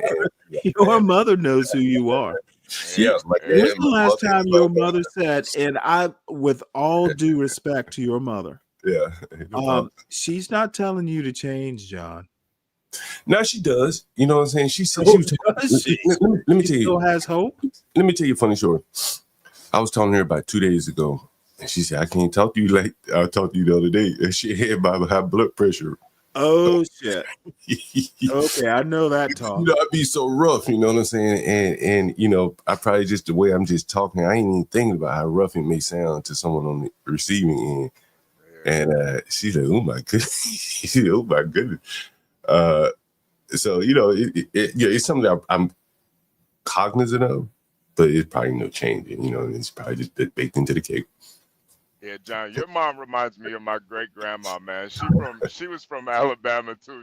When I heard her talk, I was like, yo, she sounds just like Minnie Pearl, man. My great grandma sounds just like her, man. you gotta be careful how you talk to that lady, man.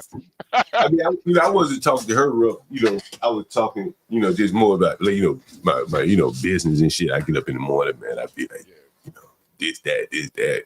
And maybe the night at the long stream, and I like, these motherfuckers ain't got no money. Yeah, I ain't cursed, but I like, these blacks ain't got no money. They be up all night. Yeah, you And can't he's talk. like, oh my God. But she does it too in her own way, because she lives in a black senior citizen building, so she has her own frustrations, you know what I mean? So, we vent on each other, I guess. Yeah. Hey, good morning, Virgo. Hey, Virgo. But I am conscious of it, Stanley. HB, people in the audience, yeah, try my best. Virgo, hit the link if you want. She's had a rough night. Oh, rough night. Virgo, what happened? Well, not in a fun way. Uh-oh. Yeah, I think I heard her in the hospital or something. Right? Well, she's out. She's got her Egg McMuffin. No, Virgo, it's just a joke. It's just a joke. She went to Wawa. Mr. Virgo is there with her. We don't want to start trouble. Damn. You're in my prayers, Virgo. And you know what? I'm gonna say salute to Mr. Virgo. I'm happy for Virgo that you're there, sir. So that's his. You know what, Virgo, you got it going on. Hey, Stanley, since you have my name in the roast here, again, roast in this topic? I'm sorry. When you talk about some of the things that what I do find kind of interesting in the from yesterday, and again, I try my best to abstract as much as possible. Sometimes people start talking. I didn't watch the whole show, so what I'm saying is, so if you might have to remind me. If you had watched the whole show, sometimes people would, I would constantly reiterate, like, this is not, although Stanley's in the title, this is not specific, this is abstracted out. Yeah, they're smart enough to figure that part out. Yeah, I don't know. Yeah, or not. Right. But the bigger thing is that, as a man gets upwardly mobile, right? He has motherfucker. This is where you go wrong. I was never not upwardly mobile. Well, as a man becomes more and more upwardly mobile, and I would say it's probably more acute today than it was 30, 40 years ago when you were dating. I don't think it was. Well, you either are or you aren't. There's some things. There's some John, finish your question because I think I am. It was more or less. I know where you're going, but it was more or less. It was more or less. I'm the wrong example. I never was not upwardly mobile. It was expected.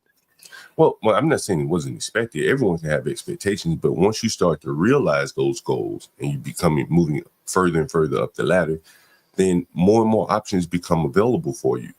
And so, be it your son. When do those options start becoming options, John?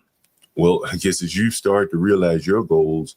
No. I'm talking age, education level. When do you start realizing that, the harder I work, the more options I have? That's an honest question. When do you start realizing that? Well, this isn't so much a male or female thing. Wait, Stanley, hold on 1 second. Can you drop the link for Virgo? She's asking for the link.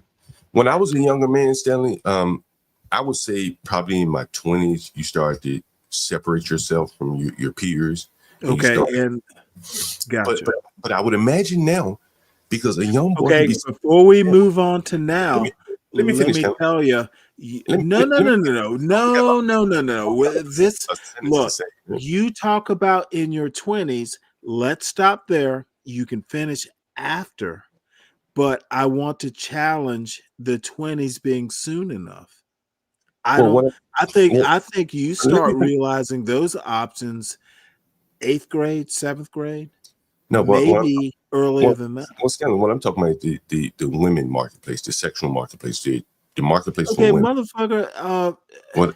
Let me Why finish. didn't you? Why weren't Let you me finish. specific? See, Well, I this thought is we were one of your problems, I thought we John. were talking about You women say dating. the marketplace, Shit, then you sir. change the conversation. HB, did you know what I was talking about when I said No, the market? motherfucker. No. Because I didn't. Okay, all right. Okay. See, but When okay, you so now say that marketplace, okay, so when now you that say marketplace, Stanley, now what that do you think of? Not okay, sexual marketplace, all right, John. Stanley, See, so this now is that where clarifies, you can I go on?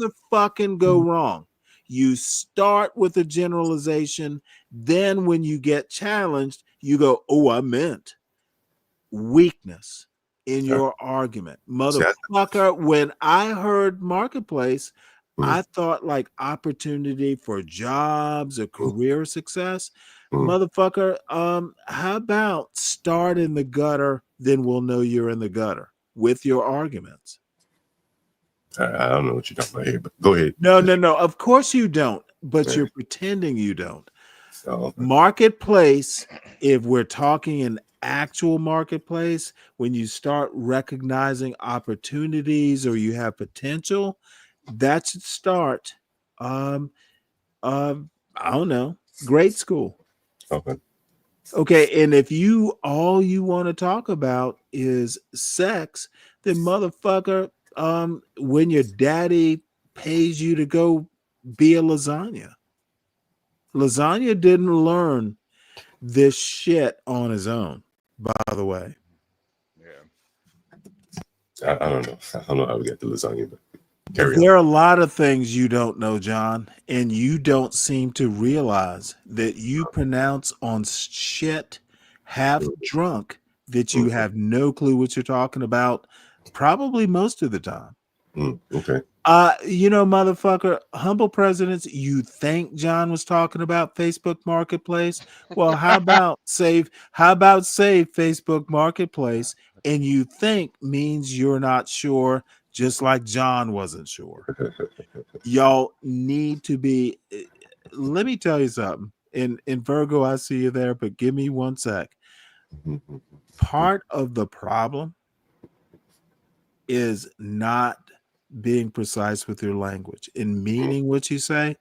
My father used to say, "I say what I mean and I mean what I say." That might be the fundamental problem with Black American males. If you meant what you say what you mean, there would be no red pill. Now that's a hot take. That's a goddamn hot take.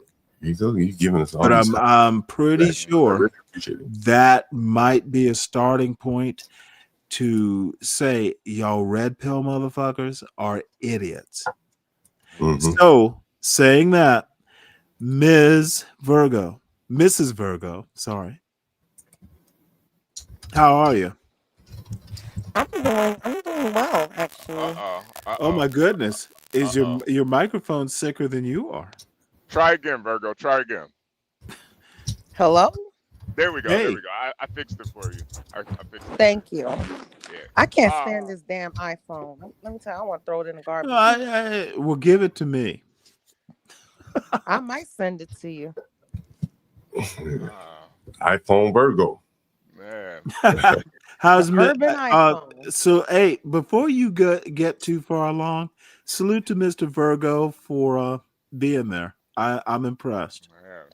Oh, that's my ride or die, my day one. Yeah, I don't care about all that. Just salute. That's enough. Virgo, you Stanley. Virgo, you throw your back out, throwing it back. Oh, for God's sake.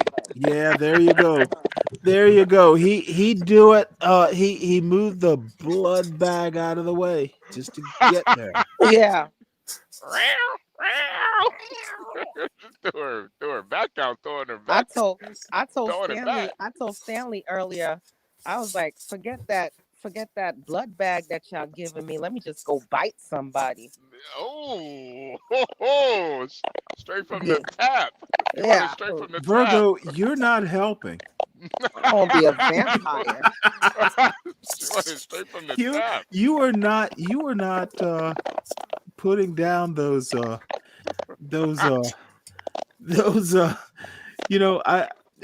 Never mind. I was gonna make a Harlem Renaissance joke, but never mind. Virgo, your mic is cracking over there. Hold on a second. It's crack-a-lacking for real. Yeah. Damn right. Yeah, you gotta leave and come back, Virgo. Your mic is. Well, Mr. Virgo, you know that bag gets crackly when it's empty. Yeah, Virgo, you gotta leave and come back. Your mic is cracking. You know, John, no, I do think Stanley's right on that, man. I do think the red pill is really fucking like warped a lot of guys' mind about like success. Like a lot of guys really believe that women is a success.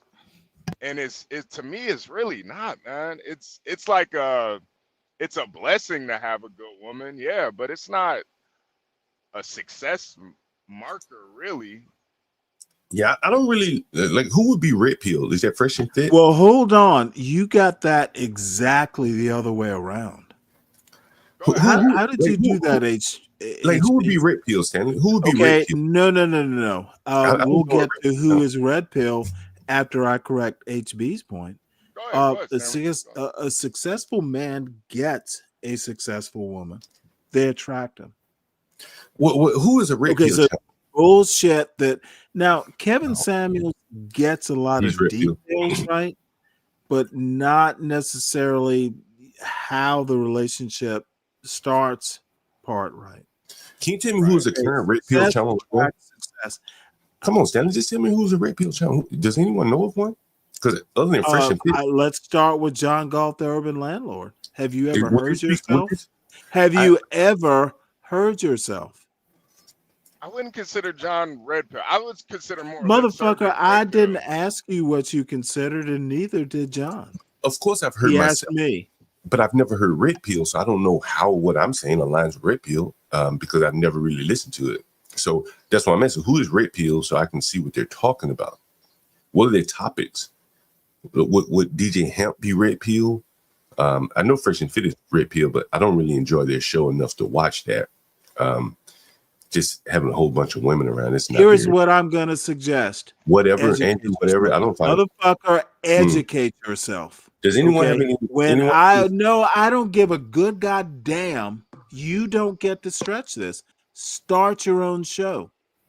But on red pill, and we'll just ask people, hey, what's motherfucker, tell me to end this one, and then you start another one. I'm good with that. Okay, I answered it. You are and I think you can end the show right now if you want to. You don't have to wait on anyone. Urban Landlord Channel. Stanley, you can end the show whenever you like. This is Stanley versus the World. You can say right now. Motherfucker, you own the channel. Tell me to. It's up to you. Whenever I'm telling you that you have. Yes, it's up to me. Right. So as host of this show, and it's also up to me to tell you. You asked me a question. The answer is when I think of red pill, I think of John Galt, Urban Landlord Channel. It is a source. Okay, fair enough. There's the answer. Okay, gotcha. Okay. See, that was simple. Yeah. Stop resisting. Do you know any other ones? You know what? I don't travel the world. Now, I guess you could say Hood Conservatives is, but he's just weak. You know, it's funny because I heard Hood Conservative up on your show yesterday. It was something about faggot Stanley. That little boy, that motherfucker, he probably said it while he was delivering water or something. That little motherfucker, he is so facile with his he can't stand the heat.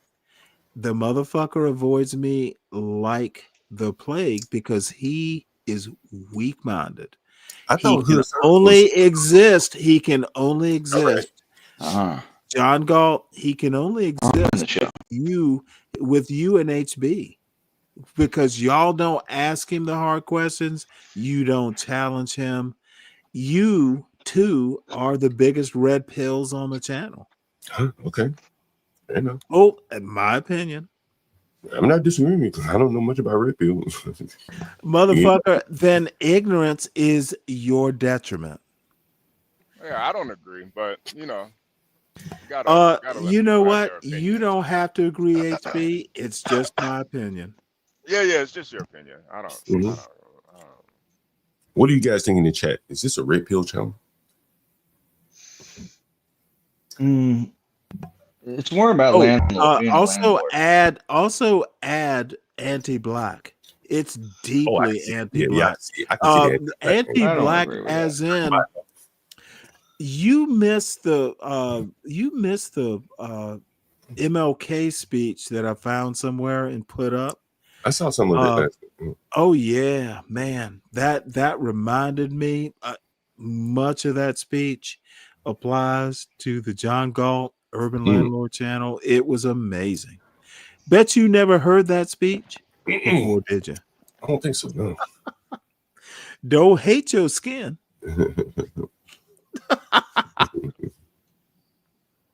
Yeah, I definitely would buy the anti-black. The red pill. If so, that just probably comes naturally. Yeah, I love bitches. I don't know how I'm red pill. Yeah.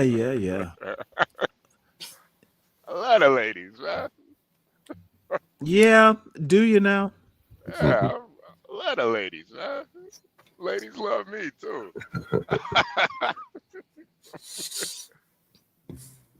I'm try to be a gentleman. Try to be a Somebody gentleman, Stanley. Somebody call you stinking gross. And you know what? Guess who is the little third grader who said someone called you stank? Motherfucker, that is so elementary school. These Keep people laughing. good shit on Keep laughing. It's someone called corn pop.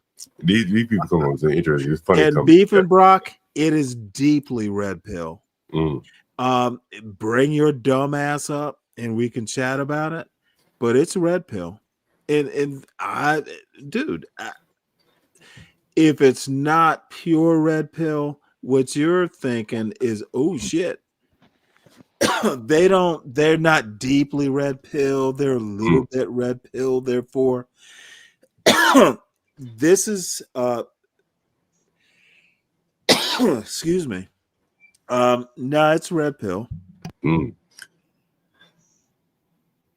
Red pill. Red pill land. Yeah. John, you keep saying that. I thought you didn't know about it. Well, I just repeating red pill. Hey, did you hear about this Telegram thing? Was it Signal, the Telegram with the Trump selling? Motherfucker, I did a story a while ago. Would you like to watch the replay? No. Do you ever read newspapers? I read about it. I just wanted to hear what your thoughts were. Anybody else would, if they maybe. It was a fuck up. That's my analysis. Yeah, I kind of agree with Beef and Brock. It's more like Cheers. That's not a horrible analysis, but Cheers was red pill. Whoa. What about Cheers was red pill? Yeah, that's I don't remember it very well.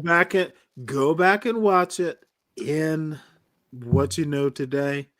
I love Mr. Vegetables bullshit, but it's not like Cheers. That's a hot take right there. So was Married with Children.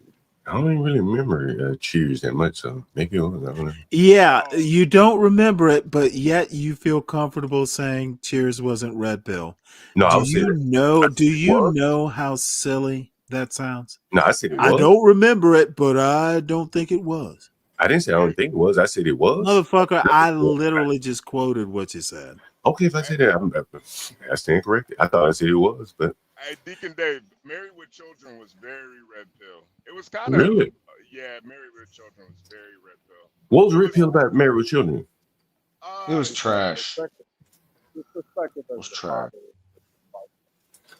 The man was just lazy. Married with Children was hilarious. He was And by the way, Shoe if we want to talk about sitcoms, different show. I thought we were talking about Red Pill. Motherfucker, you brought it up. I'm not interested in the topic. I pronounced. This is a red pill way station, for that matter. Are we supposed to People come here right to now, get Sam, or red what? pilled. Hmm. You didn't notice? I didn't know. Mm-mm. Well, motherfucker, your show yesterday about some random son about a host. By the way, I did not mention that, you're not a good ally. You're not a good teammate. You don't go after. Hey, I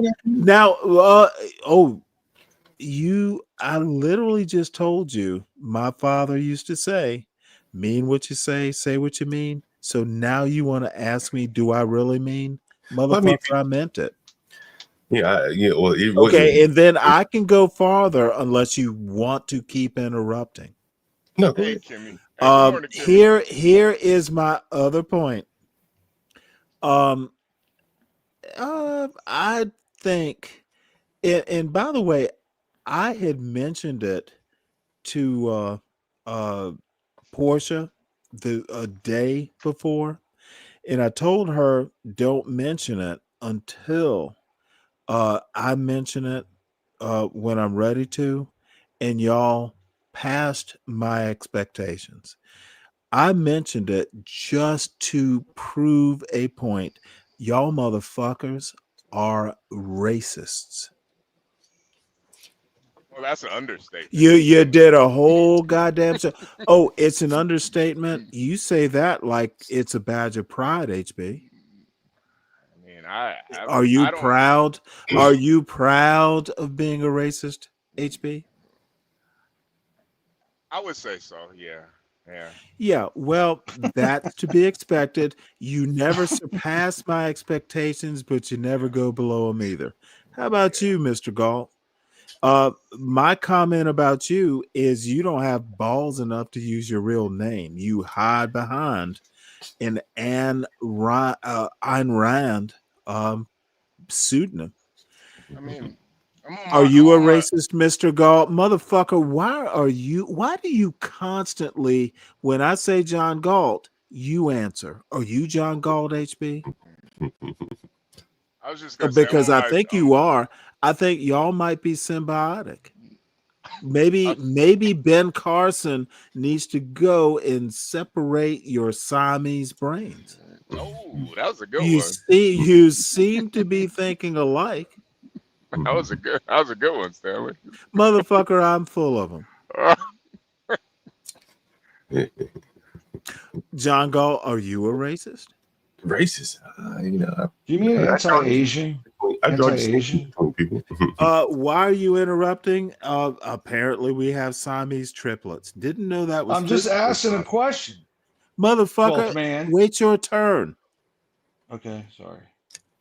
I draw distinctions between people. I can't help that. Based on race, right?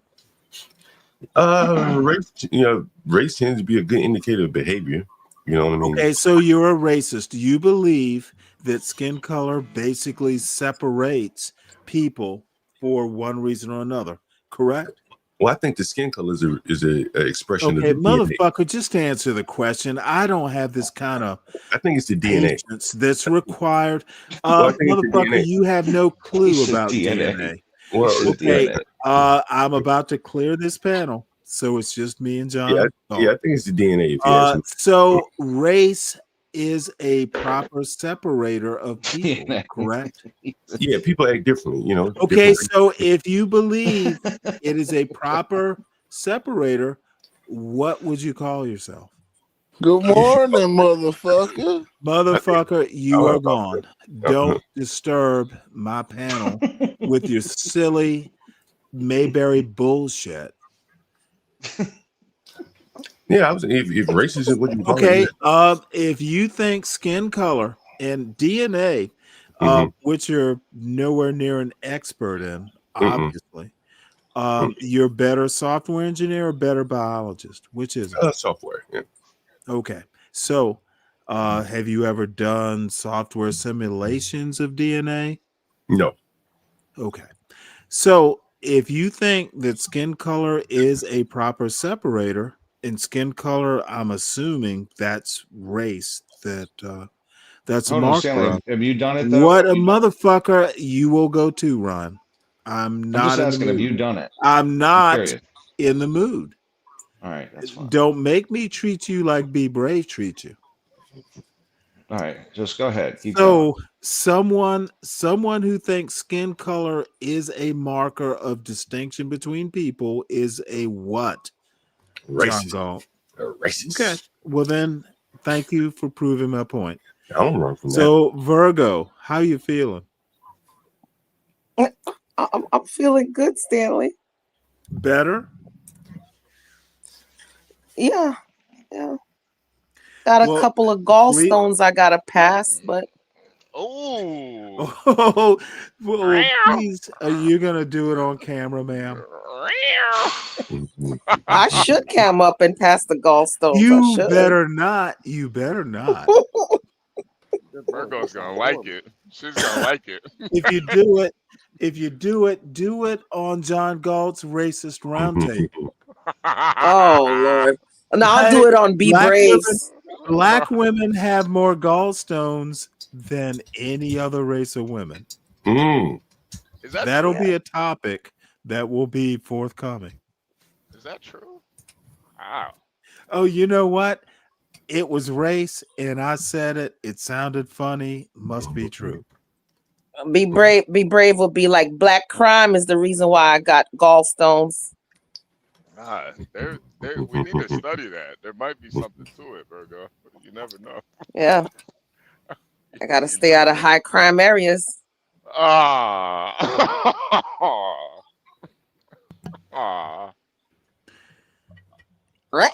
Okay.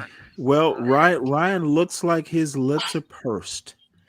Yes, Ryan. No, I'm just reading about the fucking stock market and Oh my what this God. idiot is doing. And I'm really Save annoyed that. right now. Save that for another show, unless it's relevant to racism. No, it's not Or really. gallstones. I don't think so. Or gallstones. That's right. Or gallstones. Gallstones are that's a synonym for gold. What about DNA? Is it about DNA? It's about Hey, DNA. Stanley, what's wrong with being racist? You know what? I'm going to leave that to you to explain. Do a book report on it. You know, I've always heard of That is literally the dumbest goddamn question I've heard in quite some time.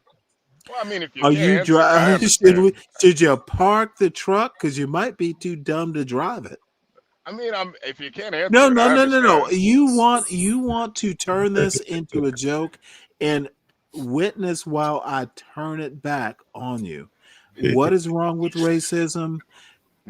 You, as a very well-read person, I need you to tell me why it's right. Well, I think when you put your race above other races and think in a collective, it can be very beneficial to a certain extent. Now, I do think racism and discrimination are two different things. I'm not a big fan of Okay, discrimination. motherfucker, let me stop you right there and please continue afterwards. You don't understand what racism is. Well, You don't understand the difference between racist and racist behaviors and racism. They are two different things. Let me recommend a book called Race Craft by Barbara Fields, and I can't remember her sister's name. You must read this book so you fucking can step up and make sense to me. This is what I mean by black excellence. Your dumb ass wants to come up here and be all flippant about something that has killed people and then make us all chuckle whilst you do it. Motherfucker, I don't agree with don't that part. step to me. No, motherfucker, don't you step to me without doing your homework. HB, this is ridiculous. Live up to your potential. Well, no, I was gonna say to No, me. don't goddamn tell me what. No, go eat a chicken basket and dance, dance, dance. Don't step up until you're ready to step up. Well, I'll give you my definition of Well, racism. motherfucker, I don't give a fuck. You asked a bad question, and I think I'm not your first grade teacher who told you there's no such thing as a bad question. Motherfucker, there are stupid questions. There are bad questions, and I expect someone close to 40 to know the difference. And if you don't, I'm not. This is not. I get it. You This can't is answer it. I not get it. entertainment value. I don't get give a fuck about the content. I don't give a fuck about who's watching. Do Clearly. better. Clearly. Hey, not only is it clearly, it's intentional. I am intentional in driving away the fools. Save them for the morning roast. Yeah. Well, you Is guys the hit the morning like roast button. happening today, HB? Hit the like button, you guys. Oh, you know what? I hope you do. Shit, I hope you subscribe to the Stanley Cross 6000 channel. Yeah, all one word. And the Urban Landlord for more quality content of me telling HB he doesn't know what the fuck he's talking about. Don't ask me dumb questions. My son never asked me such dumb questions. And he's a lot younger than you are. Well, he's a lot smarter than me too, Stanley. You know what? I would never think that. 40 years old, has a lot of wisdom in theory that an 18-year-old doesn't have. Smarts is not going to get you to 40. You have to have some common sense. But That is you might be changing my paradigm, my thinking on that. True. That is true. How did you get here, HB? You don't know the difference. You will talk about this stuff and not know what you're talking about. Racist is not celebrated, not racism. tolerated. You know. You know what? You are celebrated on the morning roast. Yeah, that is true. Now, this panel tends to be a little bit more critical in its thinking. You survived thus far. Please tread water better. Yeah. So, Ryan, what were you saying? Oh, nothing. Now I'm reading about how Trump is shitting the bed on the shipbuilding industry as well. I think I'm moving to regretting voting for Trump. Oh, come on, Ryan. Jesus Christ. Well, look, okay, listen. When you take office, you want to kind of tiptoe into it and move slowly and make changes, right? This guy is just insane with this shit. Like, he's fucking it out of his mind.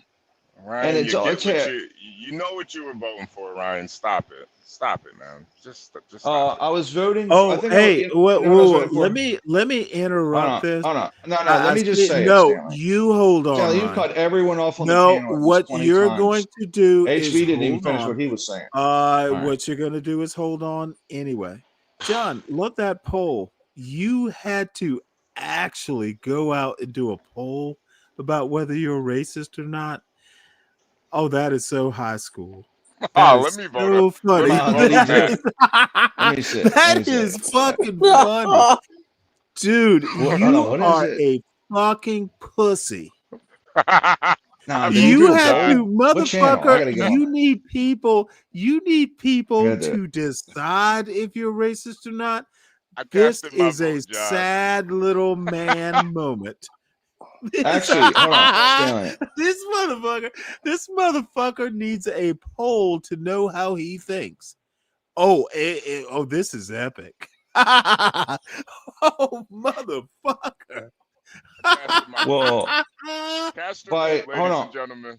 Oh hold on. no, By motherfucker, HB's Ryan, definition. let me celebrate a man who needs a poll to know how he should think.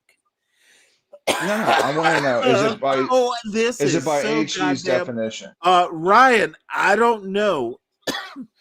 I didn't even I don't give know my what definition. Civil Well, none War of us do. novel None of us you do. read today. None of us do because you didn't let him say it. Ryan, Yeah, I I didn't even give don't my know. I definition. don't know what white supremacist tract you're the Baltimore Sun delivered to you today. No. But what Hold you're on. gonna do is let me speak. All right. Well, go ahead, I'm Stanley. gonna Put your hat back. celebrate. I'm gonna celebrate that John Galt has realized he does not know his own mind. He needs a poll to make it up for him. I'm trying to find the Now channel he's on. motherfucker. I'm done with that bullshit. You keep interrupting. Don't interrupt is my request. Stay here or don't. And it's been quite some time since I've been this annoyed with you. John Galt needs a poll to figure out how to be black. I could probably figure out how to do a poll. Is John Galt a worthy black man? Is John Galt a good father? I'd be interested to know those polls. Does John Galt motherfucking dude, John, that you put a poll on my goddamn show is a problem. Do it on your own show. If you wanna toss me off your fucking channel, have the balls to do it, but you're not going to do it on Stanley versus the World. It is my show. Period. And yeah, I'm being a little ballsy here, but if I'm too ballsy, toss my ass off your channel. I will learn my lesson.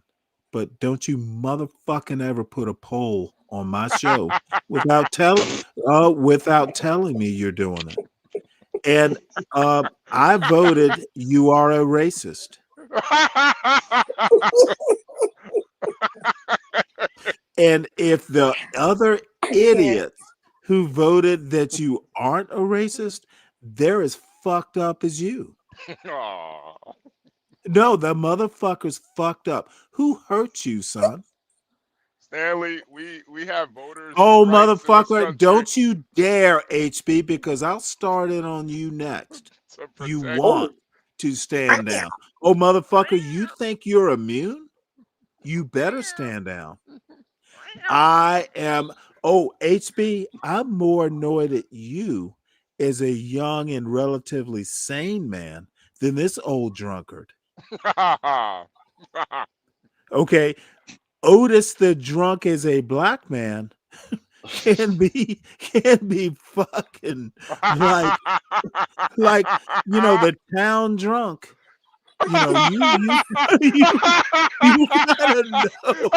You gotta know where that's going. But motherfucker, you are still young. You got a chance. Hey, Is he drinking box wine? I have no fucking clue. John is probably the best town drunk I'd have ever seen, man. You know what? He's the best to you because you're his fucking apprentice. Name a better drunk than John. Name one for Oh, me. motherfucker, Otis the drunk. He made me laugh. I just literally named him.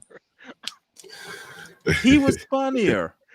Okay. I got you. That motherfucker could let himself out of jail. I just put a link in the chat for an upcoming show, guys. Make sure you check into that. I'm not sure when I'll do it, but it should be fascinating. Fascinating. It's crazy. It's going to be entertaining, no less. Yeah, and you know what? The thumbnail, I thought was pretty good too. Look at the thumbnail. You get a chance to take a look at the thumbnail. John's Y'all so kill fucked me, up. man. Y'all kill me. Try not to laugh too hard, Virgo, please. Just had surgery over there. Was it invasive? I did not have surgery. I just got some blood. Yeah, you know what? These black men like HB and John, they don't pay attention to black women. I didn't Oh. even know. I didn't even know. I just heard you were in the You went to the fucking hospital. Did you have John's so surgery? Is it fucked up. gonna cost me? Yeah, how much is this How gonna much cost? is it gonna cost? How Much much is gonna come cost? out of my alimony? I want all the things. All the things.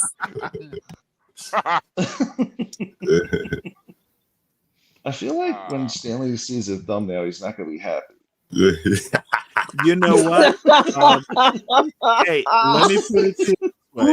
It's actually pretty bad, John. It's pretty fucked up, John.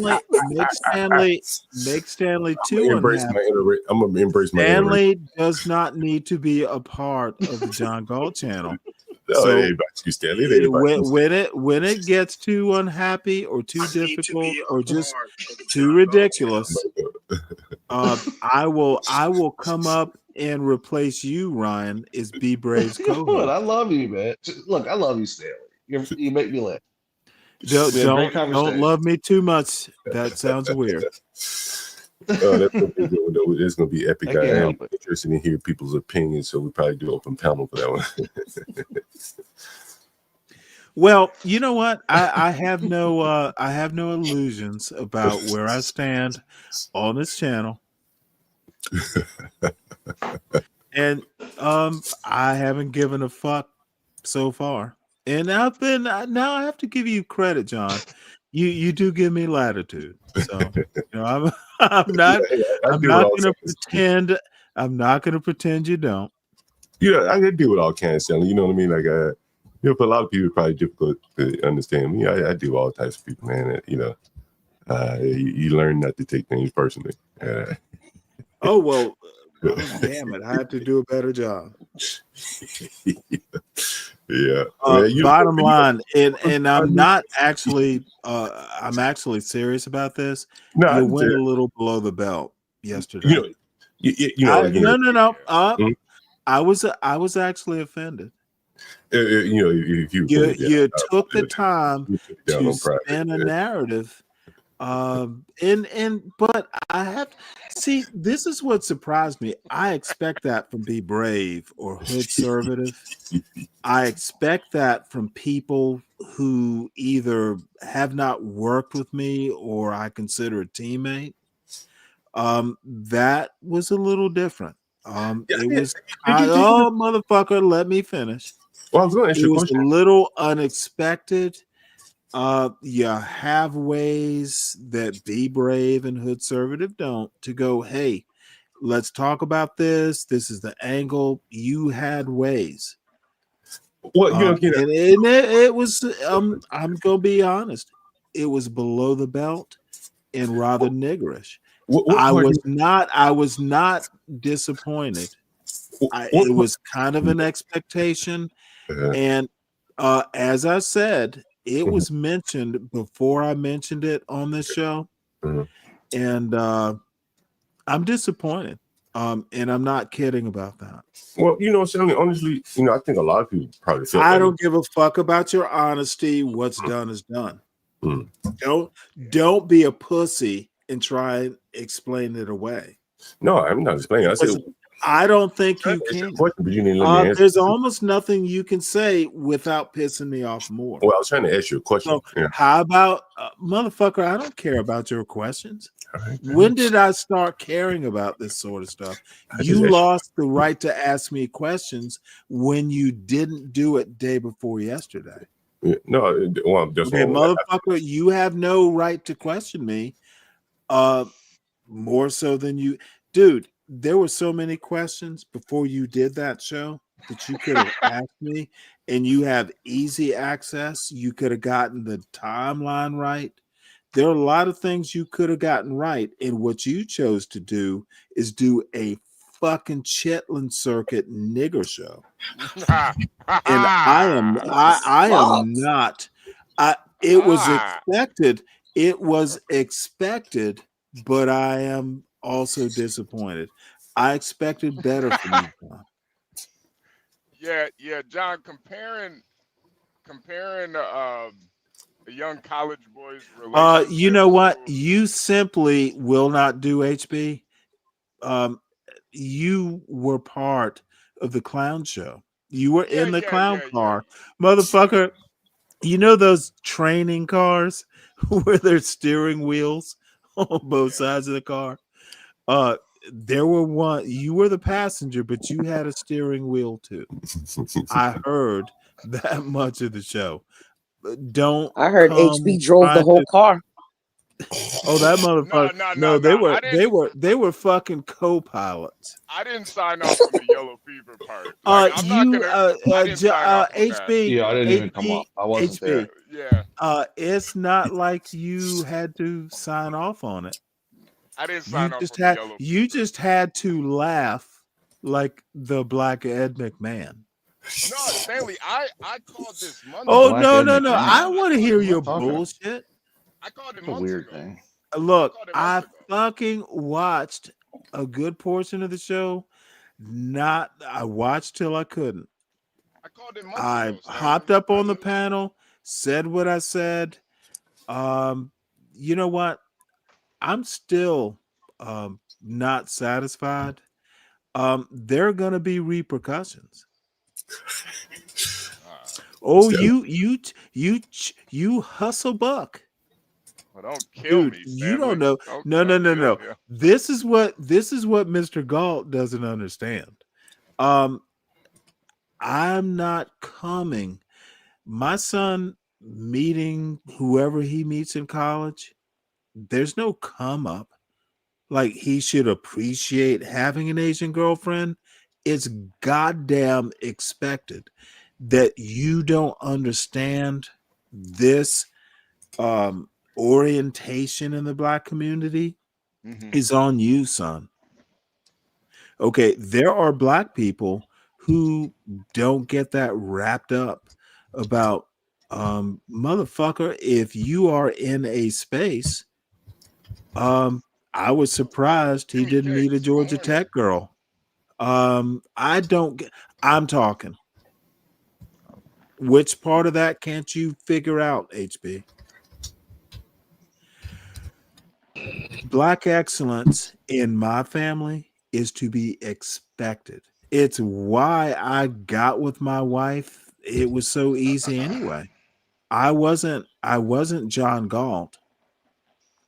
I was Stanley Cross. It's easy when you are Stanley Cross. You earn, you get where you need to be. Period. I raised my son the same way.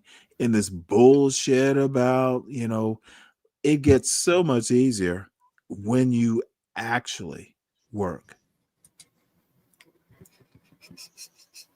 John Galt.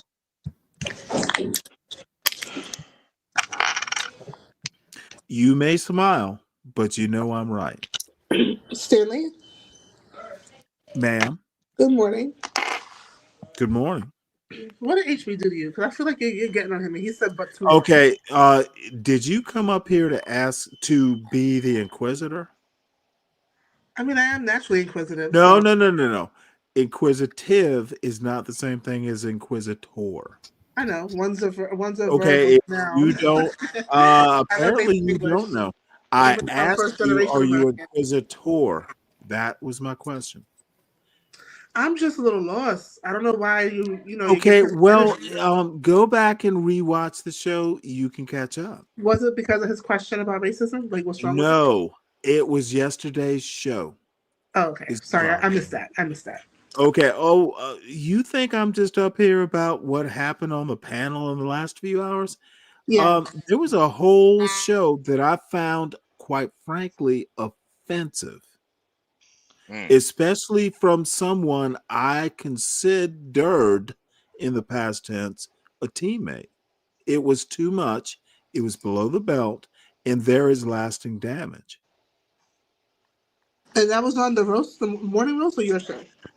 Okay. Just for Ma'am, sure. did you not? Okay, No, I don't I'm I not don't trying to I be don't particular. take the internet as lightly or as loosely as the other harlequins on this panel tend to. Oh, that's a big word. When you start bringing children you don't know into something, that is below the belt. Yeah, I agree. I have been asked, you know, will your son come up on the panel? There's a reason I never considered bringing him up on the panel. It's because of this tendency towards taking everything and making it racial. My son, I have no clue whether he listens to my show. I've never mentioned it to him. I've mentioned it to my sister. He may know, he may not. His choice, one way or the other. Bottom line is this show took the low road, took my personal life in, and just fitted it into a hugely racial narrative. We don't live by the John Galt aesthetic, and I'm offended. Stanley, but you said it was racial, Motherfucker, though. don't you dare, HB. You said it was racial, though. Don't be the little lapdog, because that's what you're doing right now, and all you're going to do is piss me off. Doesn't Let take much. the owner of the goddamn channel speak for himself. He does not need your dumb ass. No, motherfucker, you didn't hear me. Laughing is your defense, sir. I'm not talking to you. You don't own the goddamn channel, do you? I'm sorry that happened, Stanley. I think Shut people the should leave fuck Tobin up, out of it. HB. Let That's everyone's weak spot. John Galt defend himself. Kim, I'm offended. And you know what? When I'm offended, there are no rules. Well, I do. No, I think the rules was that your son I shouldn't don't have need been your roasted. apology, HB. The damage is done. Now, it's not like I'm going to be mad forever, but there needs to be a reckoning. And Kim, please don't step into the middle of this. No, I guess I am. I'm sorry. I'm literally asking you, please don't. I won't. Thank But you. honestly, having you explain that, it makes sense. Okay, now. you're going to keep doing this. You're going to do a John Galt. Don't defend him. He I'm can not defend defending him. I himself. said thank you for explaining what happened Okay. because it makes sense now. You can I didn't go know. all the way back to yesterday's show. I'll do It that. was offensive.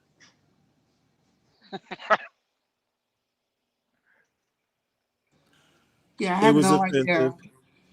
idea. You know what? Neither did John. He was drunk off his ass. And he does that sort of ridiculous shit. Motherfucker, you started talking about something you don't know and you felt comfortable doing it all because it was numbers. Man, we did that motherfucker like 7 hours too. Motherfucker, you are a carnival barker. Yeah, a little bit. I got a little showmanship in me. What I want to do, what I want to put it on. I can do Is it. that what you call it, John? Yeah, I could. Is that what you put it call on it, John? with It the was best on. showmanship. Good showmanship. You know, Like I said, and you seem to have forgotten, there was a teammate aspect that even at this stage, I kind of had. I no longer do. Oh, Stanley, There is lasting damage, and it probably means nothing to a person like you, but there is. Yeah, Stanley, you know, no one mentioned your son. My Motherfucker, I don't care what you meant. I got an idea of what you meant. And at your advanced age, what you do is who you are. Could I ask John a question, Stanley? Yeah. Oh, please do. I know people have in the past brought their family members on screen. So was your thinking like, okay, other people have done this before, so let me just ask? I'm just trying to understand on your side what happened. No, Stanley talks about his son a lot. I mean, we've been hearing from the time he's been, accepted into Georgia Tech. A lot of people, consider that an accomplishment, and I think a lot of people like to hear. You hear about someone so much. I think it's only.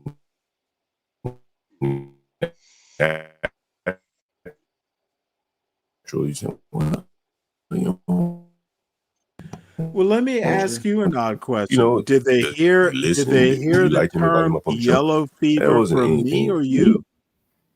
Did they hear the term yellow fever from Stanley Cross or John Galt? No, I made up the title of that. But again, okay, motherfucker, did I do a show about my son and his dating, or did you? I did a show about interracial. Okay, motherfucker. Did my son, was he invited to the show? Was I invited to the show for that? Well, you jumped on the panel. Not a goddamn part of it. Dude, I already know the answers. I'm just asking you for the formality of it. Well, you jumped on the panel. You were a motherfucking heel. I'm offended. Okay, I understand in your ghetto hole that you don't understand. You don't understand this shit. But in the larger Black community, that's not your next door neighbor. This is offensive. You need to meet other Black people outside of where the fuck it is you live. Where the fuck do you live, John, that you think Black people accept this kind of behavior? What kind of behavior are you speaking of? Oh, John, really? You really want to ask me that question? Motherfucker, should I replay your whole show from yesterday? Well, it was you are talking about people you don't know. You've never met my son. You have no fucking clue who he is. That's why the show was invited. But your dumbass felt a need to make your racist point. Okay, what's my son's first name, motherfucker? That's why it wasn't about your son. Motherfucker, answer the question. I don't know what your son's first name is. Well, you told us that. I don't remember. Is that irony? I'm you sure don't know what his first name is. You're talking about a motherfucker. You don't even know his first name. I wasn't talking about him. No, motherfucker. You talked. If you're talking about Stanley and his son, you're talking about my son, or is that the other fucking white dick you suck to get to your level of intellect? Whoa.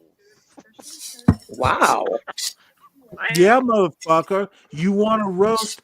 I'm gonna fucking char. I was hoping you'd do a roast. Okay, you know what? You need to answer the question, sir. You don't even the person you're talking about, who he's dating and all this, you don't even know his name. You don't know him. You've never met him. You've never even talked to him on a panel, but your dumb ass thinks, hey, you know what? This is the sad part. There are too many Black people like you, John. This is why the Black community is failing. It's the John Galts in it.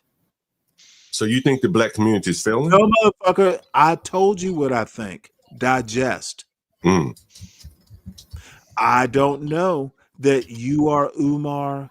You are all those. You are Sean Bracey. You're all the same. John Galt, you go on their panels just to learn to be like them. Don't put that on me, Sam. Motherfucker, I just did. I watch you. I watch you on other panels. All you're doing, it's going to become the Borg of Black people. you'll be just as toxic, but just as incapable of critical thought as they are. Who's playing tricks on me? Oh. This has been a good show, Stanley. Yeah. Jesus Christ. Motherfucker, it can go on, or your ass can leave. That's You been a can't good leave show. your channel, but I can. I say it's been a good show, Stanley.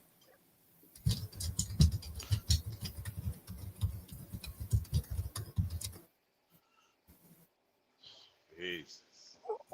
Well, y'all turned my not so good day into a pleasant one, I guess. Yeah, Well, really that's pleasant. yeah, that's always a positive.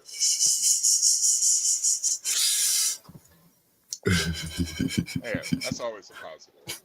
Yeah, you know, John, I do think you gotta be a little bit more have a little bit more compassion with how you like come to your conclusions a little bit, I could agree with that.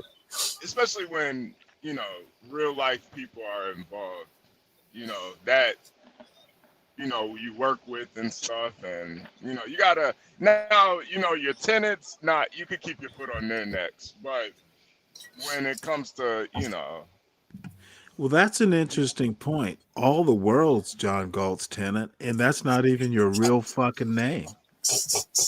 Do Man, we you know, really? Do we really know? Do we think really know who we're sending a cash app to? the thing is, as I say, Motherfucker, I don't care about the answer. I already know it. We don't know who you are. We just fucking listen to your bullshit. Okay, and that's the other thing. And I don't care how you treat your clients. What you do is who you are. So I judge you on your actions, and I'm not impressed. Now, this is the interesting parenting point.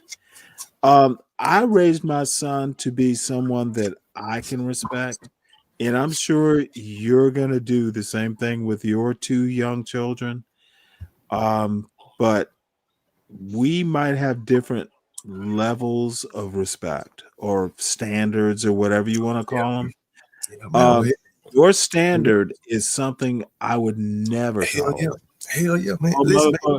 Yeah, motherfucker. Bob your head. I'm agreeing with you. Head with I'm the agreeing with you. headphones on. You want to I'm agreeing put with on you. some dark glasses and sing some Stevie Wonder? Oh, I agree with you 100%, bro. You You don't know look how I agree with you, fucking and I'm ridiculous. agreeing with you.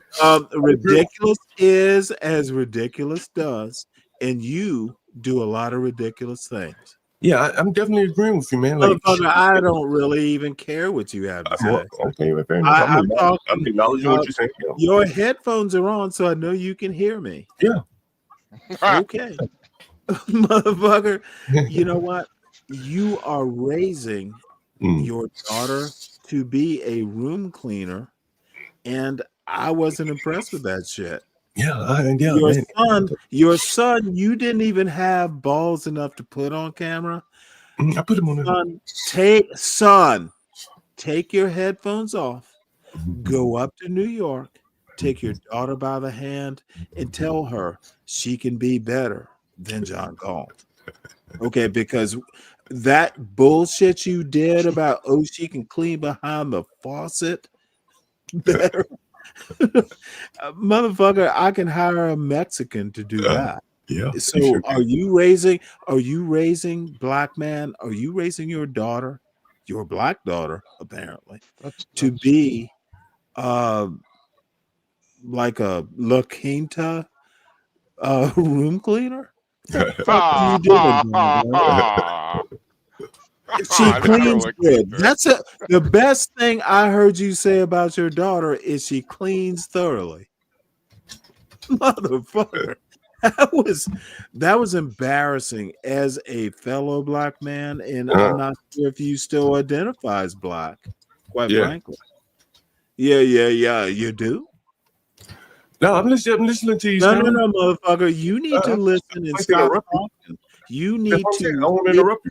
What an older man who has raised a successful child. I don't see you on the same glide path, sir. Saying fair enough. Yeah, hey man, we all have to Oh, strive. motherfucker, it's more than fair You enough. give me something to strive. No, John, this is the problem you don't see. Uh-huh. You are your kid's problem. Uh-huh. Yeah, okay. Hey man, you know, I try my best to get better. Someone told you that karma is a thing. Don't make your kids suffer your karma. I am a different nigga than you, Stanley. Different man. We're different, right? You a destructive. We are different. You literally are a destructive nigga. Yeah. I've seen niggas like you before. I have seen niggas run off the rail. Dude. I have too, man. I know you want to over talk. You want to laugh it off like the jive ass turkey you are to bring it back to the 70s. You know, hey, jive ass. I've been seeing jive ass turkeys like you. I've been seeing jive ass turkeys like you since I was a kid. And you know, Did you just say jive ass turkey? Yeah, motherfucker. Yeah. Miss Virgo, forgive me. Because I'm in a groove now. There was a I we getting the numbers up. I was a kid, motherfucker. You're over talking, John. I have a story about jive ass turkeys and why you remind me. My father, PhD from some funny story. You often tell stories similar to this. My father points out a black man on back then it was East Broad and Gwinnett Street at a gas station. Dude looked like a fucking failed academic, and he was. His name was Chuck. PhD in psychology from some fancy university, but he was a drunk. He failed because he could not control his habits and what he said, and he failed. Now, you have the advantage, John, but you remind me of him. Wait, you didn't see where this story was going, or apparently those big dumbass headphones on your head, you don't listen. If you were that smart, you'd know where I was going with this. You are going, dude, keep doing what you're doing. You're still young at 50. I don't give a fuck if you turn it around, but my guess is you won't. What do I need to turn around, Stanley? Why shit, I'm just telling a story. I don't give a fuck if you turn around or not, or what you turn around. I'm just giving you the benefit of my knowledge, son. Turn it around. Don't turn it around. They're not my chillin'. Your chillin' are not my chillin'. I already had success with mine. Let's see what you can do with yours. That's correct. Raising them to be a fucking Ramada Inn clean behind the sink girl didn't impress me. Why gotta be Ramada Inn though? You know what? Yeah, why not like a Motel 6? Hey, I haven't. See. What about a quinta? The one advantage you have is your friends that will stand in front of you to not allow you to face your own truth. Ooh, that's good. I like that, Stanley. You know, hey, man. Motherfucker. Hey, play it off all you want. Uncle play it off all you want. Stanley. Don't even bother.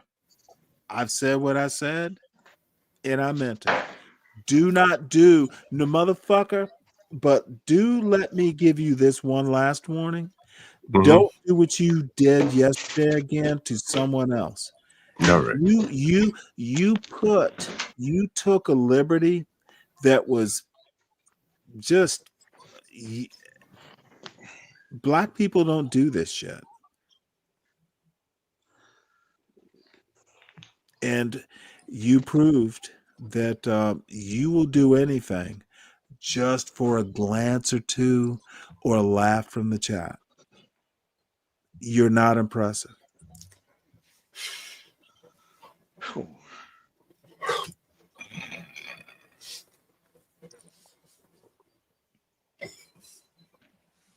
And quite frankly, I have some words for Universal Jones, but he's a pussy in the chat or not here. He may not be here. No, he's listening. He's listening. Oh, you know what? He's I hiding have out, even, buddy. but less harsh words, because I don't think Universal is as far gone. Oh, he's listening. Go ahead, Stanley. He's listening. Oh, I don't give a fuck. He can replay it if he's not. I don't think he's far gone. Is my point. In terms of what? Far gone what? In terms of what? Motherfucker, if you don't have enough common sense to get my gist, then I can't help you. Okay. You mean in terms of making fun of Asians? Come on, Hey, Ryan, you know what? I'm a percentage Asian. Ryan, you're one of the best second seaters I've ever met. You will be the Ed McMahon to John Galt. You'll be the Ed McMahon. I don't know what that is. You will be an Ed McMahon. Dude, you are second seater to be brave. I don't know what it is. I don't take you that seriously. Interject I'm partially Filipino. Interject I have a Filipino stepmom. Point. Interject a comedic point, and I'm impressed that you even had something to say. And don't do the graphics on my show. We can end it. If you want to do your clown show, John, tell me to end it and we can move on, because we are at 5:20. It is getting a little long in the tooth. Stanley, you're cooking right now, man. You know what? What I'm cooking is not boiling. Nah, it's getting there though. It's getting there. I'm losing patience. You can't cook stone. Come on, Stanley. I got about another 10 minutes. Get the roasting there. Get the cooking. John, you were cooked. If you look at the title of the show, that was your cook. I took the time to name a show after your debaucherous, degenerate ass.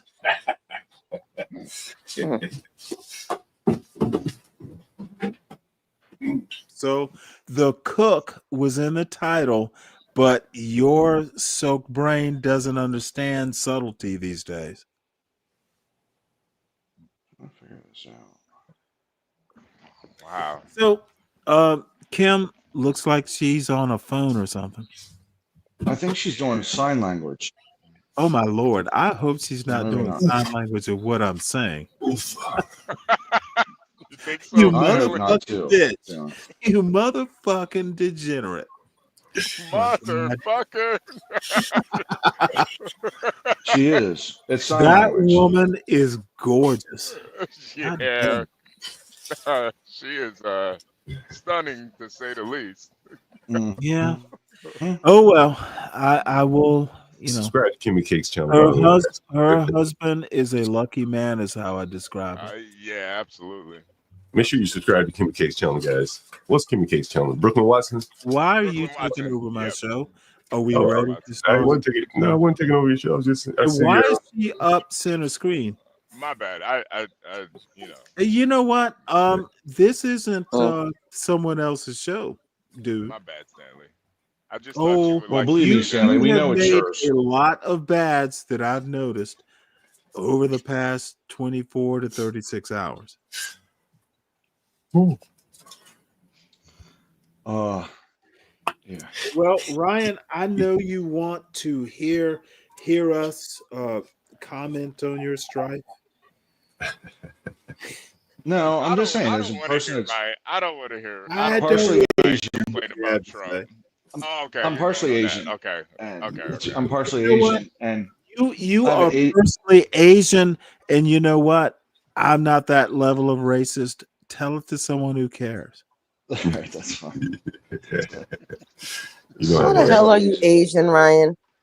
My step grandmom is Asian. She's Filipino. Well, that's your step grandma. That has no, you have no blood ties. Calm down. I've eaten a lot of noodle. It's cultural. Yeah, I've eaten a lot of noodles too. No, noodle. They call it noodle. And also, she used to get these pigs with the head on. The pig with the head on. And what do they call them, Ryan? If you're so Asian, what do they call them? I don't remember. Okay, I haven't talked to her in a while. She's an adopted Asian. Lechon. Nah, Trump deported her. No, I'm just kidding. No, but no, I seriously do have an Asian step grandma, Filipino. Yeah, what the fuck is a step grandma? Yeah, what the fuck hey, is Virgo. a step grandma? My granddad was a fucking man whore and used to get around a little bit. Hey, Virgo, I took that cake one down. I'm going to cook it probably tomorrow. Oh, good. Yeah. Oh, Yeah, well, I'm sure I you'll hope you do enjoy it. a morning chicken roast. So, A morning Stanley, capon roast. Stanley, hey Lou, come on up, Free Zone Lou. Please come up here or Deacon Dave for that matter. Talk about something I'm interested in, which is politics. Black people, these two black men don't disappoint me generally. They actually are interesting to listen to. Hey, And Stanley. they don't abuse children. Oh, Stanley, have you No, motherfucker, I said it. And truism, come on up. Let's you don't want truism up here. That thing was on fire yesterday. Let's flood the stupid nigger zone. That thing was on fire yesterday. You probably won't. Come on. And that's why I could kind of see why Stanley John, says do you often, when you laugh, go he?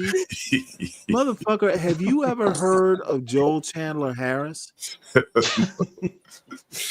No, seriously. Google Joel Chandler Harris, Uncle Remus Tales. I know you heard of Uncle Remus, right? I've heard that, but I'm not very familiar with it. But yeah, well, you know what? That kind of knowledge would probably change your demeanor. Okay, I'll take a look at it. Yeah, I'm sure you will. Stanley in the kitchen this morning. Yeah. Hey, Stanley, what you mean by flood the zone? No, that show yesterday was fucking beyond even my pale, and it was below the belt. Oh, I ain't mean it to be below the belt. I'll tell you that. Motherfucker, you don't mean a lot of things, but you do it. God damn. Would you say, Deacon Dave? I said, what did he mean by flood the stupid zone? Oh, well, it's a takeoff on your buddy Steve Bannon. You've never heard that before? Yeah, I've heard it. I thought okay, so he said flood the zone. I added stupid. So what confused you? Why did you not know where that was coming from? I'm not going to be a part of your stacked body. You don't remember half the shit you read, apparently. I'm not going to be a part of your stacked body session. Nah, Stanley's taking names today. No, you know what? I'm not taking names as much as like taking fucking tickets. Y'all motherfuckers talk about a lot of shit you don't know. I say flood the zone, and a Trump voter goes, "Who said that?" Motherfucker, you're God and Savior. Y'all are.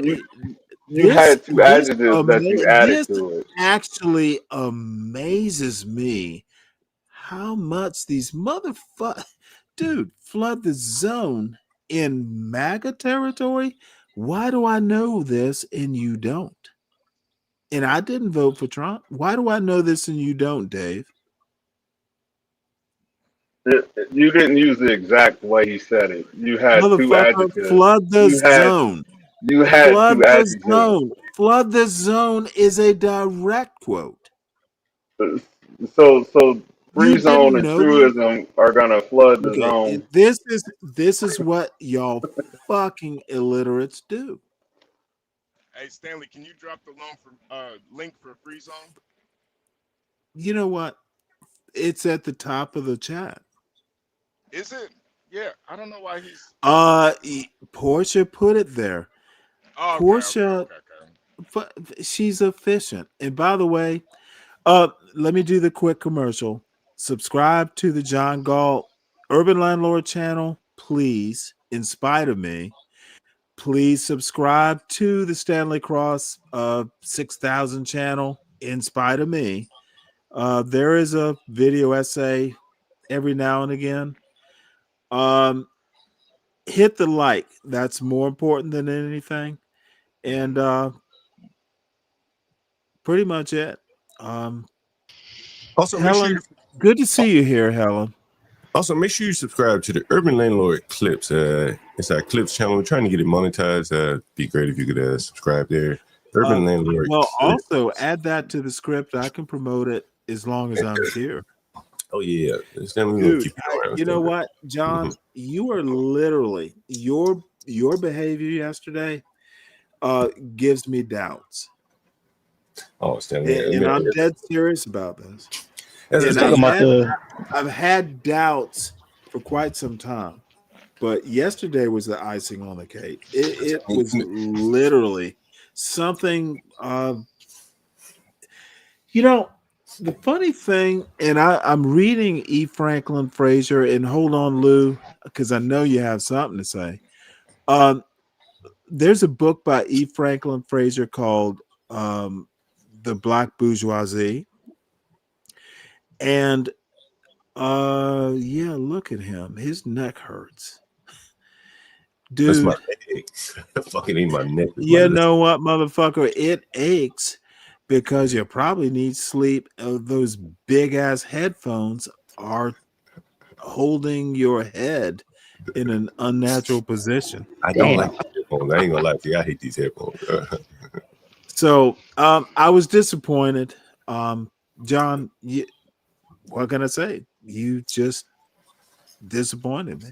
Hey, Stanley, did he write the motherfucker? Why is your chihuahua talking? No, Stanley, did he write HB? the Negro Stop family? fucking being chippy. Stanley, come John on, Galt can fucking talk. See, this is the weird thing about y'all manosphere idiots. I address John, and you feel like you're his bitch. No, I was seriously. If I'm asking a question to John, why do you feel the need to respond? Oh, come on, Stanley. No, motherfucker. I will clear this goddamn panel. If I'm talking to Mr. Galt, why does Mr. B feel like responding? Unless he's John Galt. Mr. B. Oh, you did not. You thought I picked. I've never heard you call him Mr. B. You thought I picked a random letter, didn't you? At the end of the day, just go around. No, not at all. Y'all need to do better, dudes. If you're gonna be black men, do better. No, Stanley, I was actually saying, motherfucker, you're still talking. Why are you still talking? The question was to John Galt. No, I was just saying, I read one of his books. Oh, no, I must be heard. No, because usually you say books and I never read them, but I actually motherfucker, read I don't give a shit about books. Did I mention the book in that last? Yes, yes. Well, you mentioned E. Franklin Frazier. I read The Negro Family. It's a great book. Okay, motherfucker, I read Black Bourgeoisie, different topic. So get your books right. Well, yeah. I didn't read that one, but okay, of course you didn't, and you didn't get the context. You heard E. Franklin Frazier, and you wanted to dip your toe in this warm piss water. I got a little excited. You You like know, dipping your toes in piss, don't you, son? I got a little excited, Stanley. My bad, my bad. Well, I noticed the focus of my ire has skipped to his loo. And Helen, I appreciate that comment, by the way. I'm glad you kind of at least understand my perspective. There's some things I don't expect from my teammates, and John disappointed me. And that's you can't fix that. In HB, you did too. Yeah, no, I apologize, Stanley. That cannot be fixed. I'll forgive. I forgive. Fuck the apology. You don't mean it. No. I forgive. I forgive. I do not forget. No, I actually do apologize. Motherfucker, it is so fake, HB, that you might as well. It would have been it would have been better just to say, hey, I'll do better. Your apology means nothing to me. Dude, I do not do your style of anti-black semantics. Because you're gonna do it again. So will John. And now that I see Dr. Universal is here, that's just gonna be that I have words for you. They'll come up in context. Slightly because below. I am not slightly motherfucker. below excellent. I am not amused. No Roll Jones in the middle.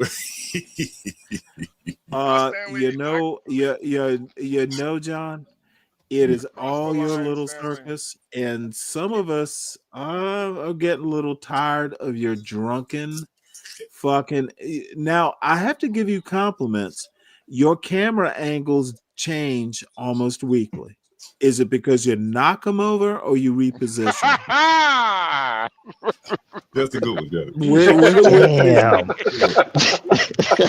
the only person that knows. Motherfucker, you actually think. No, this motherfucker thinks I'm some mild-mannered person. Motherfucker, I know where I'm going to go in my critiques before you know. And then I know where you're going to go. I'm glad you noticed him. Now, motherfucker, answer the question. Did you knock it over fortuitously or did you reposition it intentionally? Intentionally, Which yeah. is it, John? I intentionally reposition them, yeah. All the time. Yeah, I bet you do. Now, where's your second camera? Is that working? Yeah, let me put it up. Is that working? Mm-hmm. Let's see if I can put it up. Where's your big ass computer? Is it working? Yeah, it's working. I got it. There's a third camera. Jesus. Is it working? Let me see where. Oh, I don't have it. Yeah, motherfucker. It might be too much for you to think about right now. Reach and pull, reach and pull, reach and reconnect. Yeah, motherfucker. Let's see if it all works. And then give us a tour. Mm-hmm. We do need another camera. Give me another what? Another joint? Another joint. I need another joint. John, we had this coming. Nah, motherfucker. He doesn't know what's coming. We had this coming, John. When I say karma's a bitch, it'll be a bitch. Man, how bad did it get yesterday? When I hit the link, they was punching on Keisha. How bad did it get? We really just punched on Keisha's and shit, to be honest with you. Man, my opinion, we really didn't cover Stanley. We didn't talk about Stanley. I didn't see Keisha in the title of that goddamn show. Well, that's it, other than the title. Tap dance, bare necessities, Uncle Remus. Not the Jungle Book. Come on, bro. The Jungle Book. No. Hey, truism. Leave Mowgli out of this. Hey, you got the joke. I'm impressed. Wait, Negro, get the hell on up out of here. Everybody done seen the Jungle Book. If you don't shut your IR you know baboon what? ass up, boy. You're the only one who got the reference, motherfucker. Oh yeah, man. I got it. You, Scooby-Doo. We can go there Well, too. Oh, well, yes, goddamn it's it. true. Hey, It ain't black hey, you. turn down your lightning. I can't turn down the lightning, baby. I can't turn it down. Okay. Then It's hard. here, you will be silent or silenter. I'm not. You know what? I'm not in a mood for your jig. You know what, Stanley? I apologize, bro. You know what? You're right. Thank you. You're right, man. You're right, fam. You're right. You're the only motherfucker who knows how to. You're right. You're right, man. You know, I apologize. Look, man. Oh, Hey, by look. the way, you were on that bullshit show yesterday. Indeed, I was. Yes, I was. Talking about a boy you don't know, but yucking it up. Hey, look, man. If look, I'm congratulating Hey, him. I cannot you know hate. what? I can only You know what? congratulate. See, this is the weird thing about y'all. You think other Negroes don't know context. What you were celebrating is your own warped logic. Is it really warped? Yeah, no, motherfucker. Are you married right now, Truism? Yes. And how many Successfully kids? for 13 years. I didn't ask you the state of your marriage. I just feel like I want to throw that in for because you say people don't understand context. So do you want to crow about it? Truism? Some people want to say a raven or a crow because people say that they have a problem with context because you said the context matters, right? So the context matters. So I got to give you the context. Guess what I'm not going to say? No. Listen to this. Wait, you're not gonna wait a minute. You're not gonna congratulate me for having a happy marriage, bro. No, that's a hater in you. That's haterism, bro. That's haterism. No. Come on, bro. Come on, bro. You're not gonna let me finish. That's haterism, bro. Come on, don't do that. What you're gonna do is let me finish. I was going to say, I'm not going to congratulate you. That kind of black excellence is expected. Okay. I don't have to congratulate the normal. Now, motherfucker, tell me why I should congratulate you. I'm interested in your counterpoint. Don't ever predict what I'm going to say, Truism, on this panel. Ever. I see, sir. Wait, did you get my point, or do you need to go again to hear it again? Oh, I've heard. I wasn't going to congratulate the expected. So you asking me how long I've been married? Yes, and that's the question. Yes. No, I just asked you if you were married. The next question you asked is for how long? Literally all I asked you, and you wanted to tell me more. And that's not a bad thing. I'm not fussing about that. What I'm going to fuss about is you expect congratulations. Why? It's expected. Because it's so hard nowadays, especially nowadays. Oh, motherfucker, you expect too much from me. No, but I'm not talking about you. I'm talking about in general, brother. Come on, now, we got to come on, brother. I don't think about the general. Brother. Okay, this is not your show, son. I don't think about what other people do. I think about what I do. Okay? This is the mistake y'all are making. Think about what you do. It will influence, it will generate, or it won't, but you'll still be okay. Stop the nonsense.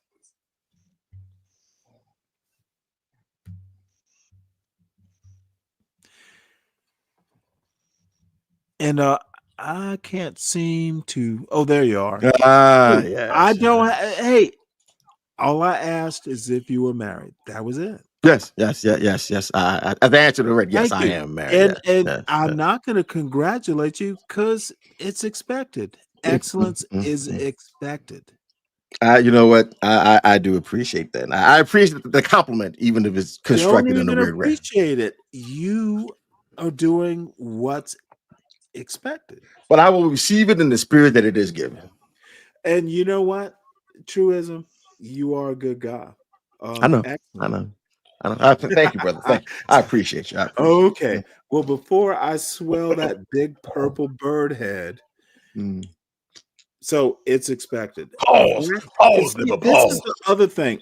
I expect black excellence. But I'm not black. I'm white. deviate- I mean, I got the paperwork to say I'm a newly minted white man. You don't remember that? Motherfucker, I could give a shit less. That's your problem.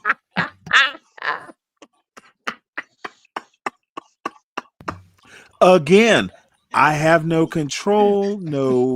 Why would I? If you hadn't told me, I wouldn't know. I told you last week. I told you last time. Take that as the lesson.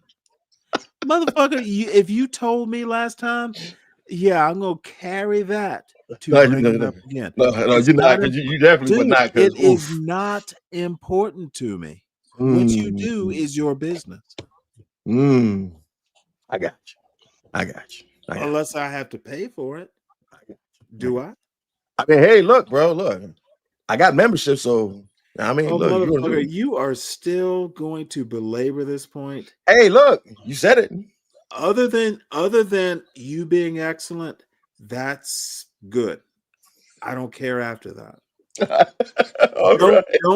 Don't raise your kids to be hotel cleaners working with the Mexicans. Oh, trust me, that's not going to work. They'll raise your girls to clean behind sinks thoroughly and be impressed. That's all I care about. Oh yeah. Raise them to do better. Yeah, we go to this part. Actually, but my kids are smarter than I was when I was their age. Mine's smarter. But you know why they're smarter? I mean, I know why mine are, but no. I want to hear shit. You're a parent. Why are your kids smarter than you at that age? Well, does it have something to do with this ridiculous icon, or does it have something to do with their father? Well, I mean, that's been more or less both, but and also a good woman goes a long way as well. Good woman goes a long way. The reason your kids are smarter is because you know better. You are their age. You know the pitfalls. That's what parents do. I can give you that. Or should do. Yeah, I can give you that. I don't care about all this manosphere fucking YSBM. YSBM. When I saw BM, I thought bowel movement. It's a big ass bowel movement. YSBM. All that matters is your family and your kids and your family's relationship to other families, the community. All this fucking red pill bullshit is just that. But that's why SPM isn't red pill. It is a bowel movement. Oof, come on, bro. Hey, what does the BM stand for? Hey, I remember I had to look it up, and I looked it up and decided the BM stands for bowel movement. Now it's my own interpretation.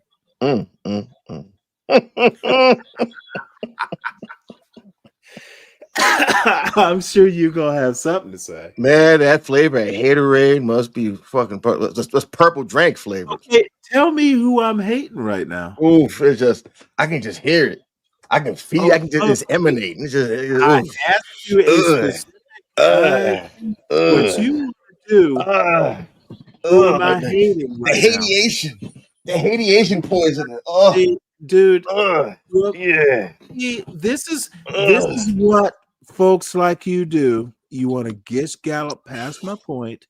My question is Gish Gallop. See, I love that. I love that term. I love that term. Gish Gallop. A little pants, a little soft shoe. Hey man, people love a soft shoe. Come on now. Who am I hating? Oof. Just oof. Just oof, brother. Oof. Yeah, I'm hating oof. Brother. Yeah, I'm hating Marvin Gaye. Yeah, hey man, look. Motherfucker, his dad hated on him. His dad hated on him. This is what I do not like in our supposed black community, motherfuckers who can't answer direct questions. Sorry, brother. I've already got. I leveled up and leveled out of that. I'm sorry, brother. I can't be in that no more. Sit in the back. Answer direct questions. This is not the Apollo Theater. Consider this your hook. Answer the goddamn question. If I'm drinking Haterade, who am I drinking it for? What you know about the Apollo Theater, man? Motherfucker. Was you the first one to lay the first block for it? Once again, you ask a question and I'm not allowed to answer it. Oh, okay, my bad. Dude, I'm 60 years old. I've been to Harlem a couple times. I have a mother and a father who grew up during Jim Crow. I know about Harlem Renaissance. Motherfucker, I know more than you do. Is my now again, motherfucker, I don't even wonder whether I know. Because the first thing they taught your dumb ass to do, if you were there, is answer a question. And at the Apollo? Who am I hating? They taught you to do that at the Apollo? I'm just asking a question. Sorry. Mention Haterade. See, this is the dance away from the question. Slowly but surely. Motherfucker, if you say I'm drinking Haterade, who am I drinking it for? Someone help this poor boy.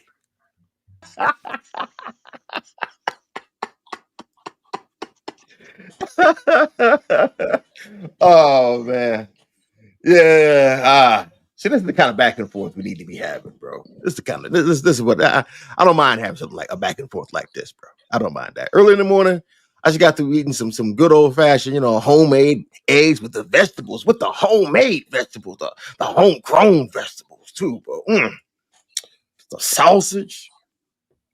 Yeah, I'm powered up and fueled up and ready to motherfucking go. Let's do this motherfucking thing, bro. Who am I hating? Was the question.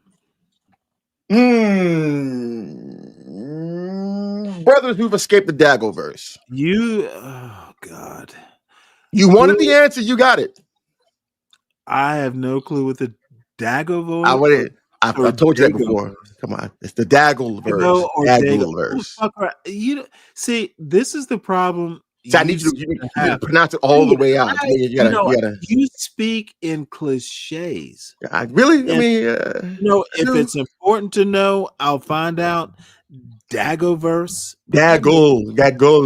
So you got to put the L behind you, the tongue behind the tooth. So I hate the Gaggleverse? No, I said you hate those who've escaped the Daggleverse. Pay attention. See, now you need to keep up. Okay, dude, I'm about to get bored with your fucking Ben Carson. You are literally, and I said Ben Carson, I meant Ben Vereen. Ben Vereen, I haven't heard that name in a long time. Hey, I'm 60 years old. I haven't heard that name in a while. Salute to you, sir. You are a good tap dancer. Hey, man, look. Ben Vereen could do a little soft shoe too. He can sing too. Honestly, truism. Yes. You're not a bank. Dude, you need to be careful. When you talk to me, I'm going to ask hard questions. I don't think so. I've seen it now.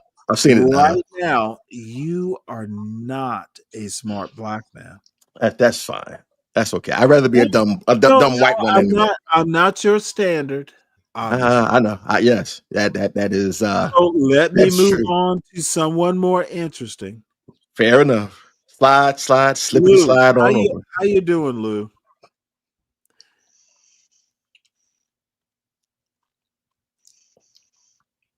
He done fell asleep. Look how much you bored him. You done bored that man to sleep. You know what? And sometimes talking to boring motherfuckers like you and I, that'll happen.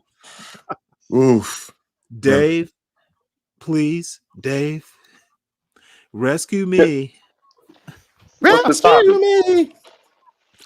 me. Yeah, I know you want to sing. That's what your type does. That and a little soft stew. So, Dave, help me out here. I'm here for you. What's the topic? Motherfucker, why can't people just answer direct questions and stay on topic? He asked you were doing the exact same thing. He asked you what the Oh no, no, topic no. was. You I tried to always judo answer, flip it on him. I always You answer tried to the judo flip direct it back on you. How the hell? Yeah, Oh, except I oh man. always I always answer direct questions. So It's you asked a direct question by saying, "Motherfucker, why can't ask people me a answer direct question, questions?" bitch. Ask me a question. You Okay. got a question, ask me. Okay. All right, bro. All right. Look, here's a question. Don't take too long to If bore me. I was gonna say, I do get bored easily. I noticed that. How much wood could a woodchuck chuck if a woodchuck could chuck wood? Easy answer. You know what? He would hire you to do it. So See, next Stanley. You didn't even get. Dave, You didn't. You I didn't even. don't have to take this motherfucker seriously now. That was Stanley. racist. Oof. Come on, bro. That was the easy answer right there. I gave you the easy alley oop. Hey, I'm moving on. I gave you the easy alley oop, and you just let it just fall. I Oof. don't care. Stanley. Dude, I know people who eat woodchucks. Mm. That's how much chuck it'll be a chuck steak. Just stop that nonsense. Save Hey, it for your, Stanley, I got a question for you. Save it for your kids, Truism. I got a question for you, Stanley. Yes, sir, Dave. Like, you're not.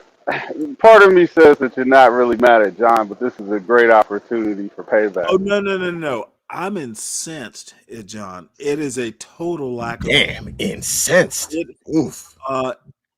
The motherfucker may be many things, but classy wouldn't be one of them.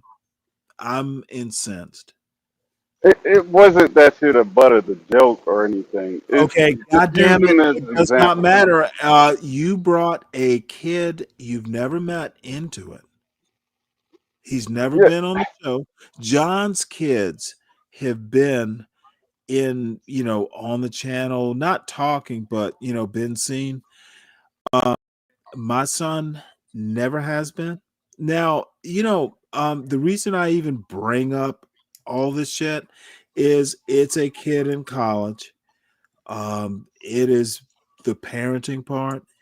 And I actually brought up his girlfriend in a different show. And John popped on to make his little dumbass yellow fever point. I'm offended. Okay, the motherfucker can't think. He can't think beyond his Miller Lite can. And it's annoying, and I've had enough. So you're putting words in my mouth. I'm not that pissed. I put another one in. I'm incensed. It is a total lack of class. Like how Hood Conservative gets the avatar for. Oh yeah, you know what? I Yeah. would have compared John to Hood Conservative until now. Well, he gets the avatar for like woman problems, right? But I your don't son give could a be that goddamn. Why are you even bringing up Hood Conservative? because I'm trying to make a point. No, Your son could be used as I've the already avatar for a got that. solution. I would have never compared the two because I think John thought John was a little bit more classy or smarter, but now I know he's not. And I know you're not going to miss an opportunity to punch on John. I get it. I Oh get no, it. no. What I'm trying to do is figure out whether I even belong in John Galt's channel. That's what I'm like. Motherfucker. It's bigger than Hood Conservative or John. I don't Do get you prefer an echo chamber? motherfucker. John Galt is not necessary to my life. I've been here because I enjoy the community. I enjoyed John Galt, but I don't. There's a reason I'm not in Hood Conservatives chat when he does shows, except occasionally to troll. If I have to compare John Galt to Hood Conservative, then I have no respect. Your son could be the avatar for success. Motherfucker, it is not your insinuation that I'm not really mad at John Galt. No, mad. I'm incensed. Take the word, look it up if you don't understand it. That's fine, Stanley. He could be the Well, avatar for. don't explain John Galt to me. I'm a member of his channel. I have a show on it. It's a total lack of class. It is a total lack of respect, which is part of class. John's out of control. What if I want my son to be like your son? It's not my call me for That's advice. an honor, if you ask me. No. It's not an honor. It's expected. And Dave, I knew you were going to do that. I knew you were Dave, going to say that. you are actually a lot like me. I can hear it in your voice. You're pretty serious. Now, we don't agree on politics or even kind of like that manosphere bullshit, but I know you're serious about your child and your children. That motherfucker, like I run home to hold my son. Motherfucker, I heard that or read it. You take parenting seriously. I do. I also would be. No, accept that honor. But I I expect appreciate it. you. I expect someone like you, uh, Virgo, takes it seriously. I appreciate that, Stanley. So, That's a compliment. dude, I actually take you seriously. Even some of your bullshit. I know you think. I do entertain both sides of an argument, and I'll take the less popular route. Don't take it overboard. I don't think John is capable. I would be honored if people thought that my son would be something to His aspire to. brains. Let's not focus. John's brains are at the bottom of that Bud, or it's not even Bud Light. It's Miller Lite. His brains are the next pull tab. No further questions.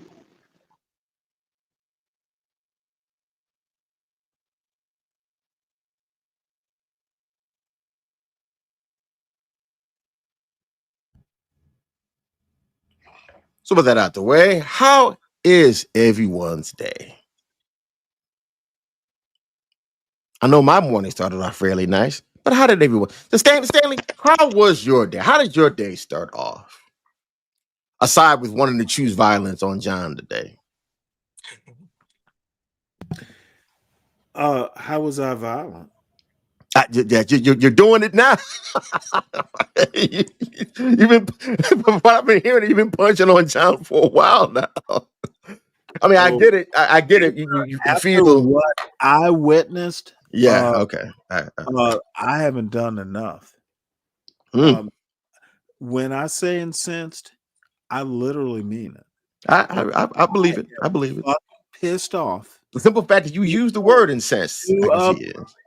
Yeah, motherfucker. I take words seriously. How about you? Yes. That's why I say I when you conveyed it, I said, yeah. Ooh, he used convinced. He used incensed. Ooh, properly in the sentence at that. Yes. So actually the question is whether I stay here. I've had friends leave this show because of the anti-blackness, and I like the people. Describe anti-blackness in one word.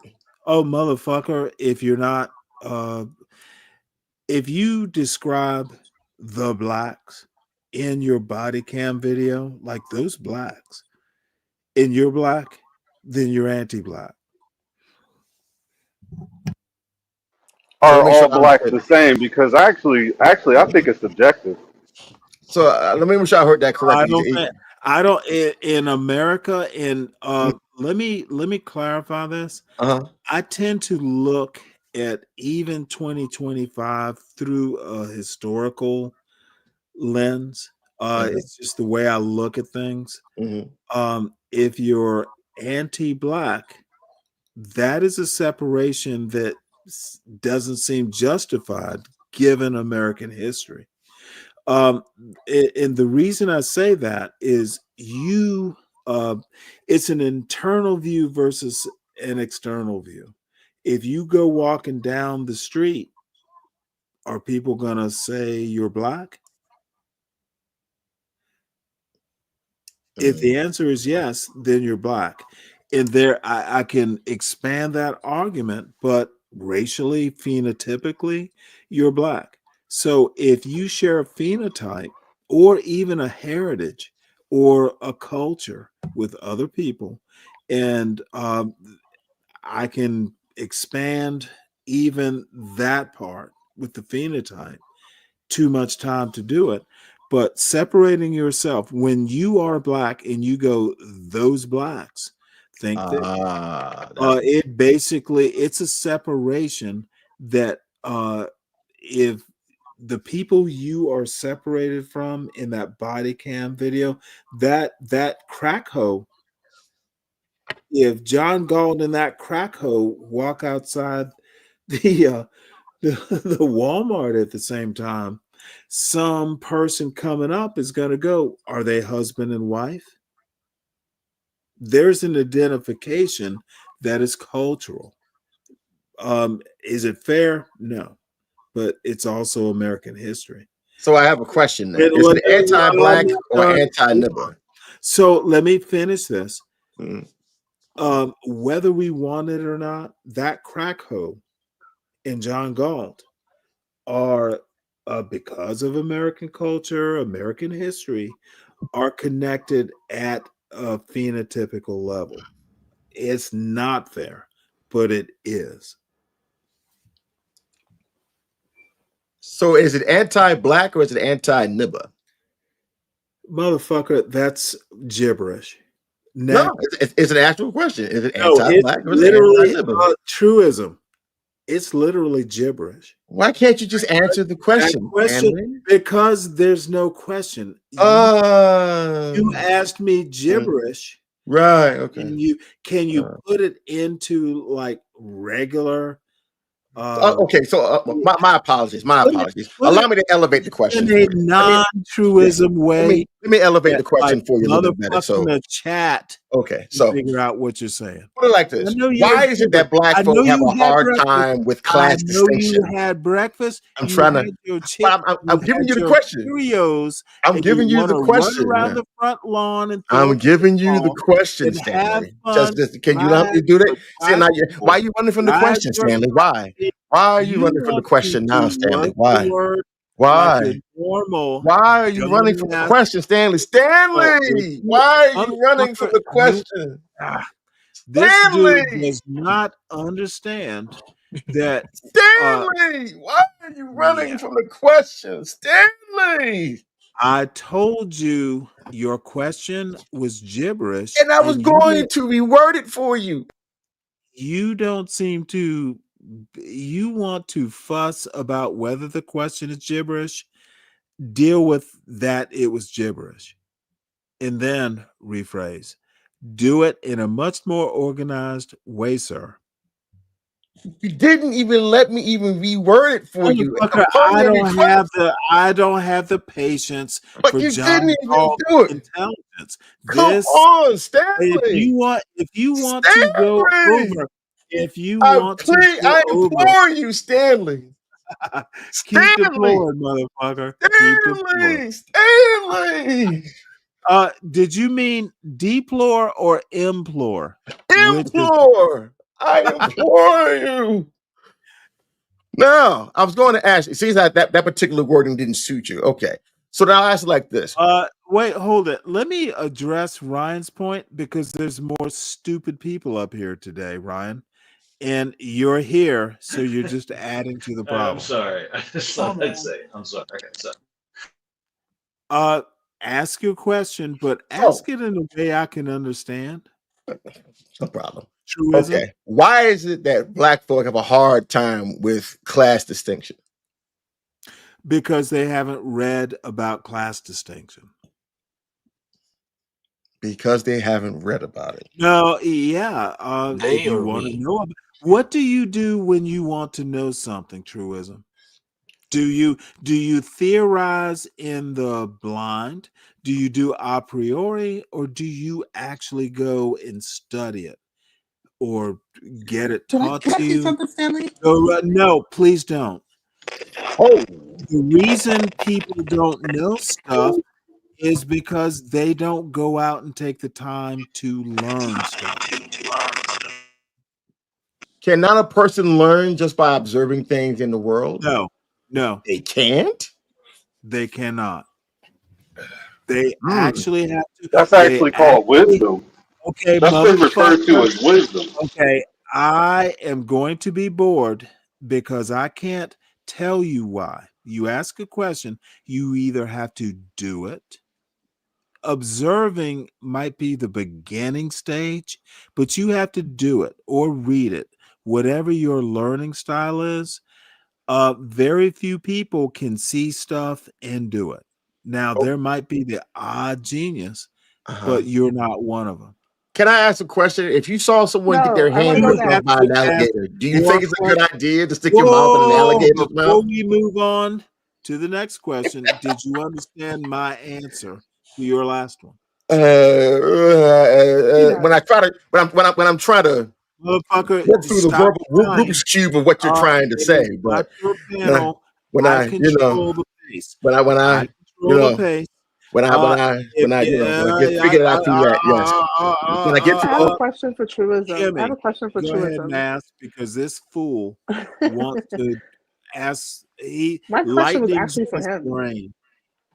I mean, you can bring him back after I ask my question. But my question was for truism, and I don't have the exact numbers, but in every group there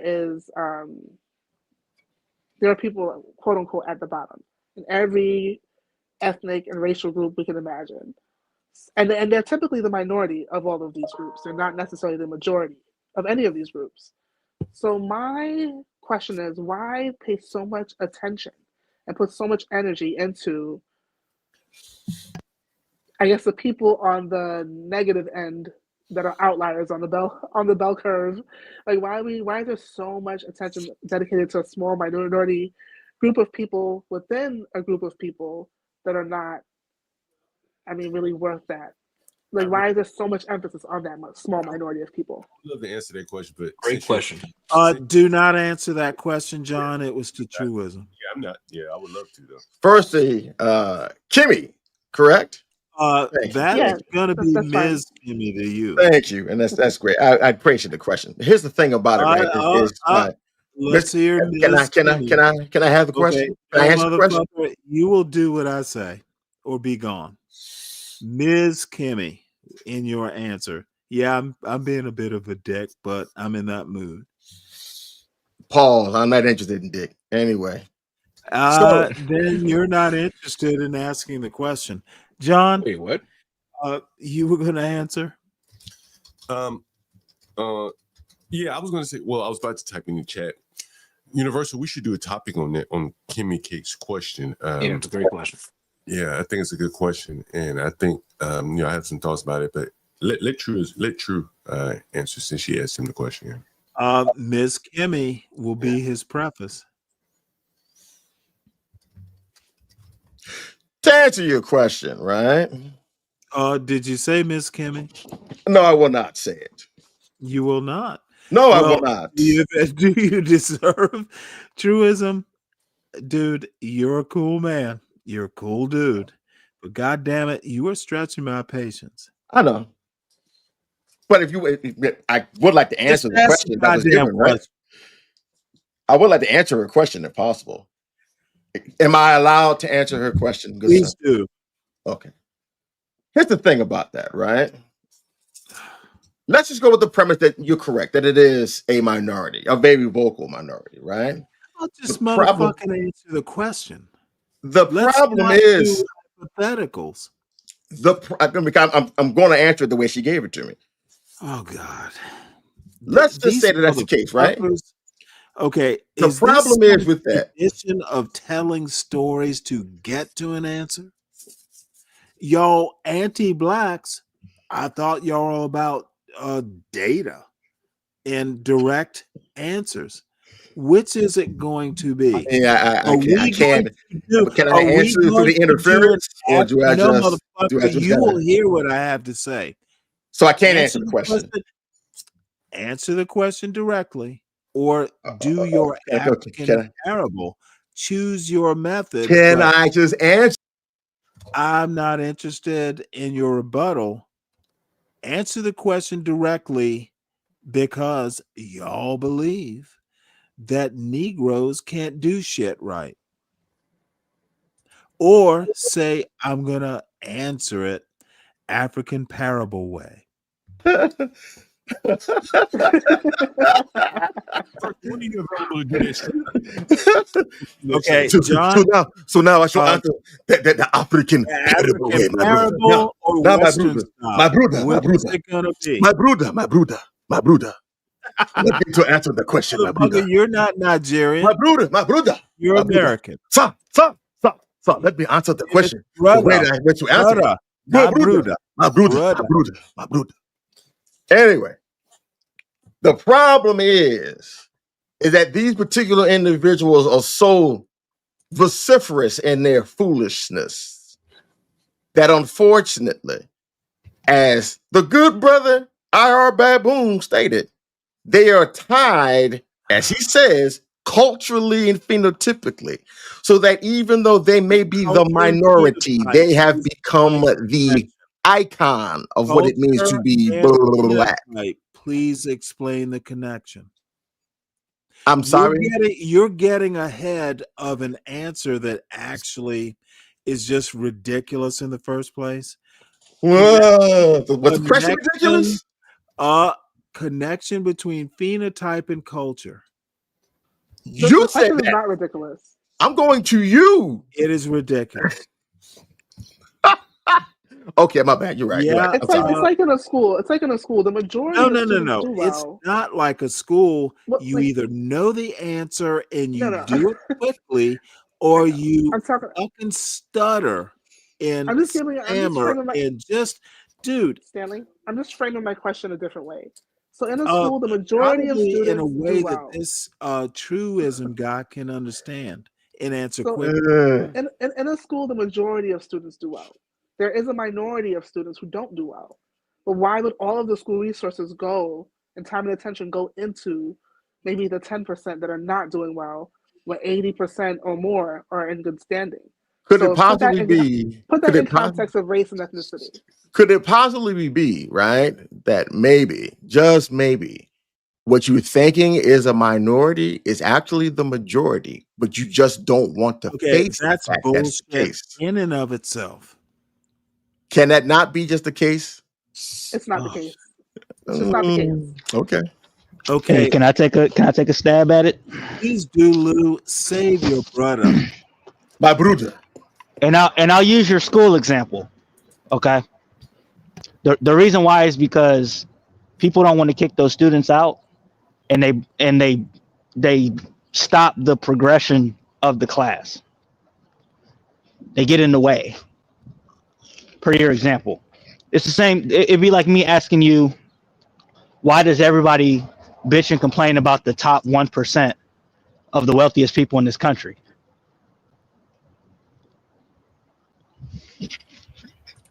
It's the same question. It's the same answer. Stanley, how come you didn't shit on Free Zone? You never shit on Free Zone. Because Free Zone doesn't. Man, fuck that. Whoa. Don't call me out just yet. I didn't understand Free Zone's answer any better.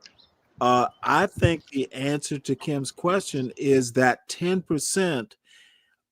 You have to figure out why they're not learning as well as the other 80%. could be because they're dyslexic.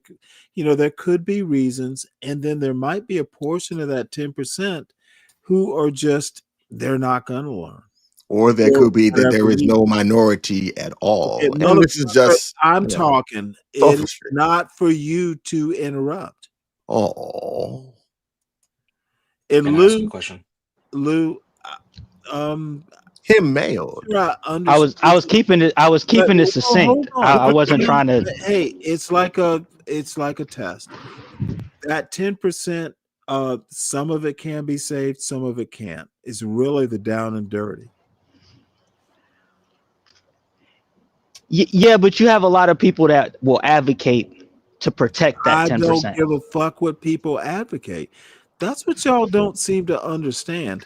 Save the ones you can. The rest, you will have to worry about, but not that much. I agree with you, Stanley, but that doesn't answer Kimmy's question. Kim's not here to evaluate, apparently.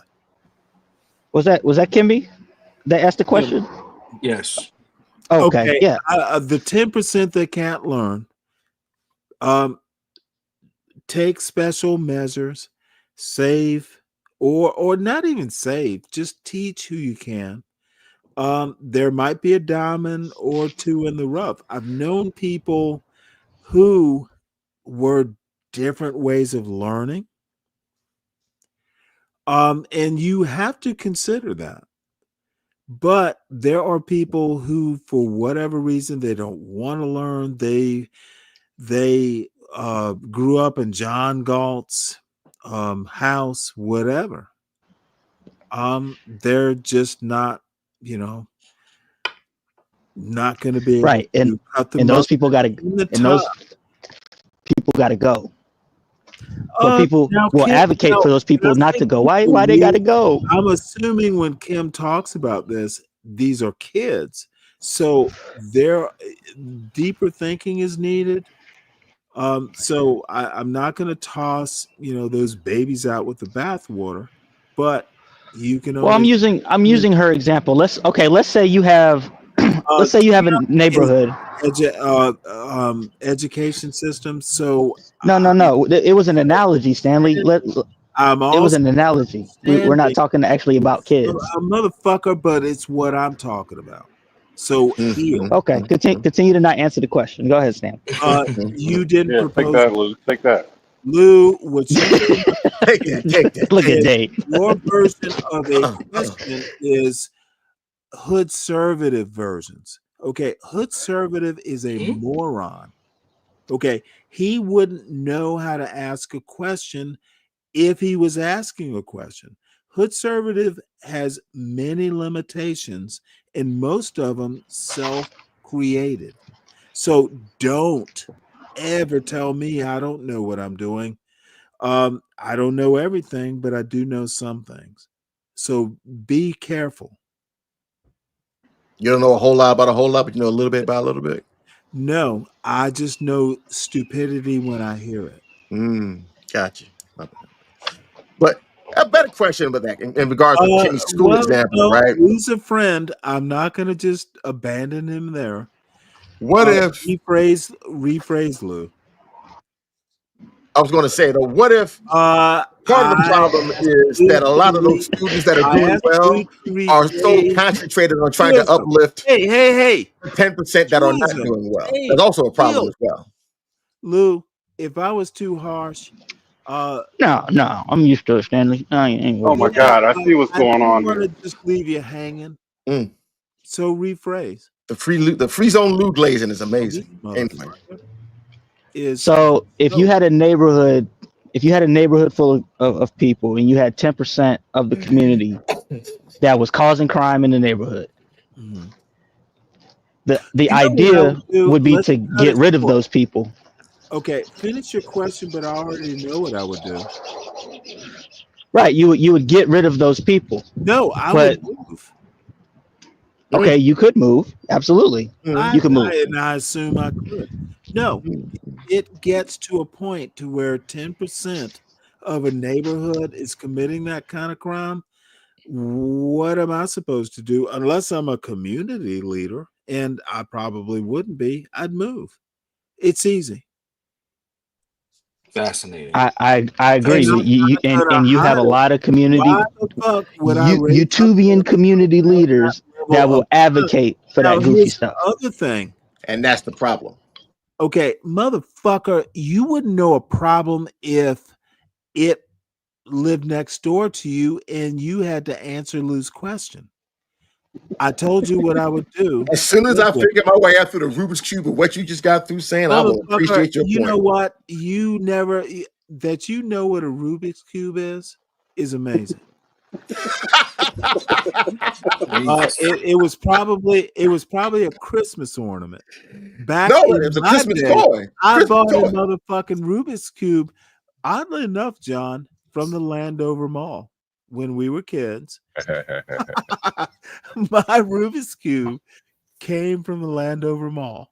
And it was a real Rubik's Cube. Mm-hmm. I asked my parents if I could have one, and they said sure. They tended to be like, "Hey, we're on vacation." And you know what? I probably still have that Rubik's Cube in my old room somewhere. And motherfucker, yes, I solved it. I can believe it. I can believe it. Now I had to get a book to help. So it wasn't like I'm some pure genius, but motherfucker, I could do it without the book. You know what? I actually designed a puzzle kind of similar to that. Really? Yeah, I did actually. What kind of puzzle? Was it the Negro when do we move out of crime puzzle? Now that's a joke. It's a joke truism. I know, but I'm gonna show you this. And this will be the first time I've ever shown this outside of a few people. I'm gonna show this to you. All right. So when you see this, you're gonna say, "What in the fuck is this?" But it is something that I actually. Where can I get one? I can tell you where you can get one. Hold on a second. Let me. Can we put them on the big screen so everybody can see? Oh, I'm sorry. Hold on. You know what? I'm not YouTube savvy. Hold on a second. Sorry. Let me see something. Thank you, Lou. Hey, Universal, you about ready? Yeah, let's rock and roll. I'll hop on now. All right. Hold on 1 second. Let me go to the settings. Camera. And you should be able to see it. Okay, what does it do? Oh well, when picked up, you spin it and you put the pieces into it in a different kind of way. I designed this when I was kind of Rubik's staff. I call it a spinfinity. Well, you know what? There you go. You didn't tell me you were a toy designer. That's nice. That's nice, Truism. I'm a man of many different interests. That seems like something that are you trying to market it or what? Yeah, actually I am. I want to make sure I get the design down. 'Cause that's the prototype. I got to get the design finalized to something that people can actually either make themselves and something like that. Yes. Much respect. Appreciate it. Thank you. I get bored easy, so I come up with a lot of different stuff. Yeah, motherfucker. So toy makers are not philosophers. and when I say toy maker, I don't mean that in a disparaging way. You're an inventor. Good for you. I'm impressed. Thank you. Well, thank you. No, motherfucker. When I say I'm impressed, I mean what I say. I know. This is some fucking. I know. I believe you. Very impressive. Thank you. Yeah, well, I do them kind of stuff. Again, I get bored. My kids love it when I start using my 3D printers, as a matter of fact, because now the jokes are gonna start. Because they know daddy gonna make something, so they can Do they call you Willy Wonka?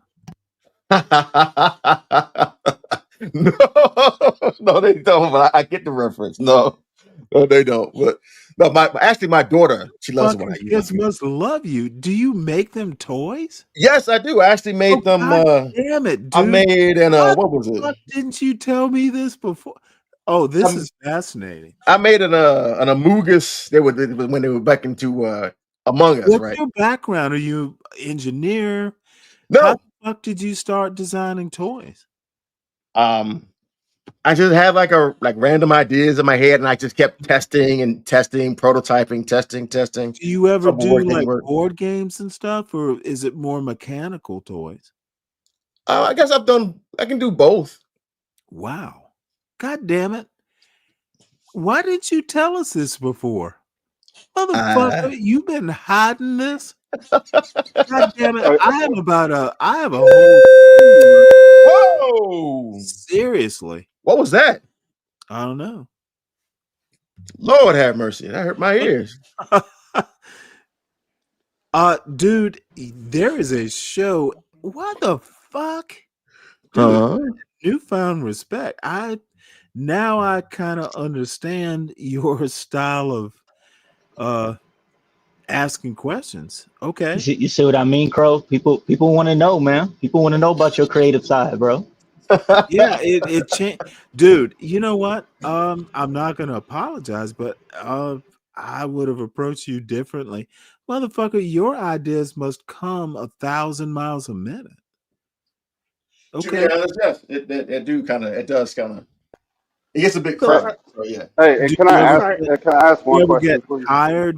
How do you rest? Do you ever wish that those ideas don't come at that speed? Sometimes, yes. I Yeah. do. Sometimes. I do. Oh wow. Okay, truism. I'm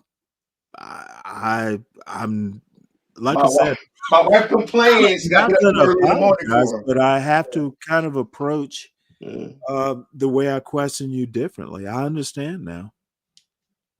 Well, thank you. So I know someone was going to ask Motherfucker, questions. it's obvious. If you had told me this is how you think or this is what you do, I'm adaptable.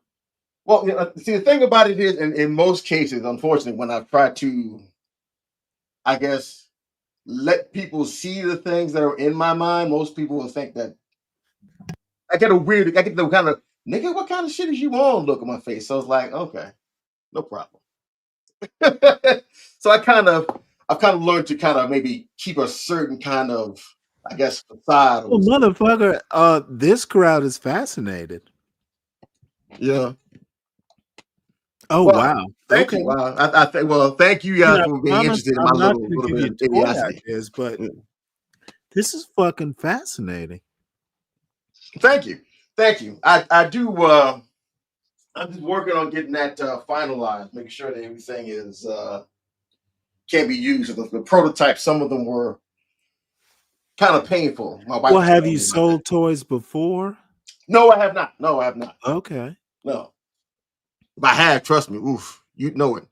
Yeah, You would you know. wouldn't be here. Yeah, Stanley, you never know who you're shitting on.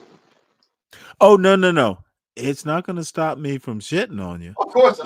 If you make a point that is worth shitting on, make a toy out of that.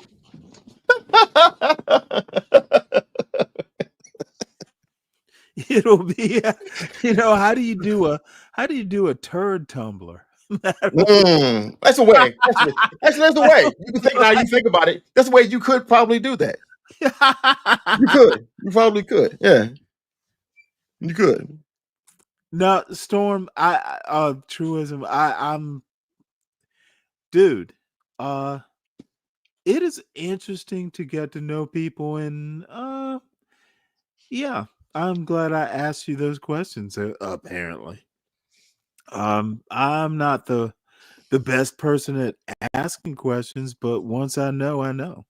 So, but that now I know how to ask you questions. Which is interesting because I don't know that I'll change my style. You know how to deal with complexity. That means you can, dude, you can deal with the subtleties. You just don't want to. That's the thing about it, right? There are different people have a different definition of what is subtle and what is not. That's the thing. So explain. Because what may be something that may be a nuance to one other person will not be to someone else because they already have an understanding of it. You know what I'm saying? Well, let me ask you a question. If you already, dude, if I know the background of something, now I have a very, and my son used to get extremely annoyed. You don't ask questions you don't already know the answer to. Now that used to, like, he knew when I asked him a question.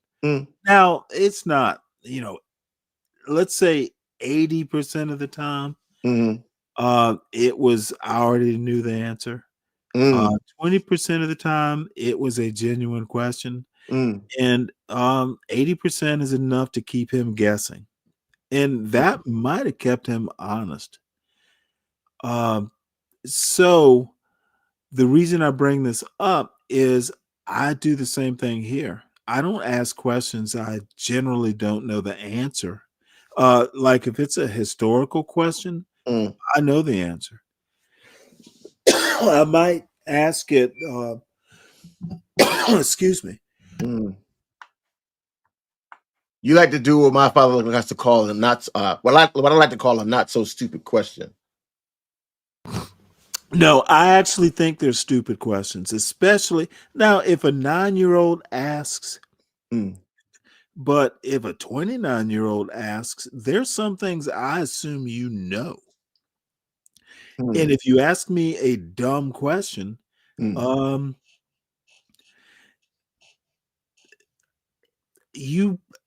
might not react. I honestly, I'm true to my word. I did tell my son and told him several times there are such things as stupid questions. No, I believe that. I can see why you would think that. And yes, Well, no, given certain circumstances, if it can be. Yeah. If a person who lives on Earth asks me about the temperature on Mars, I don't know that. That's not a dumb question. Okay, if a person who literally is in this house asks me what is the temperature outside, that's a fucking stupid question. You could answer this yourself. Why are you asking me? It is a stupid question. Don't bother me with something you can solve yourself. Okay. I see what you're saying. Agree? I know. I'm starting to see it. The layers are starting to peel back a little bit. So Yeah, I'm starting to motherfucker. understand. If Yeah, you I know got how you. to solve your own problem, don't ask. Yes. Yeah. That's exactly exactly what I got. So okay, I got you now. Now, if there's for some reason, shit, if I don't know the answer, then I'm as dumb as you are. We will solve this problem together. But honestly, if you can figure out, and God damn it, this is how you raise children. Once they get up in age, you're not going to say, hey, 2-year-old, go out and figure out, the temperature. You will teach them how to do it. And at 2, you may have to teach them several other times. But a 10-year-old,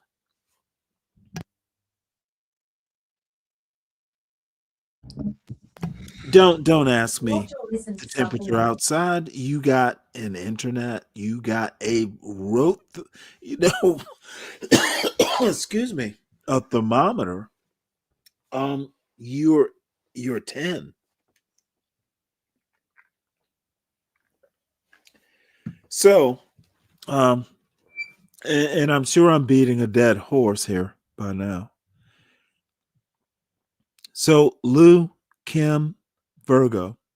And Virgo, if you're there, how are you feeling?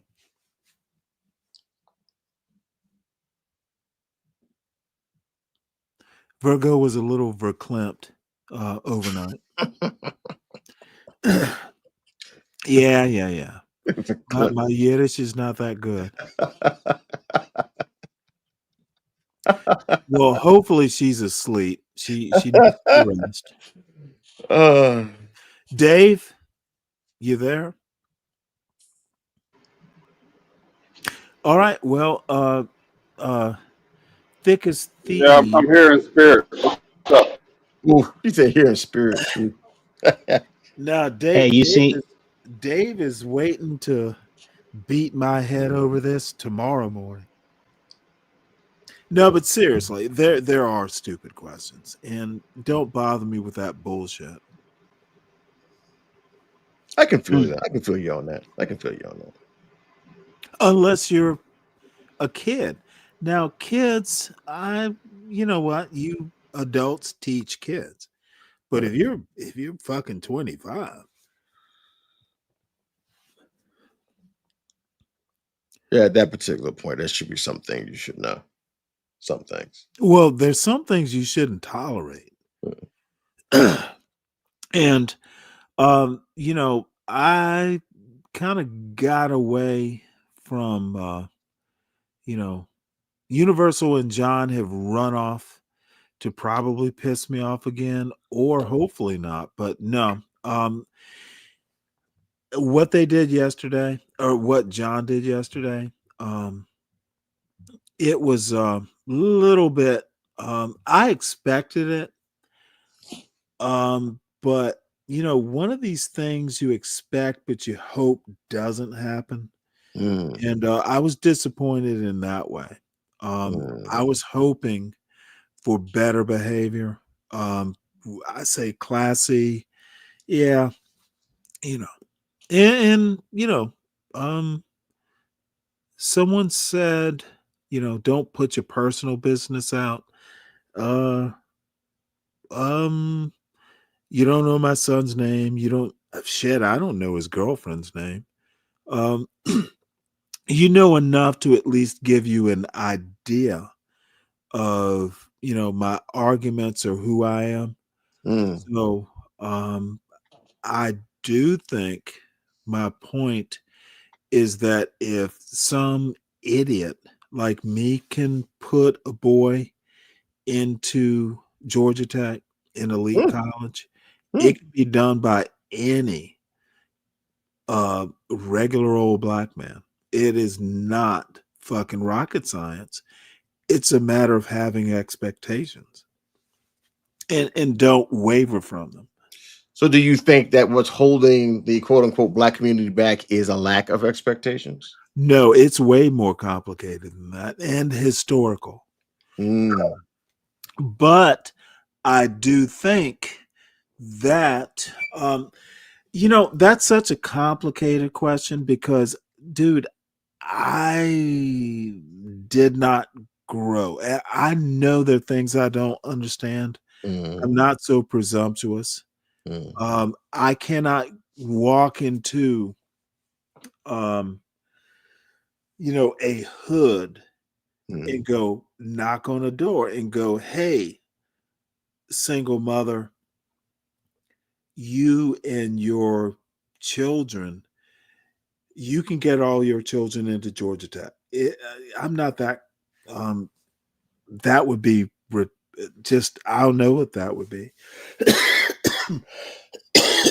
But I do know that you need to have a longer view, and I'm gonna go out on a limb here, and I know I'm gonna get castigated for it to pull out a word. It may not be me. It may not be my son, but his kids. There has to be a plan. We must be much more deliberate. And I don't give a shit about the Air Jordans and all those fucking they're valid arguments, but they're kind of short-term arguments. We need a plan. Okay. And you know, the part about the community, that is a joke that, in my opinion, is valid because there never was a community. the communita ceased to exist after 1865. When slavery ended, there was no longer a communita.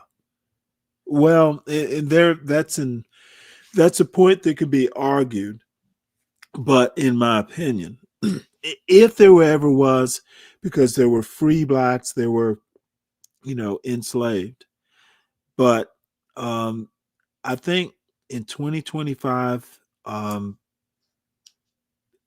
there is no black leader. If there is no black leader, then there is no one to lead. There is no communita.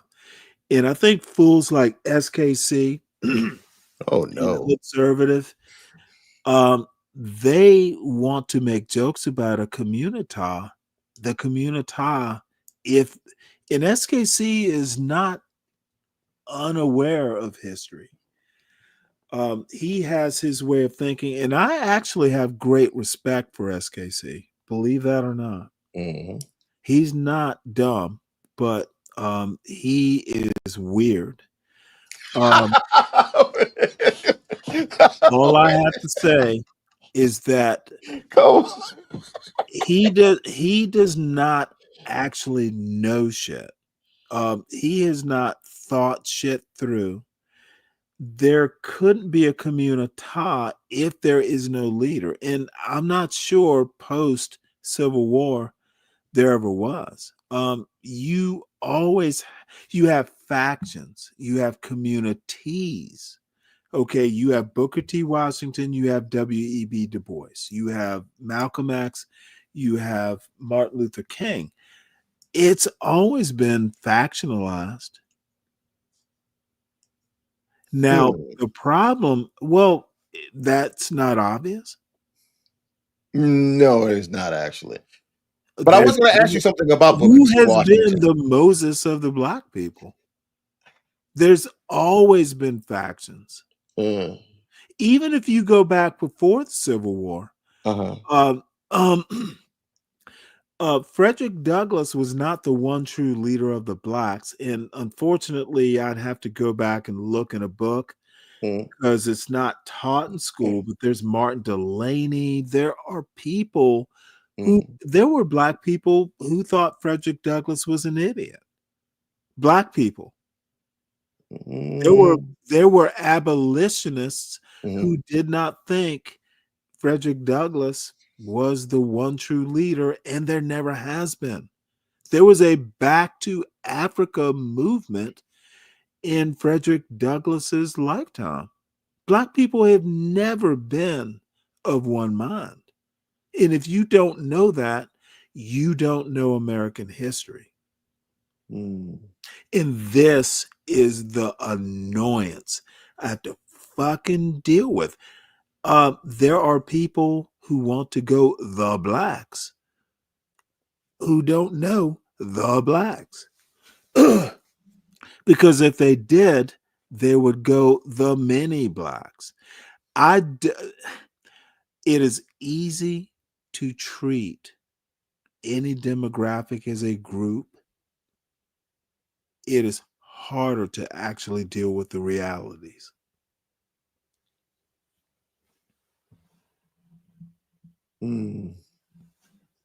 Tell me where I'm wrong. If you think all black people are the same, then you would be John Galt. The blacks. They all live in my rooms. All live in my neighborhood. The blacks. Man, this they is amazing. think like this. They think like that. The blacks. It's fucking ridiculous. Amazing, bro. Amazing. No, dude. If he were here, I'd do the same thing. You know, I would. I've done. I know. All I have to say is, at this point in time, and you know what? Y'all go on pro-black. I'm not anti-black. if that is pro-black, then I'm pro-black. I'm not presumptuous enough to say the blacks think this way.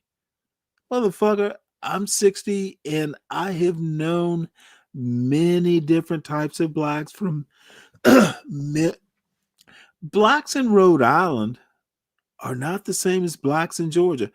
Motherfucker, I lived in upstate South Carolina and I literally had someone call me English. And I looked down at my wrist and I'm like, English?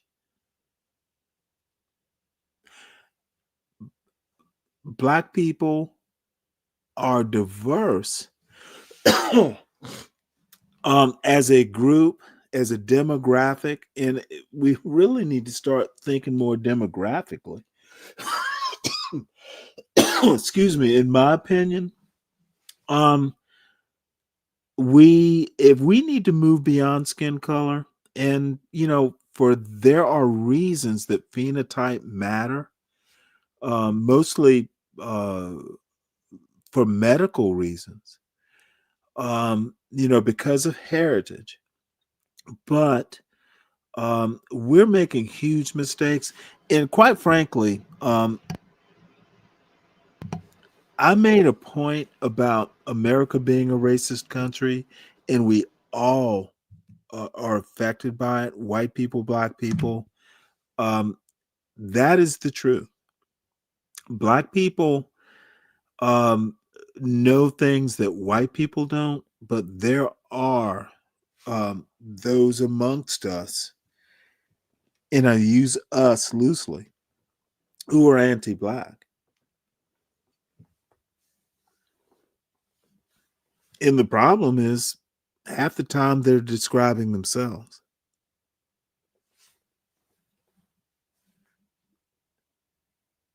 So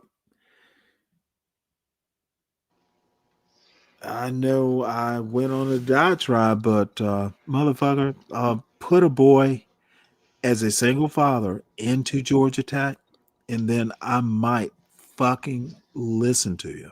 Salute, But salute. No, it's not a salute. It's expected. This motherfucker, we're not moving on up. My family, at least, we're already there. We meet this Asian girl if we ever meet her, and quite frankly, whoever marries their first college girlfriend, no one, statistically. We don't. If I'm ever invited to meet this girl, I'm not gonna go, yes, ma'am. Glad you dating my son, ma'am. Fuck that. I'm her elder. This motherfucking bullshit about let's be happy that my son is, Asian excellence. Motherfucker, it's just a standard. It's something you meet. That standard of excellence, motherfucker, he is Stanley Cross's son. Excellent. That's a standard in and of itself. And people like John Galt and HB2N, they don't fucking get that part. I am excellence. I raise excellence. This isn't a I don't look outside my goddamn house to Asians. Motherfucker, I know what the standard is, the external standards. And in my house, this is where you need to be. What the fuck are these drunk ass motherfuckers who, by the way, have never been married or are married and currently aren't? Motherfucker, I am not married, not by choice. It was imposed. And I motherfucking raised my son because I knew where he would need to be in that stage. He lost his mother. And motherfucker, if nothing else, half of why I do it is not because of my parents or my in-laws. It's because my fucking wife would expect it. She would never fucking She didn't marry me for my beauty. She married me because I had a standard. I met hers. She met mine. And the odd thing is, you know, the only thing my wife would laugh about actually, when my son was like 3 or 4, I wanted Naval Academy with Marine option because I wanted a motherfucker who could fight and think. And you know what? My wife and I talked about it. She's like, well, yeah, okay. She fucking had no problems with it. Now, my son is obviously not at the Naval Academy, but it's good enough. My wife and I agreed on how my son would be educated, so I'm perfectly comfortable. This isn't even a Stanley standard. It's meeting my wife's expectations. This, it really, John really does himself a disservice by mocking something he obviously doesn't understand. I don't motherfucking have to ask what excellence is. I was raised with it. I don't have to go to John and ask him how to, motherfucker. John would be the last person I would go to. HB, the last person.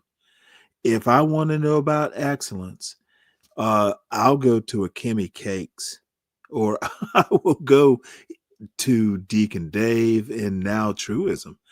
And I don't need to. I have a father who's still alive, who actually raised me from scratch. My parents were married for 59 years, maybe 58, who knows. But I am lucky enough to have resources if I need advice. But there are other resources to go to, but John Galt would not be one of them. Motherfucker took a kid he does not know, questions he did not ask, got fucking loaded, and wanted to meet some weird anti-black, mostly racist point about yellow fever. I didn't know my son was dating an Asian girl until he mailed me a picture. I didn't ask. Shit. Now I also have to say that I knew what I was doing. Um, and and to prove that point, I mentioned it a day before to someone on the team. And I said I would mention it when I was ready to. And it came up in an overnight show. We weren't necessarily talking in this vein, but you know, racists pop up when they pop up. They fucking go and beclown themselves when they beclown themselves. And you know, I know them better. And that is probably enough. These motherfuckers are deplorable. They are part of why the black community is failing. John Galt is part of the problem. He describes it, but he's literally part of it. Describe the fall. HB, part of the problem. And motherfucker, I would say it to their face, may go over to their show and say it, but they pretty much know how I feel. I'm not shy about my criticisms. And Yeah, luckily, I think I was right, Stanley. You like punching on it. oh no, you know what? I'm disappointed in them. They didn't stand up to my standards of excellence.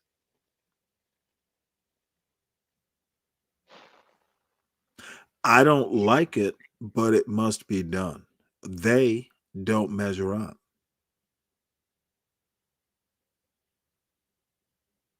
At least, and it's somewhat arbitrary. It's what I think. John Galt thinks he is that nigga. He thinks he is doing something because he's a real nigga. That is so fucking cliche. That is so fucking motherfucker. You are in the ghetto because you can't survive outside of it. Okay. What John Galt does not want to, and I'm just taking a guess. I've known motherfuckers like that before. He's not he's not an archetype. He is a repeat.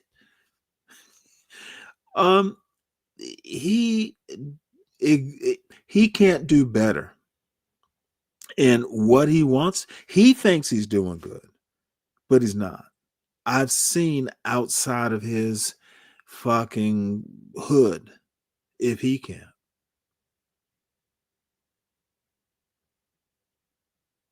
That might be when I say karma, I mean exactly that. It is not young motherfuckers. And maybe John's biggest problem is he thought he was going to teach me something. Motherfucker, I know what you know.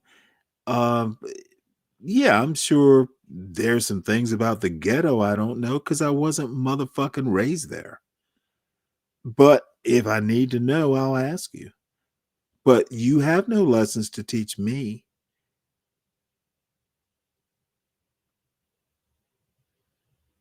Period. Not a one. So, any last questions? And Kim, you've been rather silent. Might be busy, but I said what I had to say. I'm disappointed more than pissed off at this point. It is a sad day when we pretend. And yeah, see, this is the clever little white boy bullshit thing that John NHB will do. Ooh, we're celebrating. Motherfucker, I looked at that title. That's not celebratory. Celebrating is quite a different thing where I grew up. And I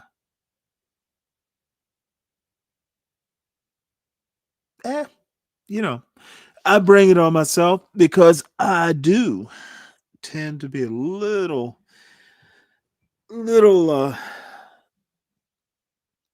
look down my nose, but now they've proven why I should. Lack of class, lack of breeding. Hey, Kimmy had a question yesterday, and she didn't get to ask it for truism. I was wondering if she was there because I think I know where she was going with it.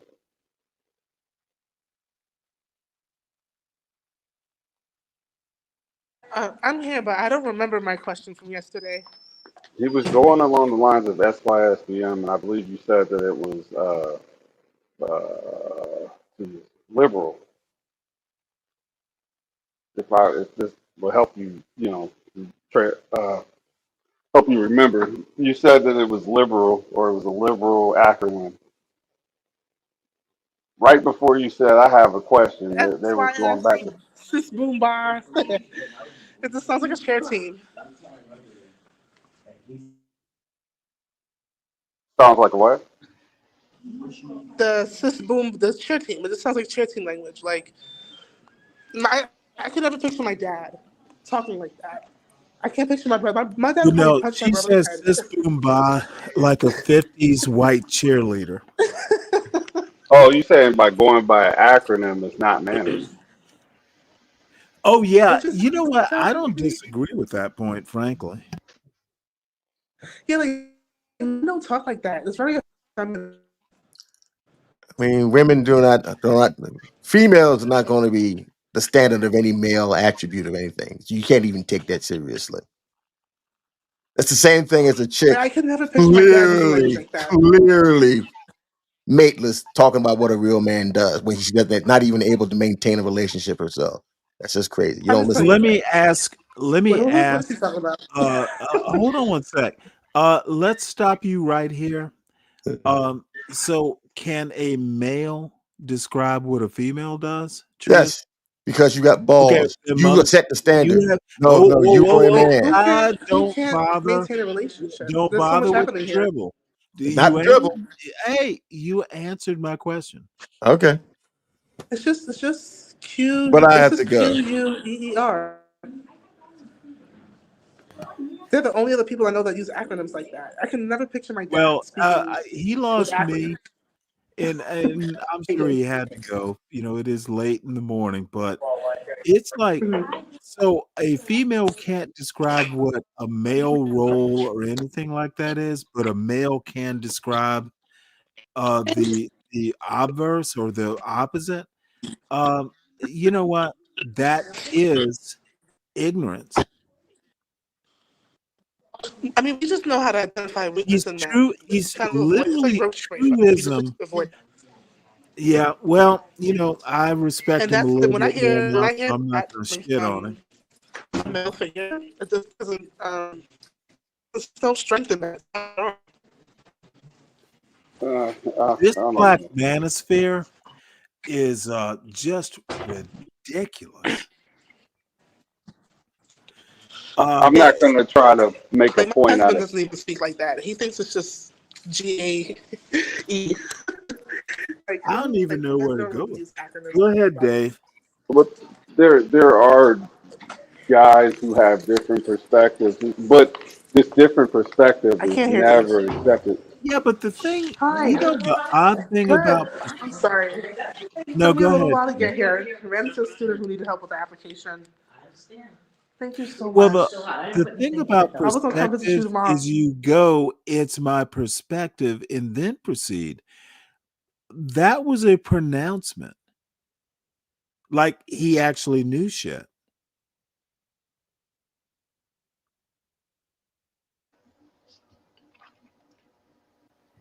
I didn't even hear her question. There's a lot going on there. What was her question? She couldn't remember it, but I was trying to. Basically, it was. Or what did she say to make True say what he said? Because I couldn't understand her. You know what? You weren't paying attention in the first place, were you, Lou? Nah, she just had a lot. There was a I lot think, going on there. I think So, when a woman like Kim speaks, y'all males are just trained to basically. Now, I used to do it with my wife too. She could talk, and you knew she was fussing, and it was like selective hearing or like husband selective hearing. There's a term for it. Like, yeah, and then when she would go, "Did you hear me?" "Yes, dear." yeah, I did. What did I Okay, say? that's what y'all did, and it wasn't called for. But Nah, there's this thing. her audio is just unclear on my side, so Oh, I couldn't really bullshit, understand what she said. Lou. Hey, please don't back me up. There's this thing that happens when women are around. The guys start chest beating. Here was hood conservative.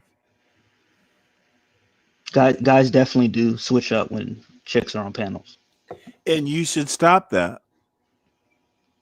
No, it's a reverence. It's the mama gene that comes out that says, "Go ahead, let's hear her talk." It's the we're not all adults here. We got reverence the woman, and guys don't get the No, respect. motherfucker. I'm just saying. It's something that you notice. Where no one asked you to revere, which is actually the word, not reverence. It's revere. Thank you, Stanley. Thank you. Yeah, that's what I'm here for. If a person is up on this panel, you treat them like a panelist. Let's dispense with a chick on a panel logic. That does not work here. No, I'm not. I'm not doing that. I You actually didn't wanted to hear her question. you didn't say the term. Revere. Mr. Mr. Manzone Lou did.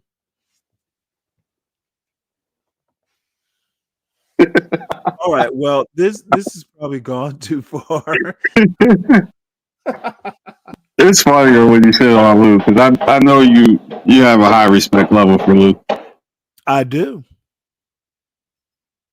but that doesn't mean I can't fucking roast him. The feeling is Yeah. mutual, Stanley. Absolutely. Checking in one more time with Virgo. Virgo, if you're there, how you doing? Oh, she's probably asleep and Yeah, she deservedly so. probably out. Well, I hope so. Hopefully, she's had her. She better get a cheeseburger for lunch. Damn it! Don't make me food tube or whatever. Don't make me send you a cheeseburger by Uber Eats. Kim, you're back. Yeah, I am. But I do agree with what's the other guy who was there? I forgot his I was name. asking you to David repeat is what you said that made Oh, True say what he said. You sound much clearer yeah. now. Oh, He you're was just talking about saying, truism? yes, I think we both are. He was just saying that like a woman cannot tell a man how to be a man, and no one's saying that, but as women, we could smell weakness in a man. I don't know how we do it, but we can, and that is just It, gives it just gives weak. there's problems with that logic too. How does a mother raise a boy?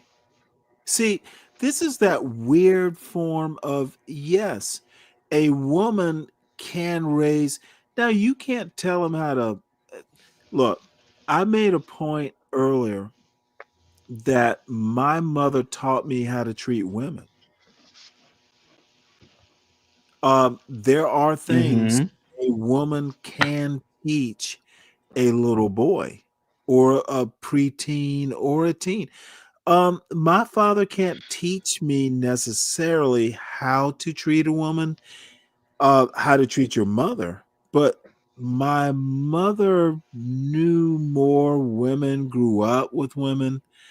It seems odd to say that a woman can't teach a man how to do something. My wife, shit, my wife taught me how to do things. Now, how to be a man can't, you don't, a woman can teach a man if she's in the right position stuff. Okay. Especially if they're a pre man, a sister for that matter. My sister taught me a lot of things, you know, um, Mm-hmm. it's how you grow up. So there's a lot of nuance to these brute force points that truism, the manosphere, wants to dumb questions, in my opinion. Unnuanced questions, not good questions, just so many things. These motherfuckers. The red pill, um, it's one way or the other. It so bad. And so bad for black people. Um, they're I good would say about the manosphere, but the problem is so many young men who come into that manosphere don't think about the shit they hear. But that's what I'm saying, Stan. I I, think the manosphere is just it's a little girly. It's a little girly. I wouldn't say it's girly as much as Kim. I understand your point. I'd say it's Neanderthal. It's caveman. it's a little That's girly. funny. No. Caveman, like me, man. You know why? Because Stanley, I've never seen manly men like gossip about women and talk about them negatively. I've never seen manly men. I can't picture my dad doing that. I can't picture you doing that. Like my husband Oh, doesn't do it. I just don't. It's more of the softer ones that do well, stuff like that. Kim, you know what? I think you're right and I'm wrong. I still think it's Neanderthal, but your point is more modern. You know why your father never talked about other women? He had better things to do, like raise his family. There are things to do. If I have time, now maybe, at night talking to your wife about, yeah, the next door neighbor did this, but during the day, God, Yeah, and there even when are me and my things husband to have do. pillow talk, he's not like bullying women. He doesn't like outright put them, even if he doesn't like their Right, behavior and like however they present themselves, right. he may just say that and that's it. He's very limited. Like he doesn't like it's not a full on spectacle. Like it's never that. No, as a matter of fact, Kim, like I said, you're more modern. It is girly.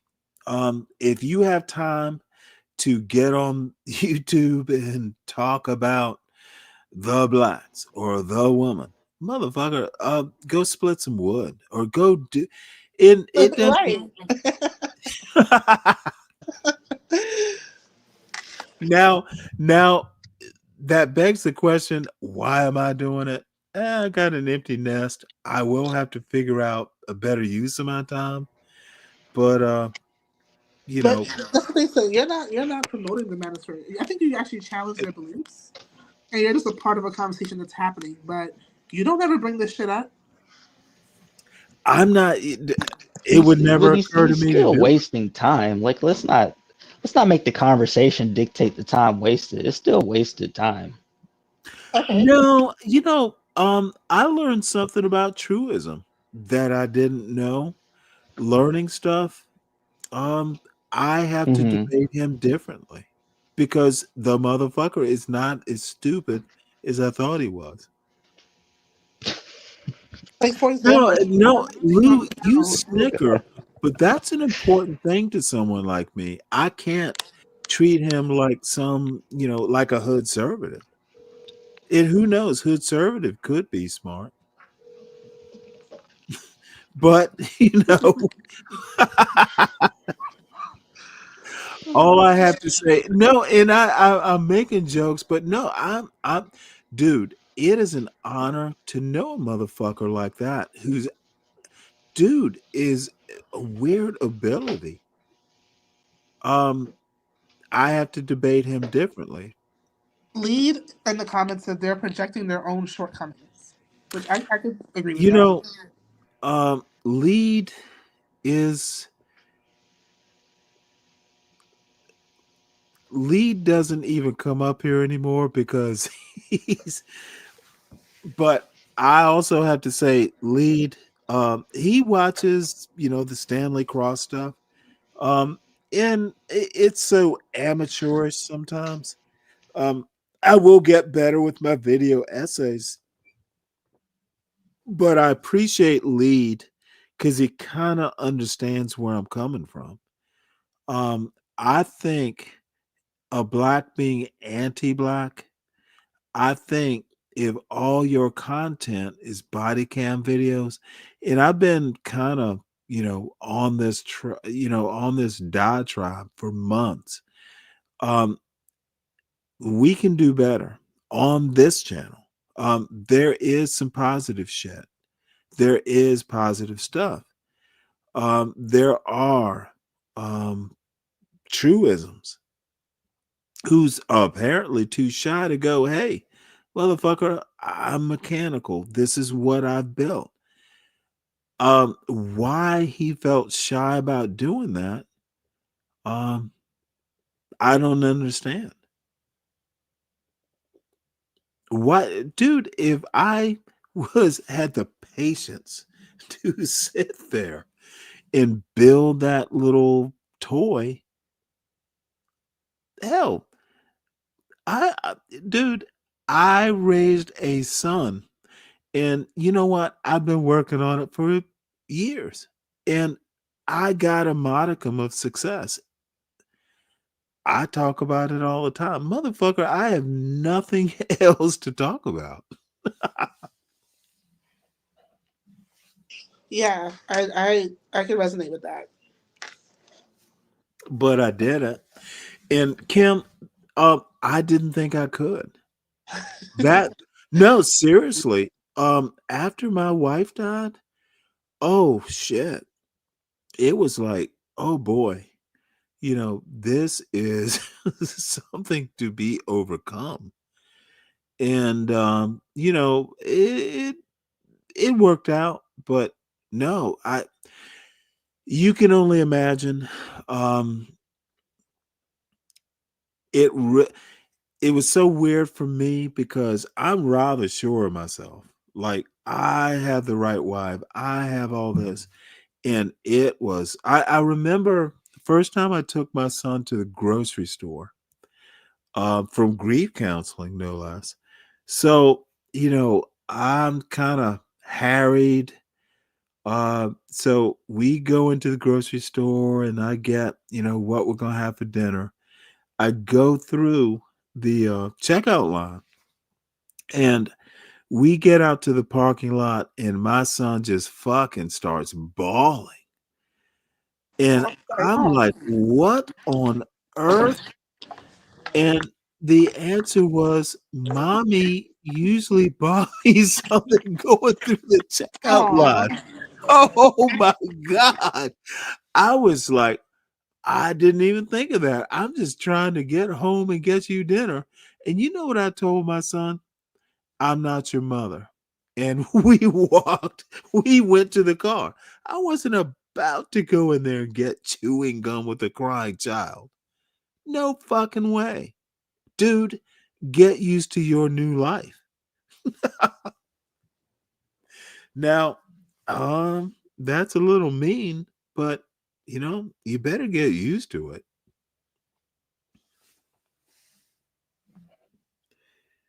No responses? I'm sorry. I'm around teenagers No, right now. It's kind of motherfucker, get loud. used. I didn't call him mother. No, you have to get used to your new life. Yeah. Now, there's another similar story. I guess I'll never have cookies again. He told my sister-in-law, my mommy used to bake me cookies. I guess I'll never get cookies again. But you know what? I did him one better. He makes cookies himself. It's all the things you didn't realize. The person has so much value. And when hi, how are you? And they're good anymore. Just everything. Hey, Kim, you're breaking up a bit. Is there a teacher here? Yes. Oh, hi. I thought you were How are you? I love this room, by the way. Is Shania Mitchell in here? Shania Mitchell?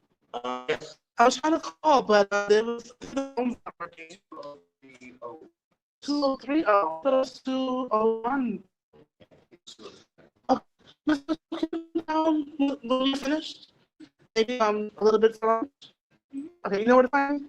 Okay, see you then. No problem.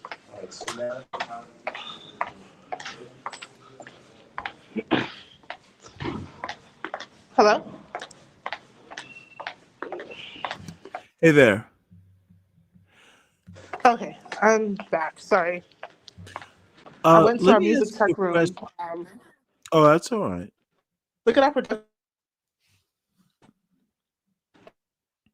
Or can I? What's this? You're breaking up again. And then to the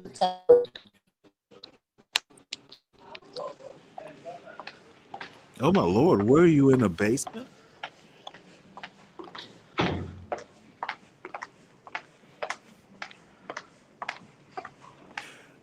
What was your last question? Are you there?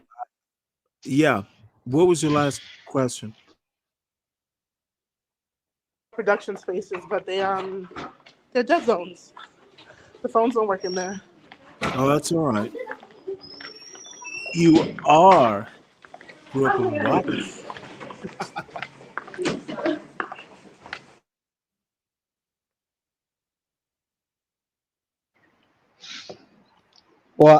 Well, Stanley, I don't know how bad it got yesterday, but I am on record saying I know that you raised a good one, man.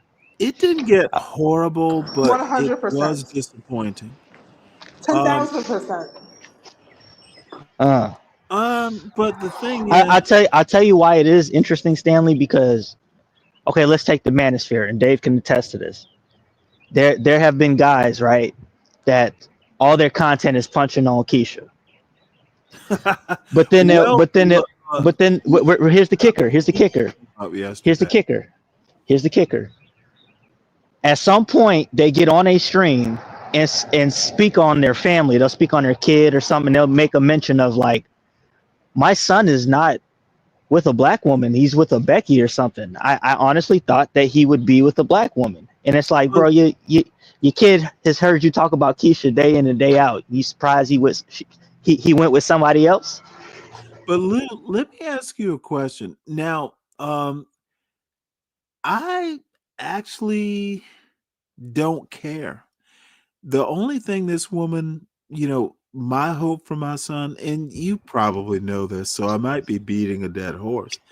The only reason I know the race of this child, someone's daughter, is because my son sent me a picture. I didn't ask. You are on record saying that you don't care about the race that his. Why would I? You know what I'm saying? Now, I do care if she's smart. I would like her to come. I don't give a fuck if she's from the ghetto as long as she compliments my son because he's not dumb and she's a good person. Why would I care? Now, and Right. you know what? I made the point, and this is what these motherfuckers don't understand. I'm done parenting. I'm advising. Okay, I raised my son to be an adult. Now, he will fuck up, but oddly enough, he's never fucked up to this point that I can discern. He needs to be successful and happy. I don't, as long as that woman is of good character and smart, she's got to be smart because Mhm. bored. Now, when you say smart, do you mean No, educated I or mean just smart? fucking like smart, like Gotcha. funny, like Witty, kind of. yeah. Who wouldn't Yeah, want? yeah. And you know what? Absolutely. My wife on paper was more accomplished than I was.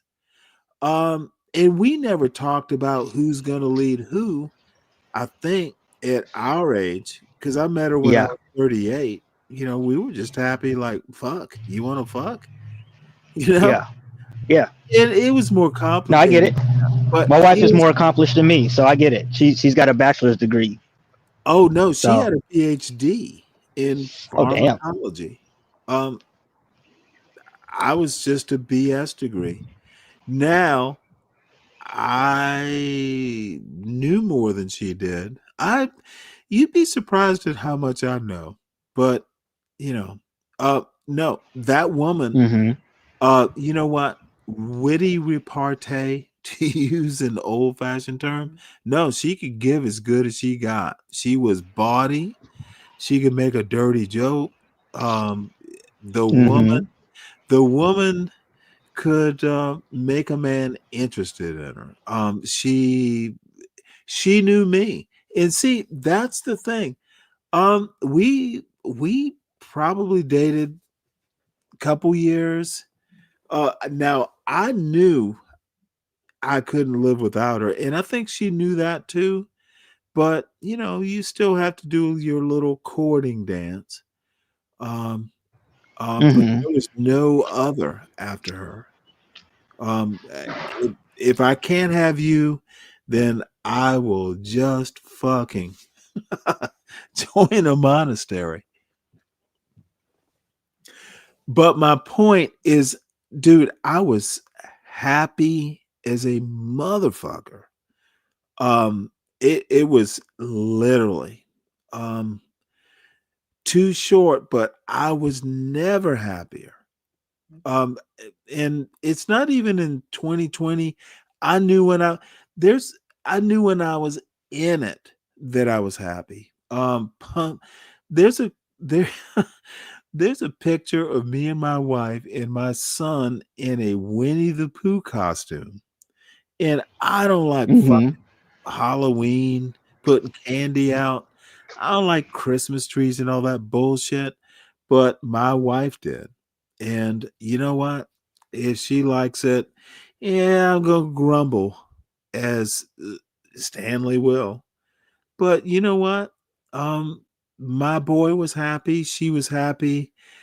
And I'll just sit back in the corner and drink a bourbon and go, hey, y'all are happy. Or hey, come here and put some more candy in the bowl for the kids to get. Yes, dear. I was fucking happy as a motherfucker. And the point is I wish that on my son. I do not care. He must be that happy. He deserves it. He lost his mother. He deserves it. He worked. I didn't fucking do his homework for him. He deserves it. And you know, well, I see Lou has left, and this show is gotta come to an end, but all I have to say is happy conclusion to, couple difficult times. And this bullshit about bringing children, especially even children of your team members you don't know, is despicable. Um, so don't be the blacks who you describe. And I'm going to end the show. Everyone, please make sure you subscribe to the John Galt Urban Landlord channel. Please subscribe. Please subscribe to Stanley Cross 6000, all one word. It's the Stanley Cross channel. Hit the like button on both channels because they're simulcast going on. Hit the likes. I was gonna say, if you like enticing conversation, please make sure. It can be a little raw, it can be a little edgy, it can be a little bitter. But I will always be myself. I don't really give a fuck who's in the chat, what you have to say. We agree or we don't agree, but be smart is, even if I disagree with you, if you're smart, I'll give you your respect.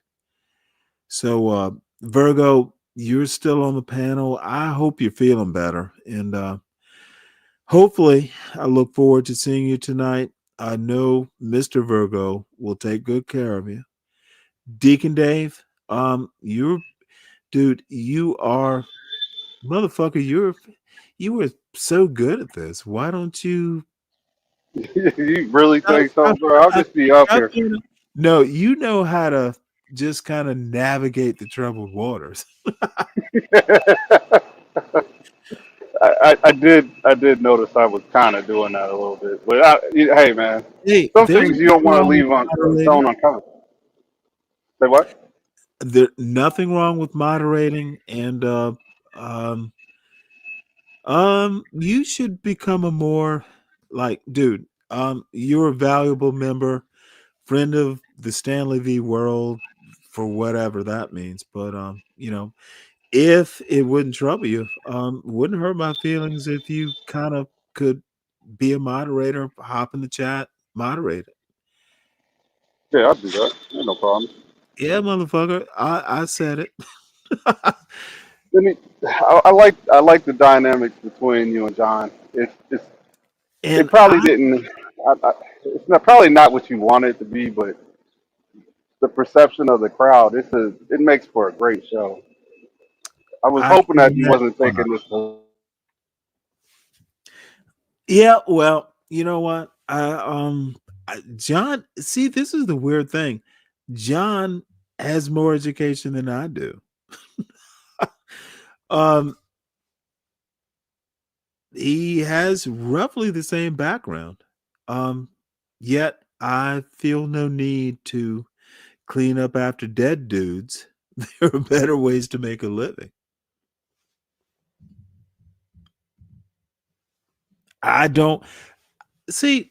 The other thing is, I am a real nigga. Never doubted that I was. You keep breaking your own rule. Stop doing that. No. Which rule am I breaking? No, no, no niggas on the panel. Yeah, I did break that rule. So that is my bad. But and I'm not gonna even say privilege. Um, I know who I am. Yeah, everyone doubts it back when they're a teenager or something like that. But definitely, like my uh by the time I was 25, no, I know who I am. Now, you will reform, you may grow, you may reconsider, but no. Um I I knew who my parents were. And I might be luckier than most, but so I am. I didn't ask for the luck, I just got it. I know who the fuck I am. And there's not a mother dude, John is a peon. I've stood up to bigger motherfuckers, more powerful motherfuckers. Um, it does not concern me that I hurt feelings as long as I'm right. Y'all will catch up. This is the motherfucker y'all, and not you specifically, Dave, or no, y'all need to catch up. I don't doubt who I am, don't doubt my blackness, but I also know um, Martin Luther King, and I may even close with this. Um, Mind makes the man. Dave, you weren't here at the beginning. I showed a speech of Martin Luther King I'd never heard before. Mind, M-I-N-D, makes M-A-K-E-S, the man. Oh, I And heard the whole show. I was here. oh, I that was mother- listening, well, listening Dave, double time. that you know what? That hey, it's one of those things. Content of character, kind of the same vein. Mind makes the man. And if y'all don't believe that, it doesn't matter whether you're black, white, indifferent. Um, you better be smart. Where'd you find that speech from? You know what? Dude, I have a magic algorithm. It just I popped up. literally, it, That was the YouTube. yeah. Well, I had to recopy it and then re-upload it because I think it was copyrighted. But I'll find you I'll give you the original. Um, You think that was freestyle or he wrote that? I have no clue. Why do I care? Because if you got away with words the way he was putting them together like that, okay, I can see. I mean, Um, Now tell me why that matters. because it was creative. It was kind of like it was You very to the see me point, but it was do it, also dude. slick talk. I do it real time here. I used to be able to do it. I keep a lot of thoughts to myself, man. I Well, don't. let me tell you. Oh, fuck it. You know what? Keep your thoughts to yourself. Look, I'm kind of like you. You're still in your 30s, right? I'm in my 40s. Motherfucker, you will hey, when you get 60, you'll be a lot looser. Hey, Well, I used to actually look forward to that, being able to say whatever's on my let me mind. tell you why. Absolutely. Hey, an empty nest. I don't have to worry about my son. He's, for better or for worse. so far, I have nothing to complain about. I have a totally empty nest. There's not a motherfucker in this house. Um, to a certain extent, it's kind of sad. Um, so my son left for college in August, and you know, I can stay up all night. I can do what I want to do. I can sleep when I want to sleep. So I will have to find something, more constructive. Maybe work harder, build my channel or whatever. But um, motherfucker, from the time my son was close to 8 to last August, he was everything. He was what I did. Um, y'all motherfuckers, I didn't date. I didn't do shit. My son was my goal. Now I had to work and you gotta mow the lawn, all that stuff. But um I need and it was mostly because of my wife. I would not fail her. We had goals because we knew how smart our son was. He was a awesome kid. That motherfucker. He was awesome. Um, Honestly, the only reason we didn't have more kids is because we were both over 40 and you run a risk and in my adult brain, you don't take those sort of risks. My son was perfect. He started sleeping. Um, you know, we used to play in the morning. You know, one of these days I'll tell you a game called Bite. And my son, he and I used to play Bite, Bite, with teeth. And his mother did not know that game. And one day I come home from work and she's like, "What's this game called Bite?" And I was like, "Oh shit." That was not supposed to. Yeah, I That believe was me and my kids played that. I think we played that too. I got an idea what you're talking about. Yep. Oh, my wife was not happy. I don't no, it was motherfucker would come up, bite. And I'm like, yeah, bite. Don't bite too hard. I don't know what the fuck that was. You know, don't bite too hard. Now, when you put your finger in daddy's mouth, he's going to just not even use the teeth, just kind of ma with his lips. Now, bite as hard as you can. But when, when I tell you this, oh, that motherfucker, his mother, I don't even know how it happened, but he bit her. And oh, shit, dude, she met me at the door. He was like, what's this game called Bite? And I'm like, motherfucker, you told her about that? So no, she's like, this will stop. And I'm like, yes, ma'am. Oh, it was so funny though. It's like, daddy son game, fun, fun, fun. I forgot to tell him, don't tell your mother. Don't do this to your mother. It was so funny. Yeah, there was no way around that. That was gonna Oh, come out. fuck it. You know what? You know what? I thought it at the time. It's like, motherfucker, you shouldn't have told. We could have kept doing this for a while. The lesson is don't tell your mother. Absolutely. I'm That just trust. getting I'm just getting in here, but the game sounds pretty weird, Oh, Pretty to what's be up, weird. mulatto? honest. What's up, fam? How you doing?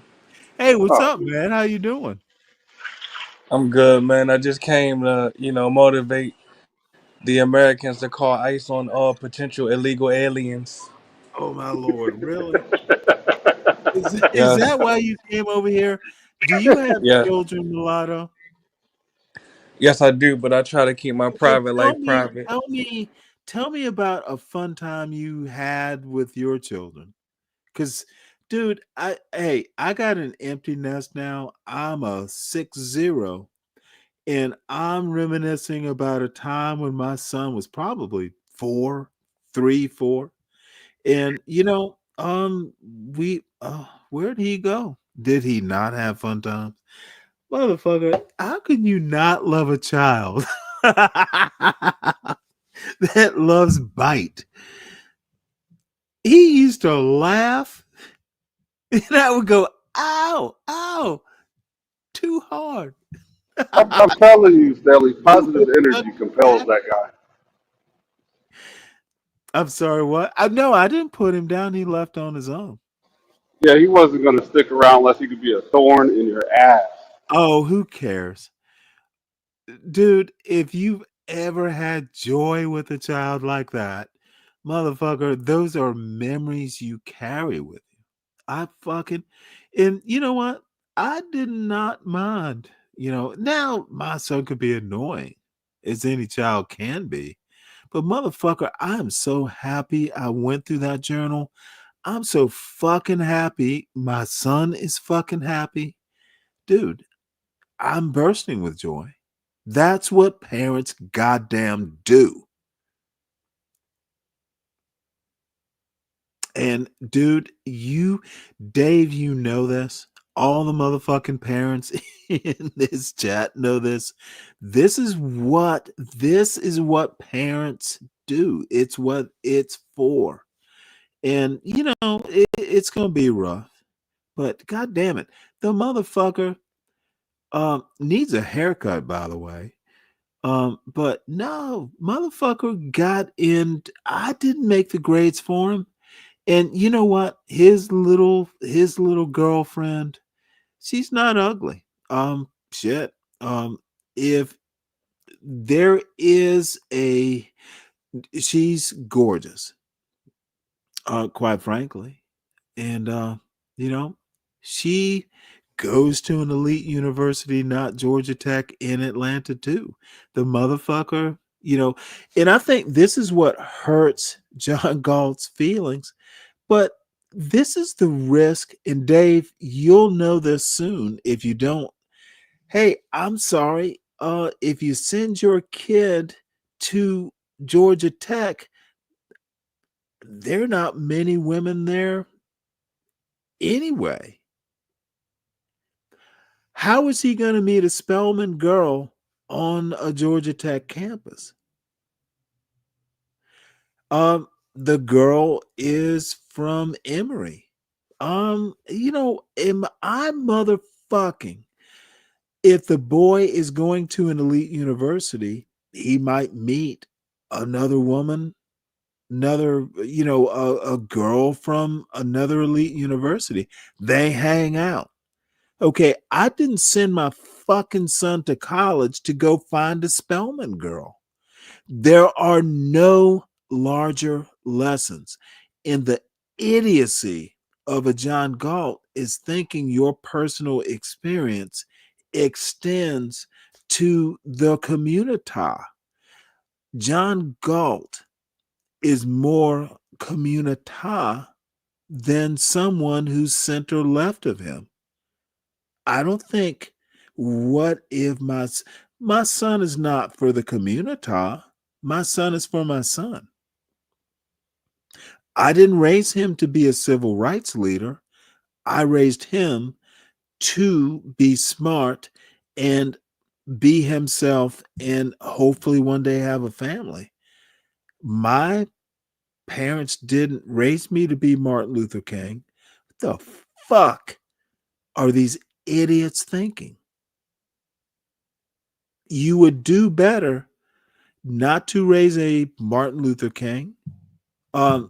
After Martin Luther King, those were different times. I'm not raising a Barack Obama. I'm raising my son. The fuck are these fundamentally flawed and hurt motherfuckers thinking? In that Well, I never had aspiration to be the king of culture. So sort of say, Right. And if it I happens, it don't happens. care. There's nothing wrong with it, but you raise your kids to be the best kids, the best adults. Well, Not I definitely did not raise them well, inside motherfucker, of this I'm not culture. talking about you specifically. Well, I'm just using me as an example. I put in the I Right. in the argument. I probably shouldn't, but Well, as an no, that's example, say it again. no, Dave, look, you when I heard you talk about running, dude, you broke my heart. Motherfucker, I wish I remember those days. I would come home and my little 2-year-old just fucking scream because daddy's home and he runs and leaps in your arms. How can you motherfucking beat that? There's not a feeling in the world like that. It's You're like right. And that it's wrinkly like forehead when they look fuck. up at you. Look at my wife like, did you beat him all day? Why is he so glad to see me? Yeah, I know the feeling, man. I really do. I had to see my son That, before I left, and he was looking up. He yep, can't crawl, but he puts his head up and he tilts his head yep. all the way back, looking Hey, dead at me and locked in. So I'm walking sideways and I'm looking at him, and he's locked on me. So I was like, "That's my boy. What's up, man? Good morning." you Gave know him a what? kiss and had to go to work. All I can say is, motherfucker, you know who you're working for. And what's wrong with that? I remember back in the day, and I know I have to end the show, but Dave, we rarely get to talk this late. You know what? Um my wife didn't have to work. And it was, we had to cut some corners and, we couldn't buy a Mercedes and all this bullshit, but I didn't care. We had the house. We lived on a mountain. What more could you want? Um, Probably a couple things, but oh well. So my wife used to call me, you know, and I know she used to like, where are you? And I'm like, I hated it when she used to call me at work. But oh hey, so she, my sister-in-law, my son, and the dog are all at the lake. And I was like, really? You're just, what you're doing, right? And you know what? After, you know, just like, don't call me that bullshit. I'm like, well, motherfucker, I am that nigga. I'm working, which my work's okay, but my goddamn family's at the lake. The dog, the sister-in-law, who was married to my brother-in-law. Why they were there, I guess it was a woman thing. And my boy, they're okay. They are swimming at the lake. So I don't give a motherfuck. I'm raising my son to have that same life. Why wouldn't I? Now, he should own the lake. It should be on his property this time around. But god damn it, why would I raise my son to live next door to John Galt? What is that motherfucker thinking? That all motherfuckers are born to be Wait. a real nigga will live next door to me and help me scrape up the dead bodies. What the Is fuck? that a class statement?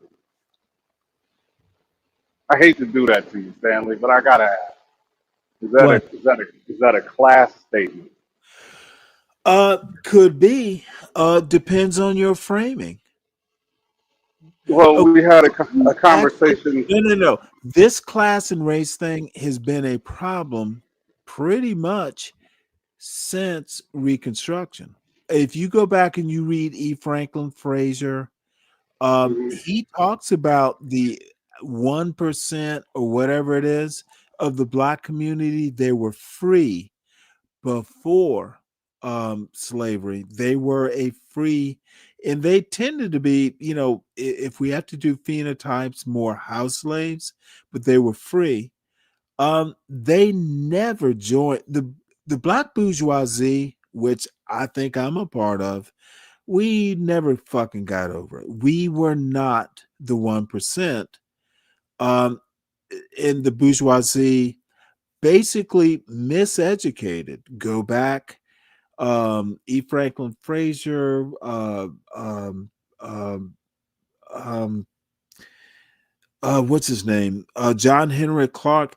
The black bourgeoisie has never been well thought of by people like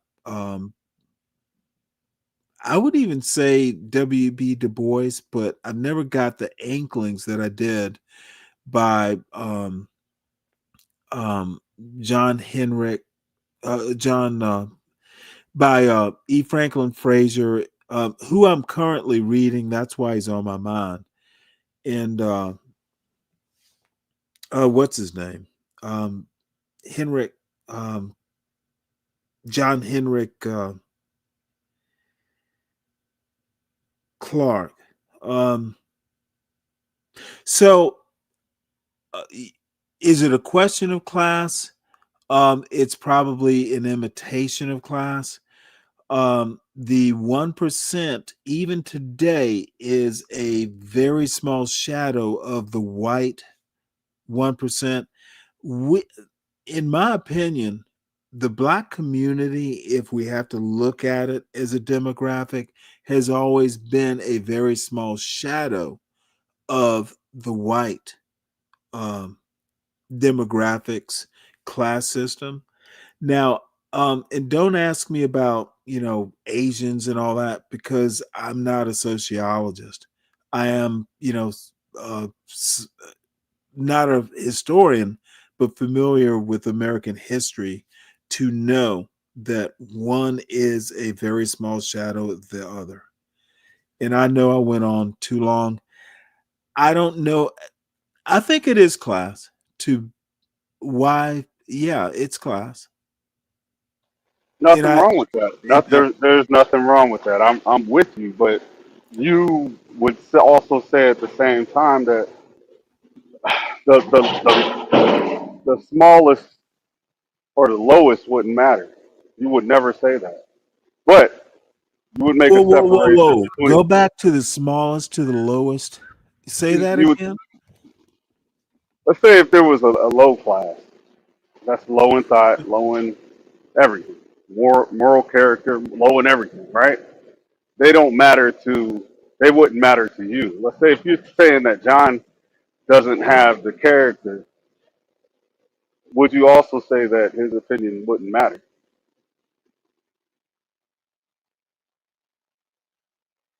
Okay, well, I think Donald Trump has low moral character. Define class, because there's several different types of ways to define class. Economic class. Uh, there you see that's the wonderful thing about sociology, cultural studies. Um, Economically, John's probably middle to upper crust. I know I didn't phrase it right, but Well, no. You phrased it fine. It was a good question. I think class, in the way I define it, can you can you've heard you can be from the hood and still act classy. And Jay-Z doesn't define classy.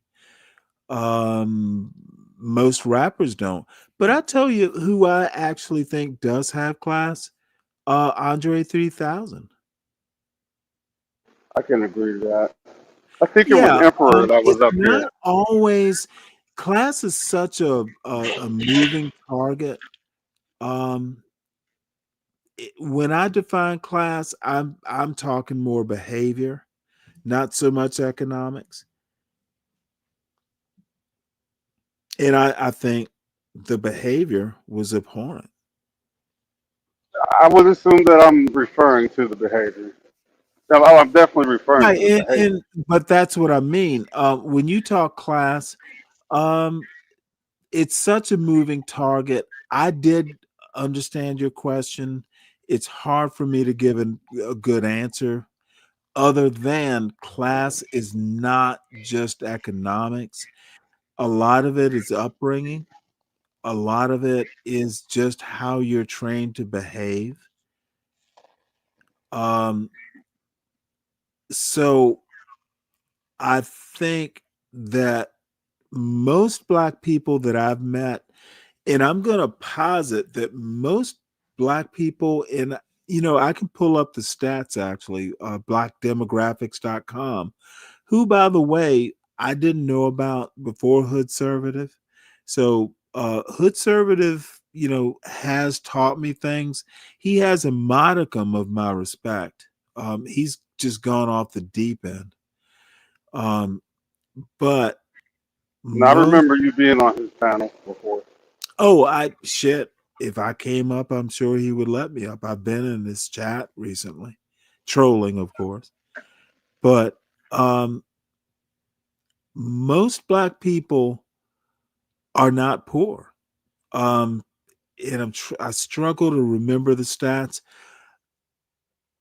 Most black people are not poor. Most, at least, by American, like census data.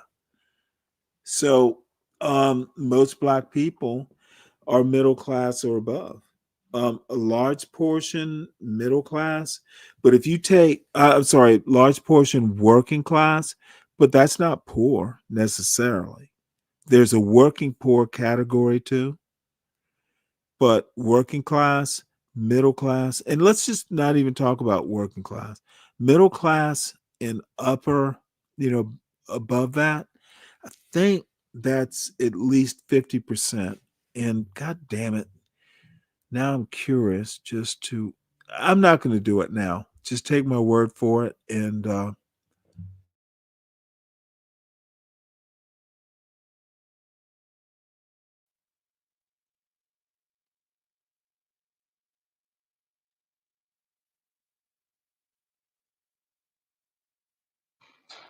Yo, you there? oh, I'm sorry. I got a new microphone. Class is more than just economics. That you can afford Air Jordans or several pair. Yeah, you got economically, you're fine. It's how you like, are you gonna steal the Air Jordans? How did you acquire the Air Jordans? Now that's a joke, by the way.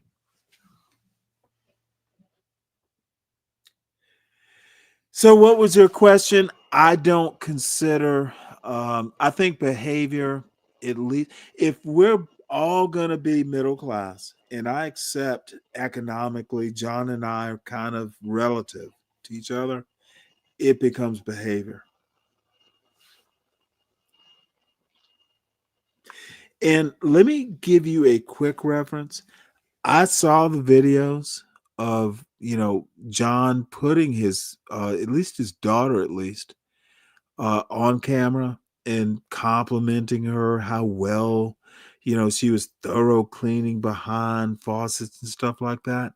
And I saw it and I was like, well, that's interesting. And that was that. I could have made plenty. No, don't do it, Stanley. Don't. No, no, Don't no, worry no, about it. no.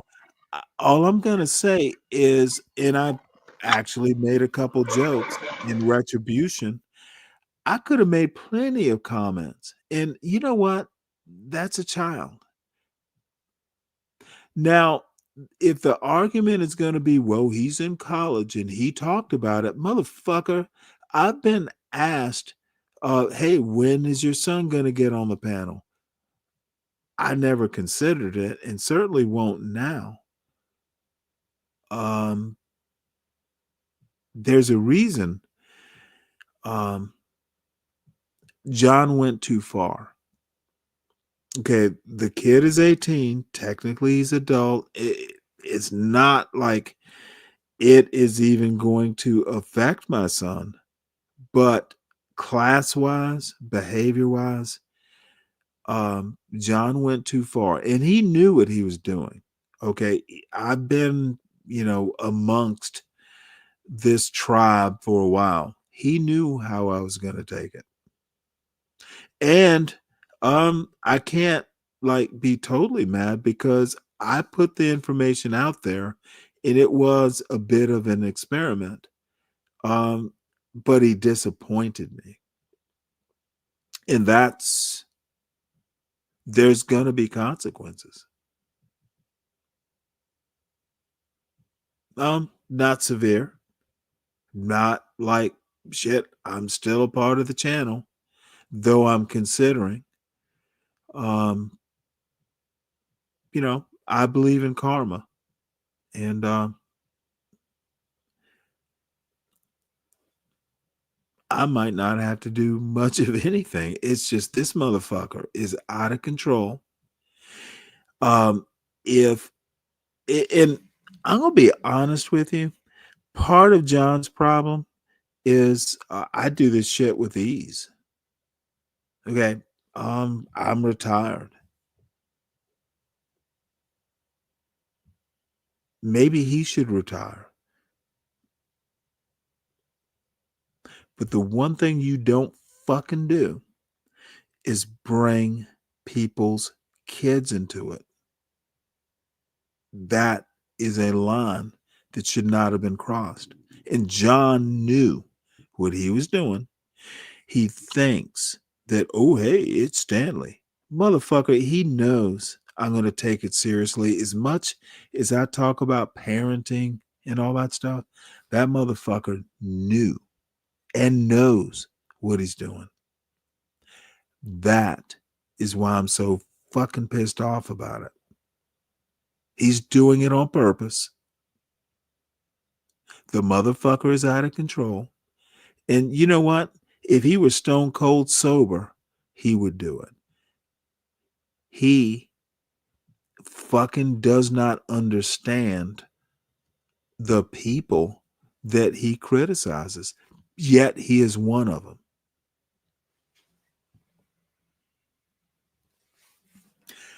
I am annoyed, but you know what? Like my father used to say, the world is going to deal with John Galt. Still a team. Still a team. God bless you. I'm sorry, what? But you're still part of the team. God bless you for that. You know what? I haven't started in on as far as I'm concerned, the only member of the team that is redeemable is Portia. She didn't do nothing. She didn't do nothing. Portia's innocent on this. No, of course she is. It's the limp swinging dicks that are the problem. And hey, where'd you come up with that gun popping shit? That was I'm gonna funny. be honest with you. I have no respect for any of them. I think HB, Universal, and John, I have to give them due respect, but you don't treat teammates like that, and not a one of them fucking is married right now for a reason. They will go out and they will fucking talk about women, the women they're not getting.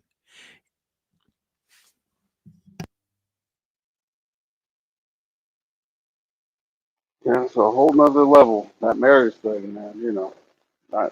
People, I don't know. They make excuses for it, but I Oh, don't have. you I know don't what? have a problem with it at all.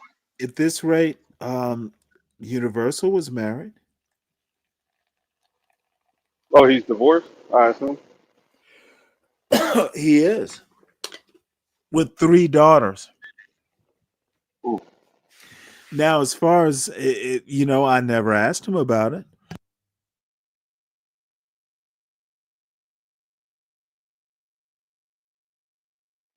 Yeah, man, my horn Now, dog days are over, man. I don't have no desire to be out here in this.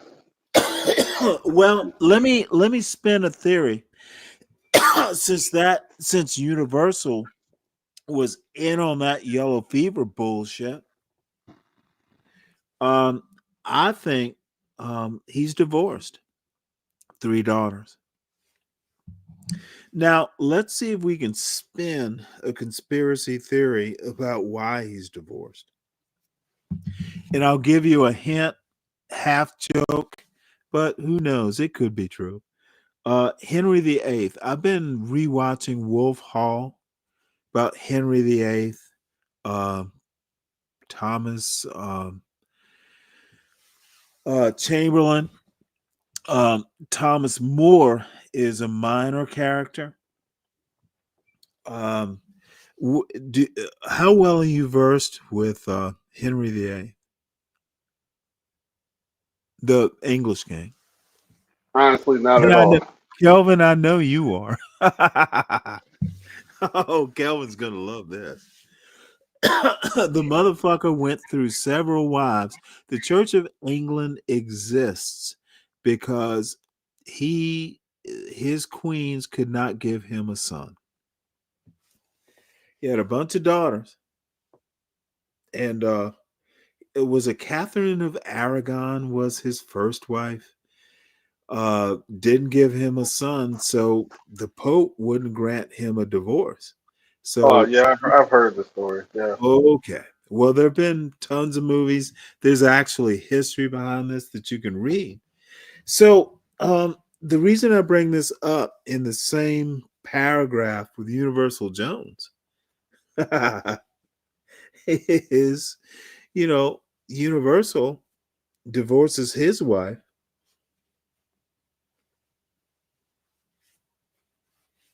You're not going to, do I need to put 2 and 2 together for you?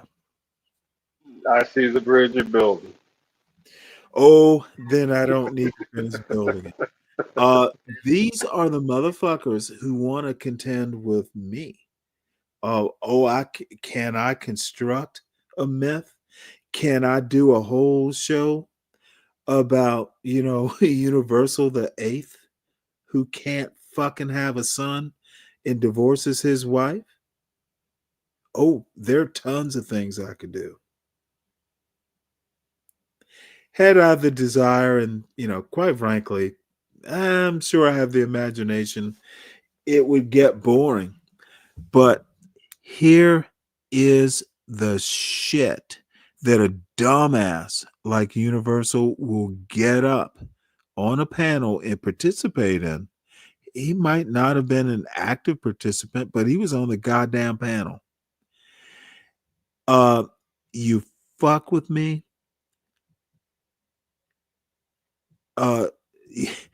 John is fond of the term death by 1,000 cuts. I have that kind of patience. I will fuck you little by little. I have the patience. I have the time. And you know what? When I say I've lost respect for those 3, I absolutely mean it. I think they're just razzing. I don't know how. I mean, you can take them how you want to, but Oh, I don't think motherfucker, it's I just necessary. told you how I took them. I see.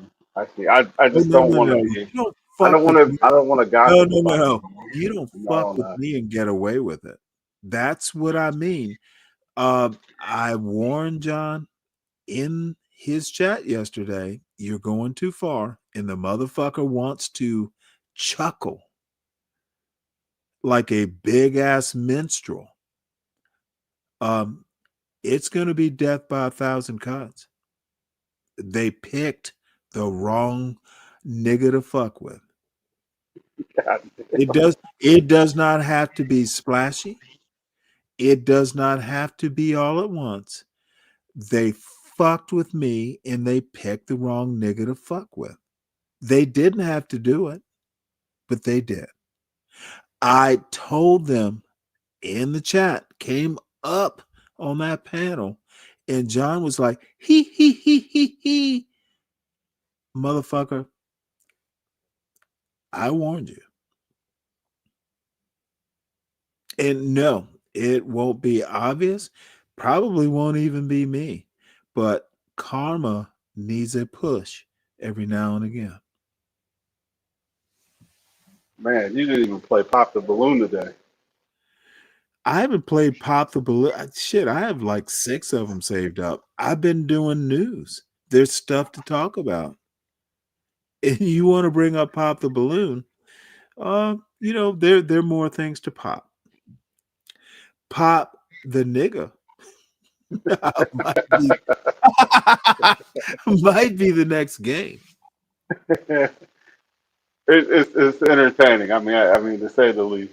I don't know. I'll be tickled to death about this shit. I don't think they really. Cannot imagine why this tickles people.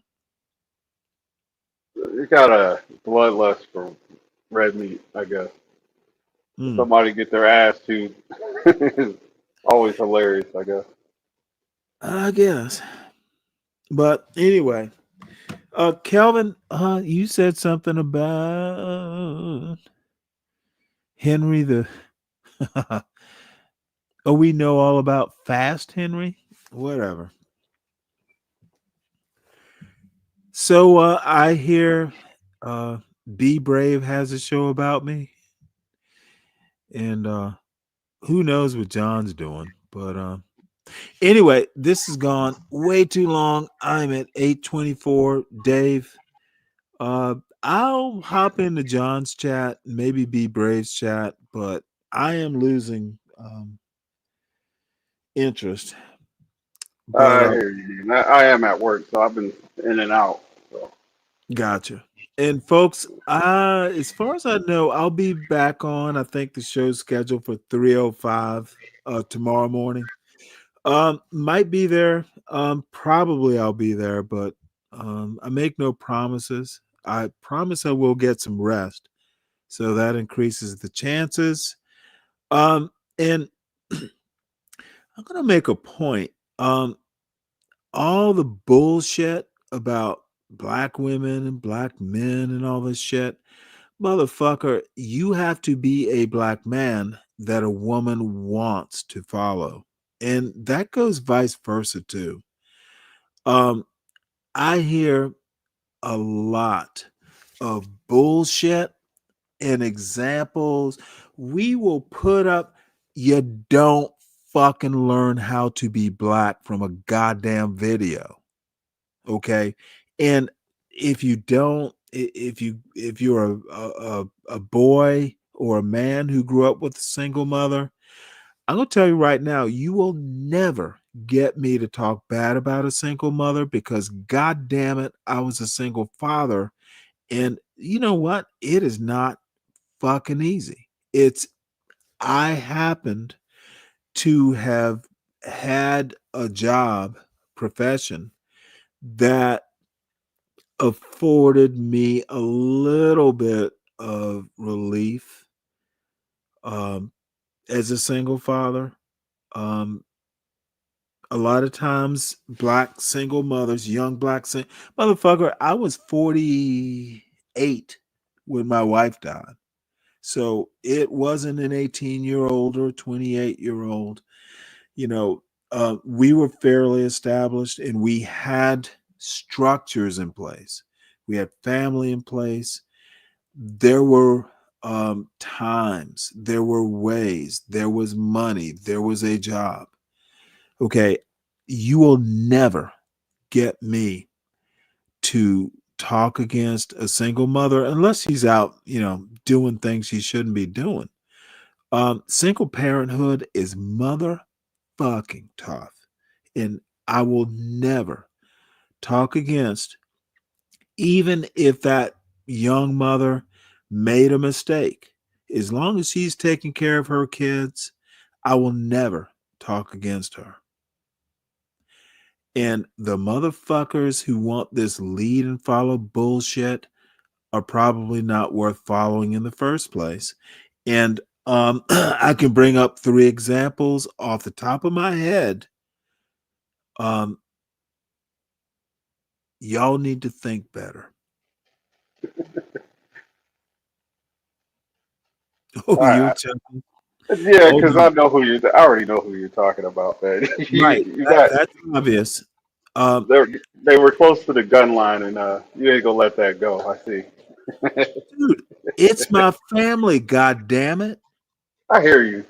No, I no, no, totally hear you. motherfucker. You understand. You don't go after family. You don't. You should. And so these dumb son of a bitches decided to do a whole fucking show. That's motherfucking a problem. And I might have a show or not. I might just leave the channel. Dude, I'm dude, I said I'm incensed. I mean it. Those motherfuckers are pussies and failures of black manhood. You don't go after someone's family. And those motherfuckers did a whole show and tried to come on my show and justify it. They're not. They are failures to any black bullshit standard they think they're talking about. You don't go after a successful motherfucker. I'm not living in a John Galt fucking room. It's bad enough that he does that bullshit. Now he wants to come after a motherfucker who lost his wife, put his son in a position to be successful, and that motherfucker wants to do a yellow fever show? How despicable is that? It is disgusting. And the dumb son of a bitch can't figure out what is literally destructive or content. The motherfucker is out of control. And where can I go from that? He is. And it's been building for a while. And yep, I gave him some bait, and that motherfucker took it. And the surprising thing is his little henchman did it too. HB and Universal are similar failures, just younger versions. They're fucked up. And I'm perfectly willing. You know, I'll say it to their faces. They can rewind this. There will be people from this chat that will go over there and say it. They're fucked up. They're failures of black manhood. They don't know better for some reason or another. Hopefully, they can claw their way back. My lady Lisa, motherfucker. That is so, like, I think less of Lisa now. Good Lord. You got. Hey, you're making a point that should be Oh, duly you noted didn't for sure. realize the point before I started it I to don't. make I don't know how to. motherfucker. I'm not. Hey, take it for what it is, which is none of the motherfuckers have ever had a stable relationship. And see, this is the odd thing. All these motherfuckers are close to 40 or above. Okay. Uh, I was 40 when I got married, 41 when my son was born.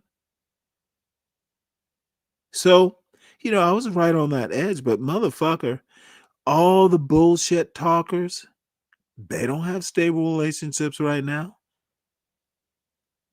2 of them never had one at 40 or above.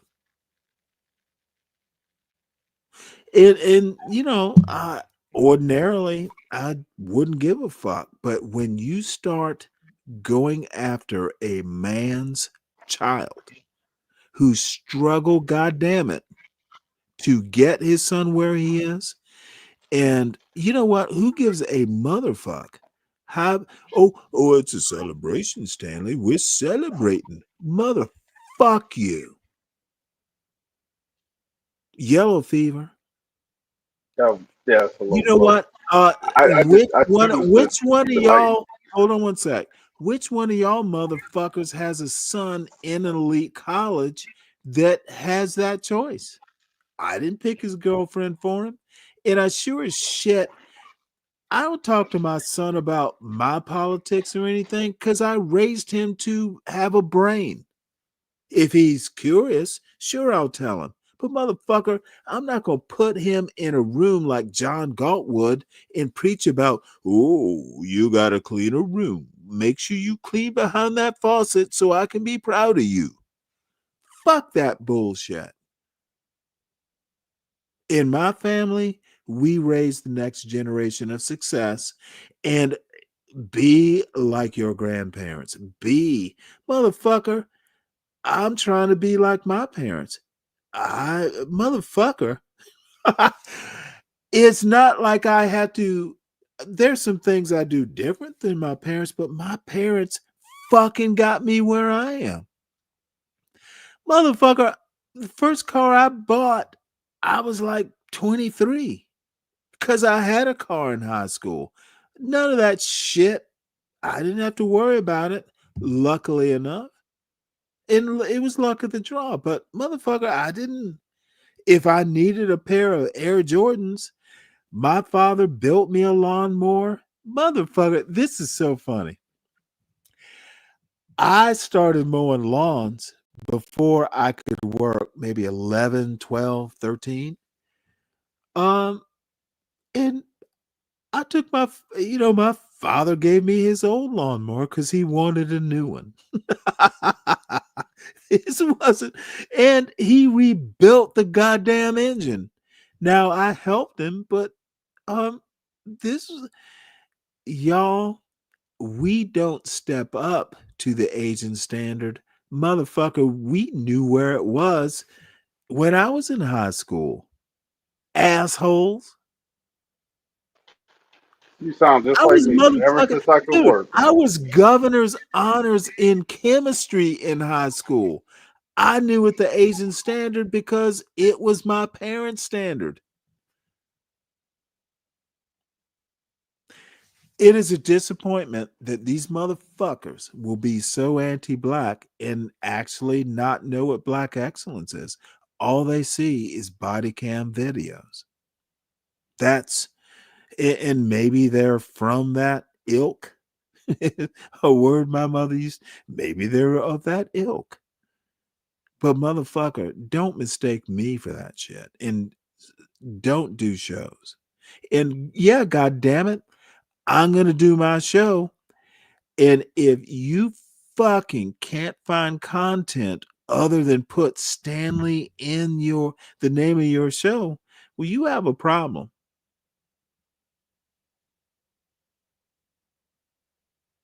The motherfuckers are bereft of character. So you talk about class, Dave, and I'll tell you, they have none.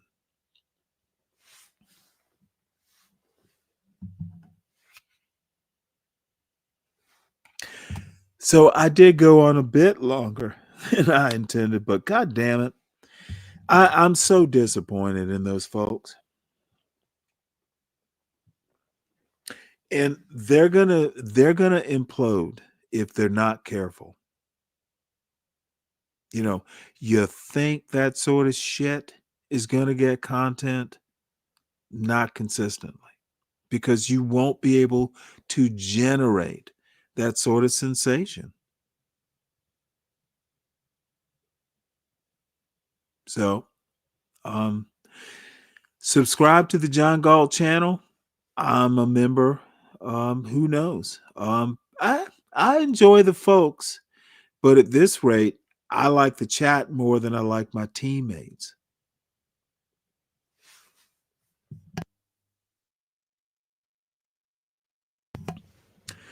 So, Dave, any last words?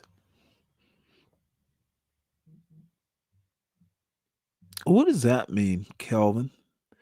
It's just seeking out confirmation bias. Can you elaborate on that before I go? What confirmation bias? Confirmation of what? Black people are only. John Galt is in the neighborhood he's in because he wants to be there. No one's keeping him there. So, what confirmation? He's confirming he wants to be there. HB, who knows what his major fuck up is?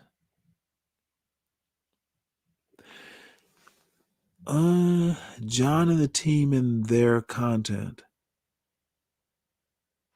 Yeah, I'm gonna get out of here, but really All for right, me, Dave. I was different, a little bit different than how you would handle it because I know I'm secure in what I got, and I know this is part of the team. Like the team would be disappointing coming from them, but Well, I think you know everything's an what? option. It's And all and optional. all I have to say is the team is smart enough to know what they're doing. Now I tend to be a little highfalutin, and I think that's their problem too. Um, but I am me, and I don't pretend to be something I'm not. I nobody around me could disappoint me because I don't give them that. That's something that I choose myself how I deal with people. I thought these people were smart. I totally get where you're coming from.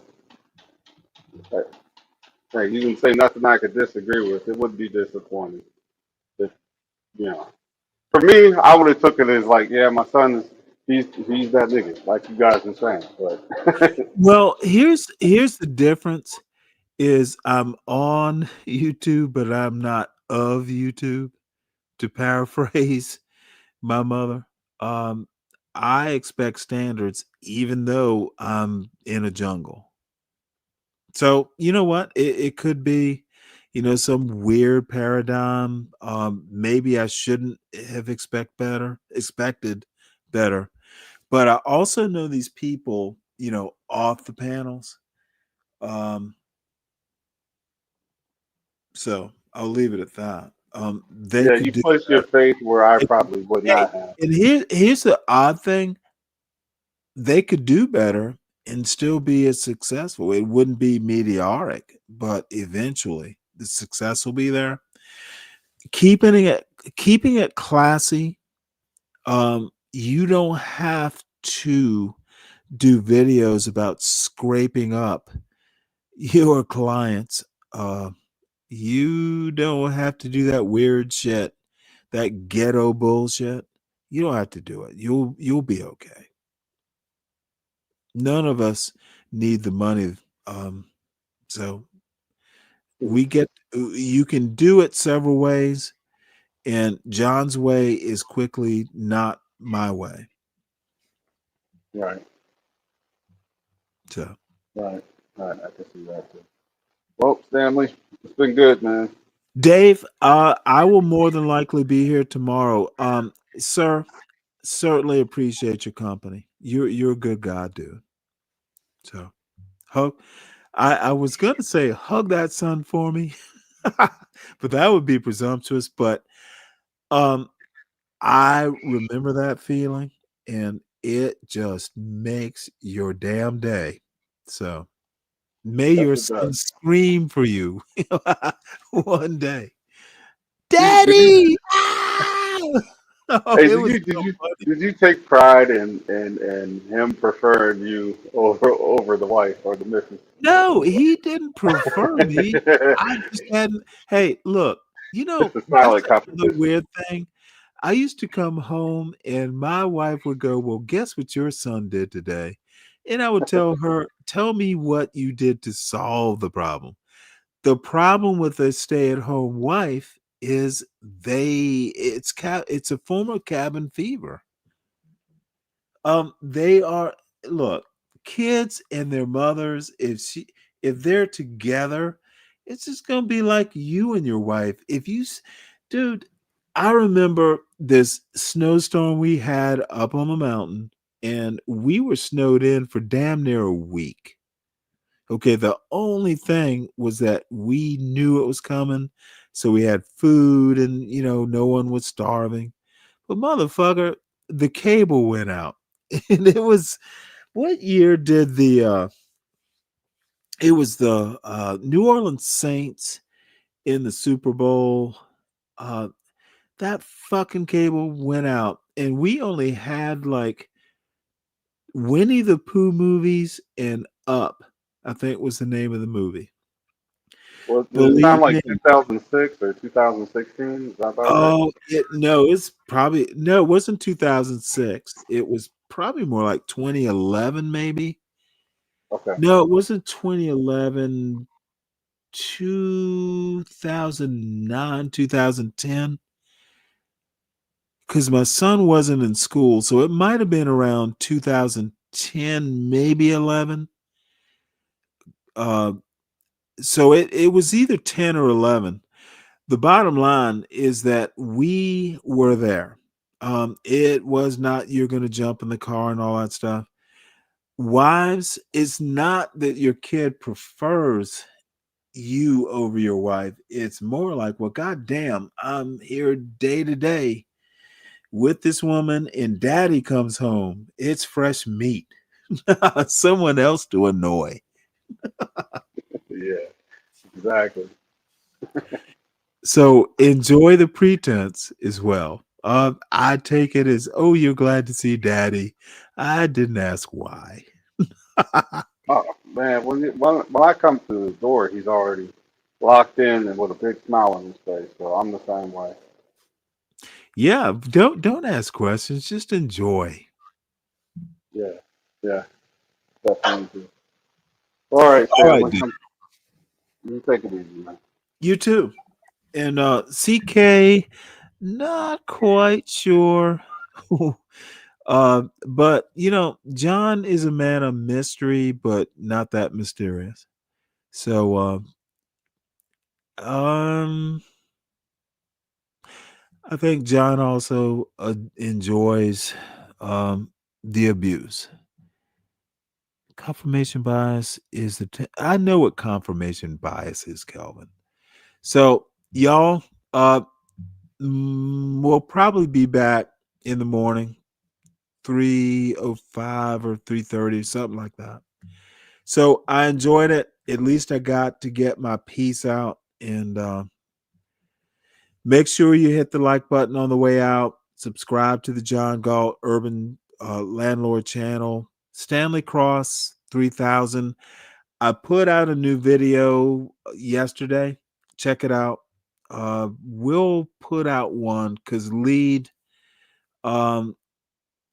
that Martin Luther King speech was actually kind of amazing. So I'll get the raw video to you because I had to re-videotape it to avoid a copyright thing.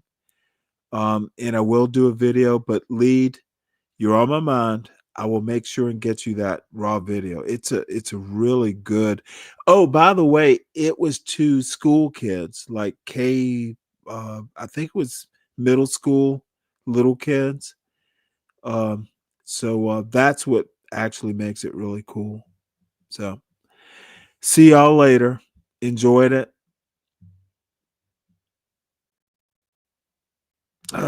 Dance Party with Beyonce. Fuck that song. Dance Party with Beyonce. What the fuck? Never understood that song.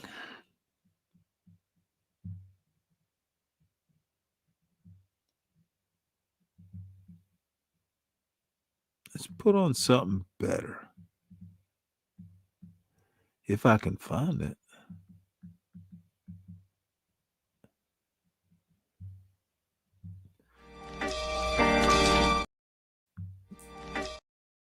So here we go. I had to make sure it's still there.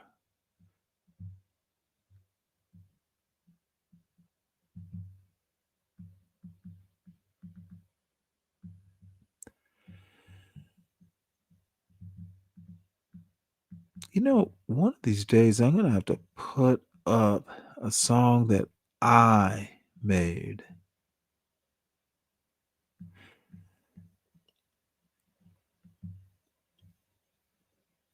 See y'all later.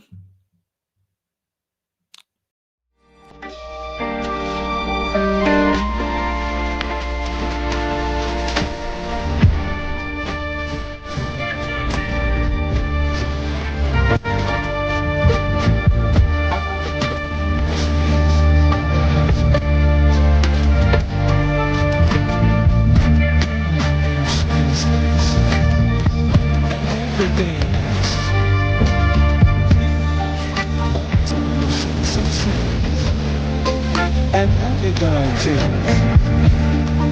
but then I couldn't understand. It's why those were either me now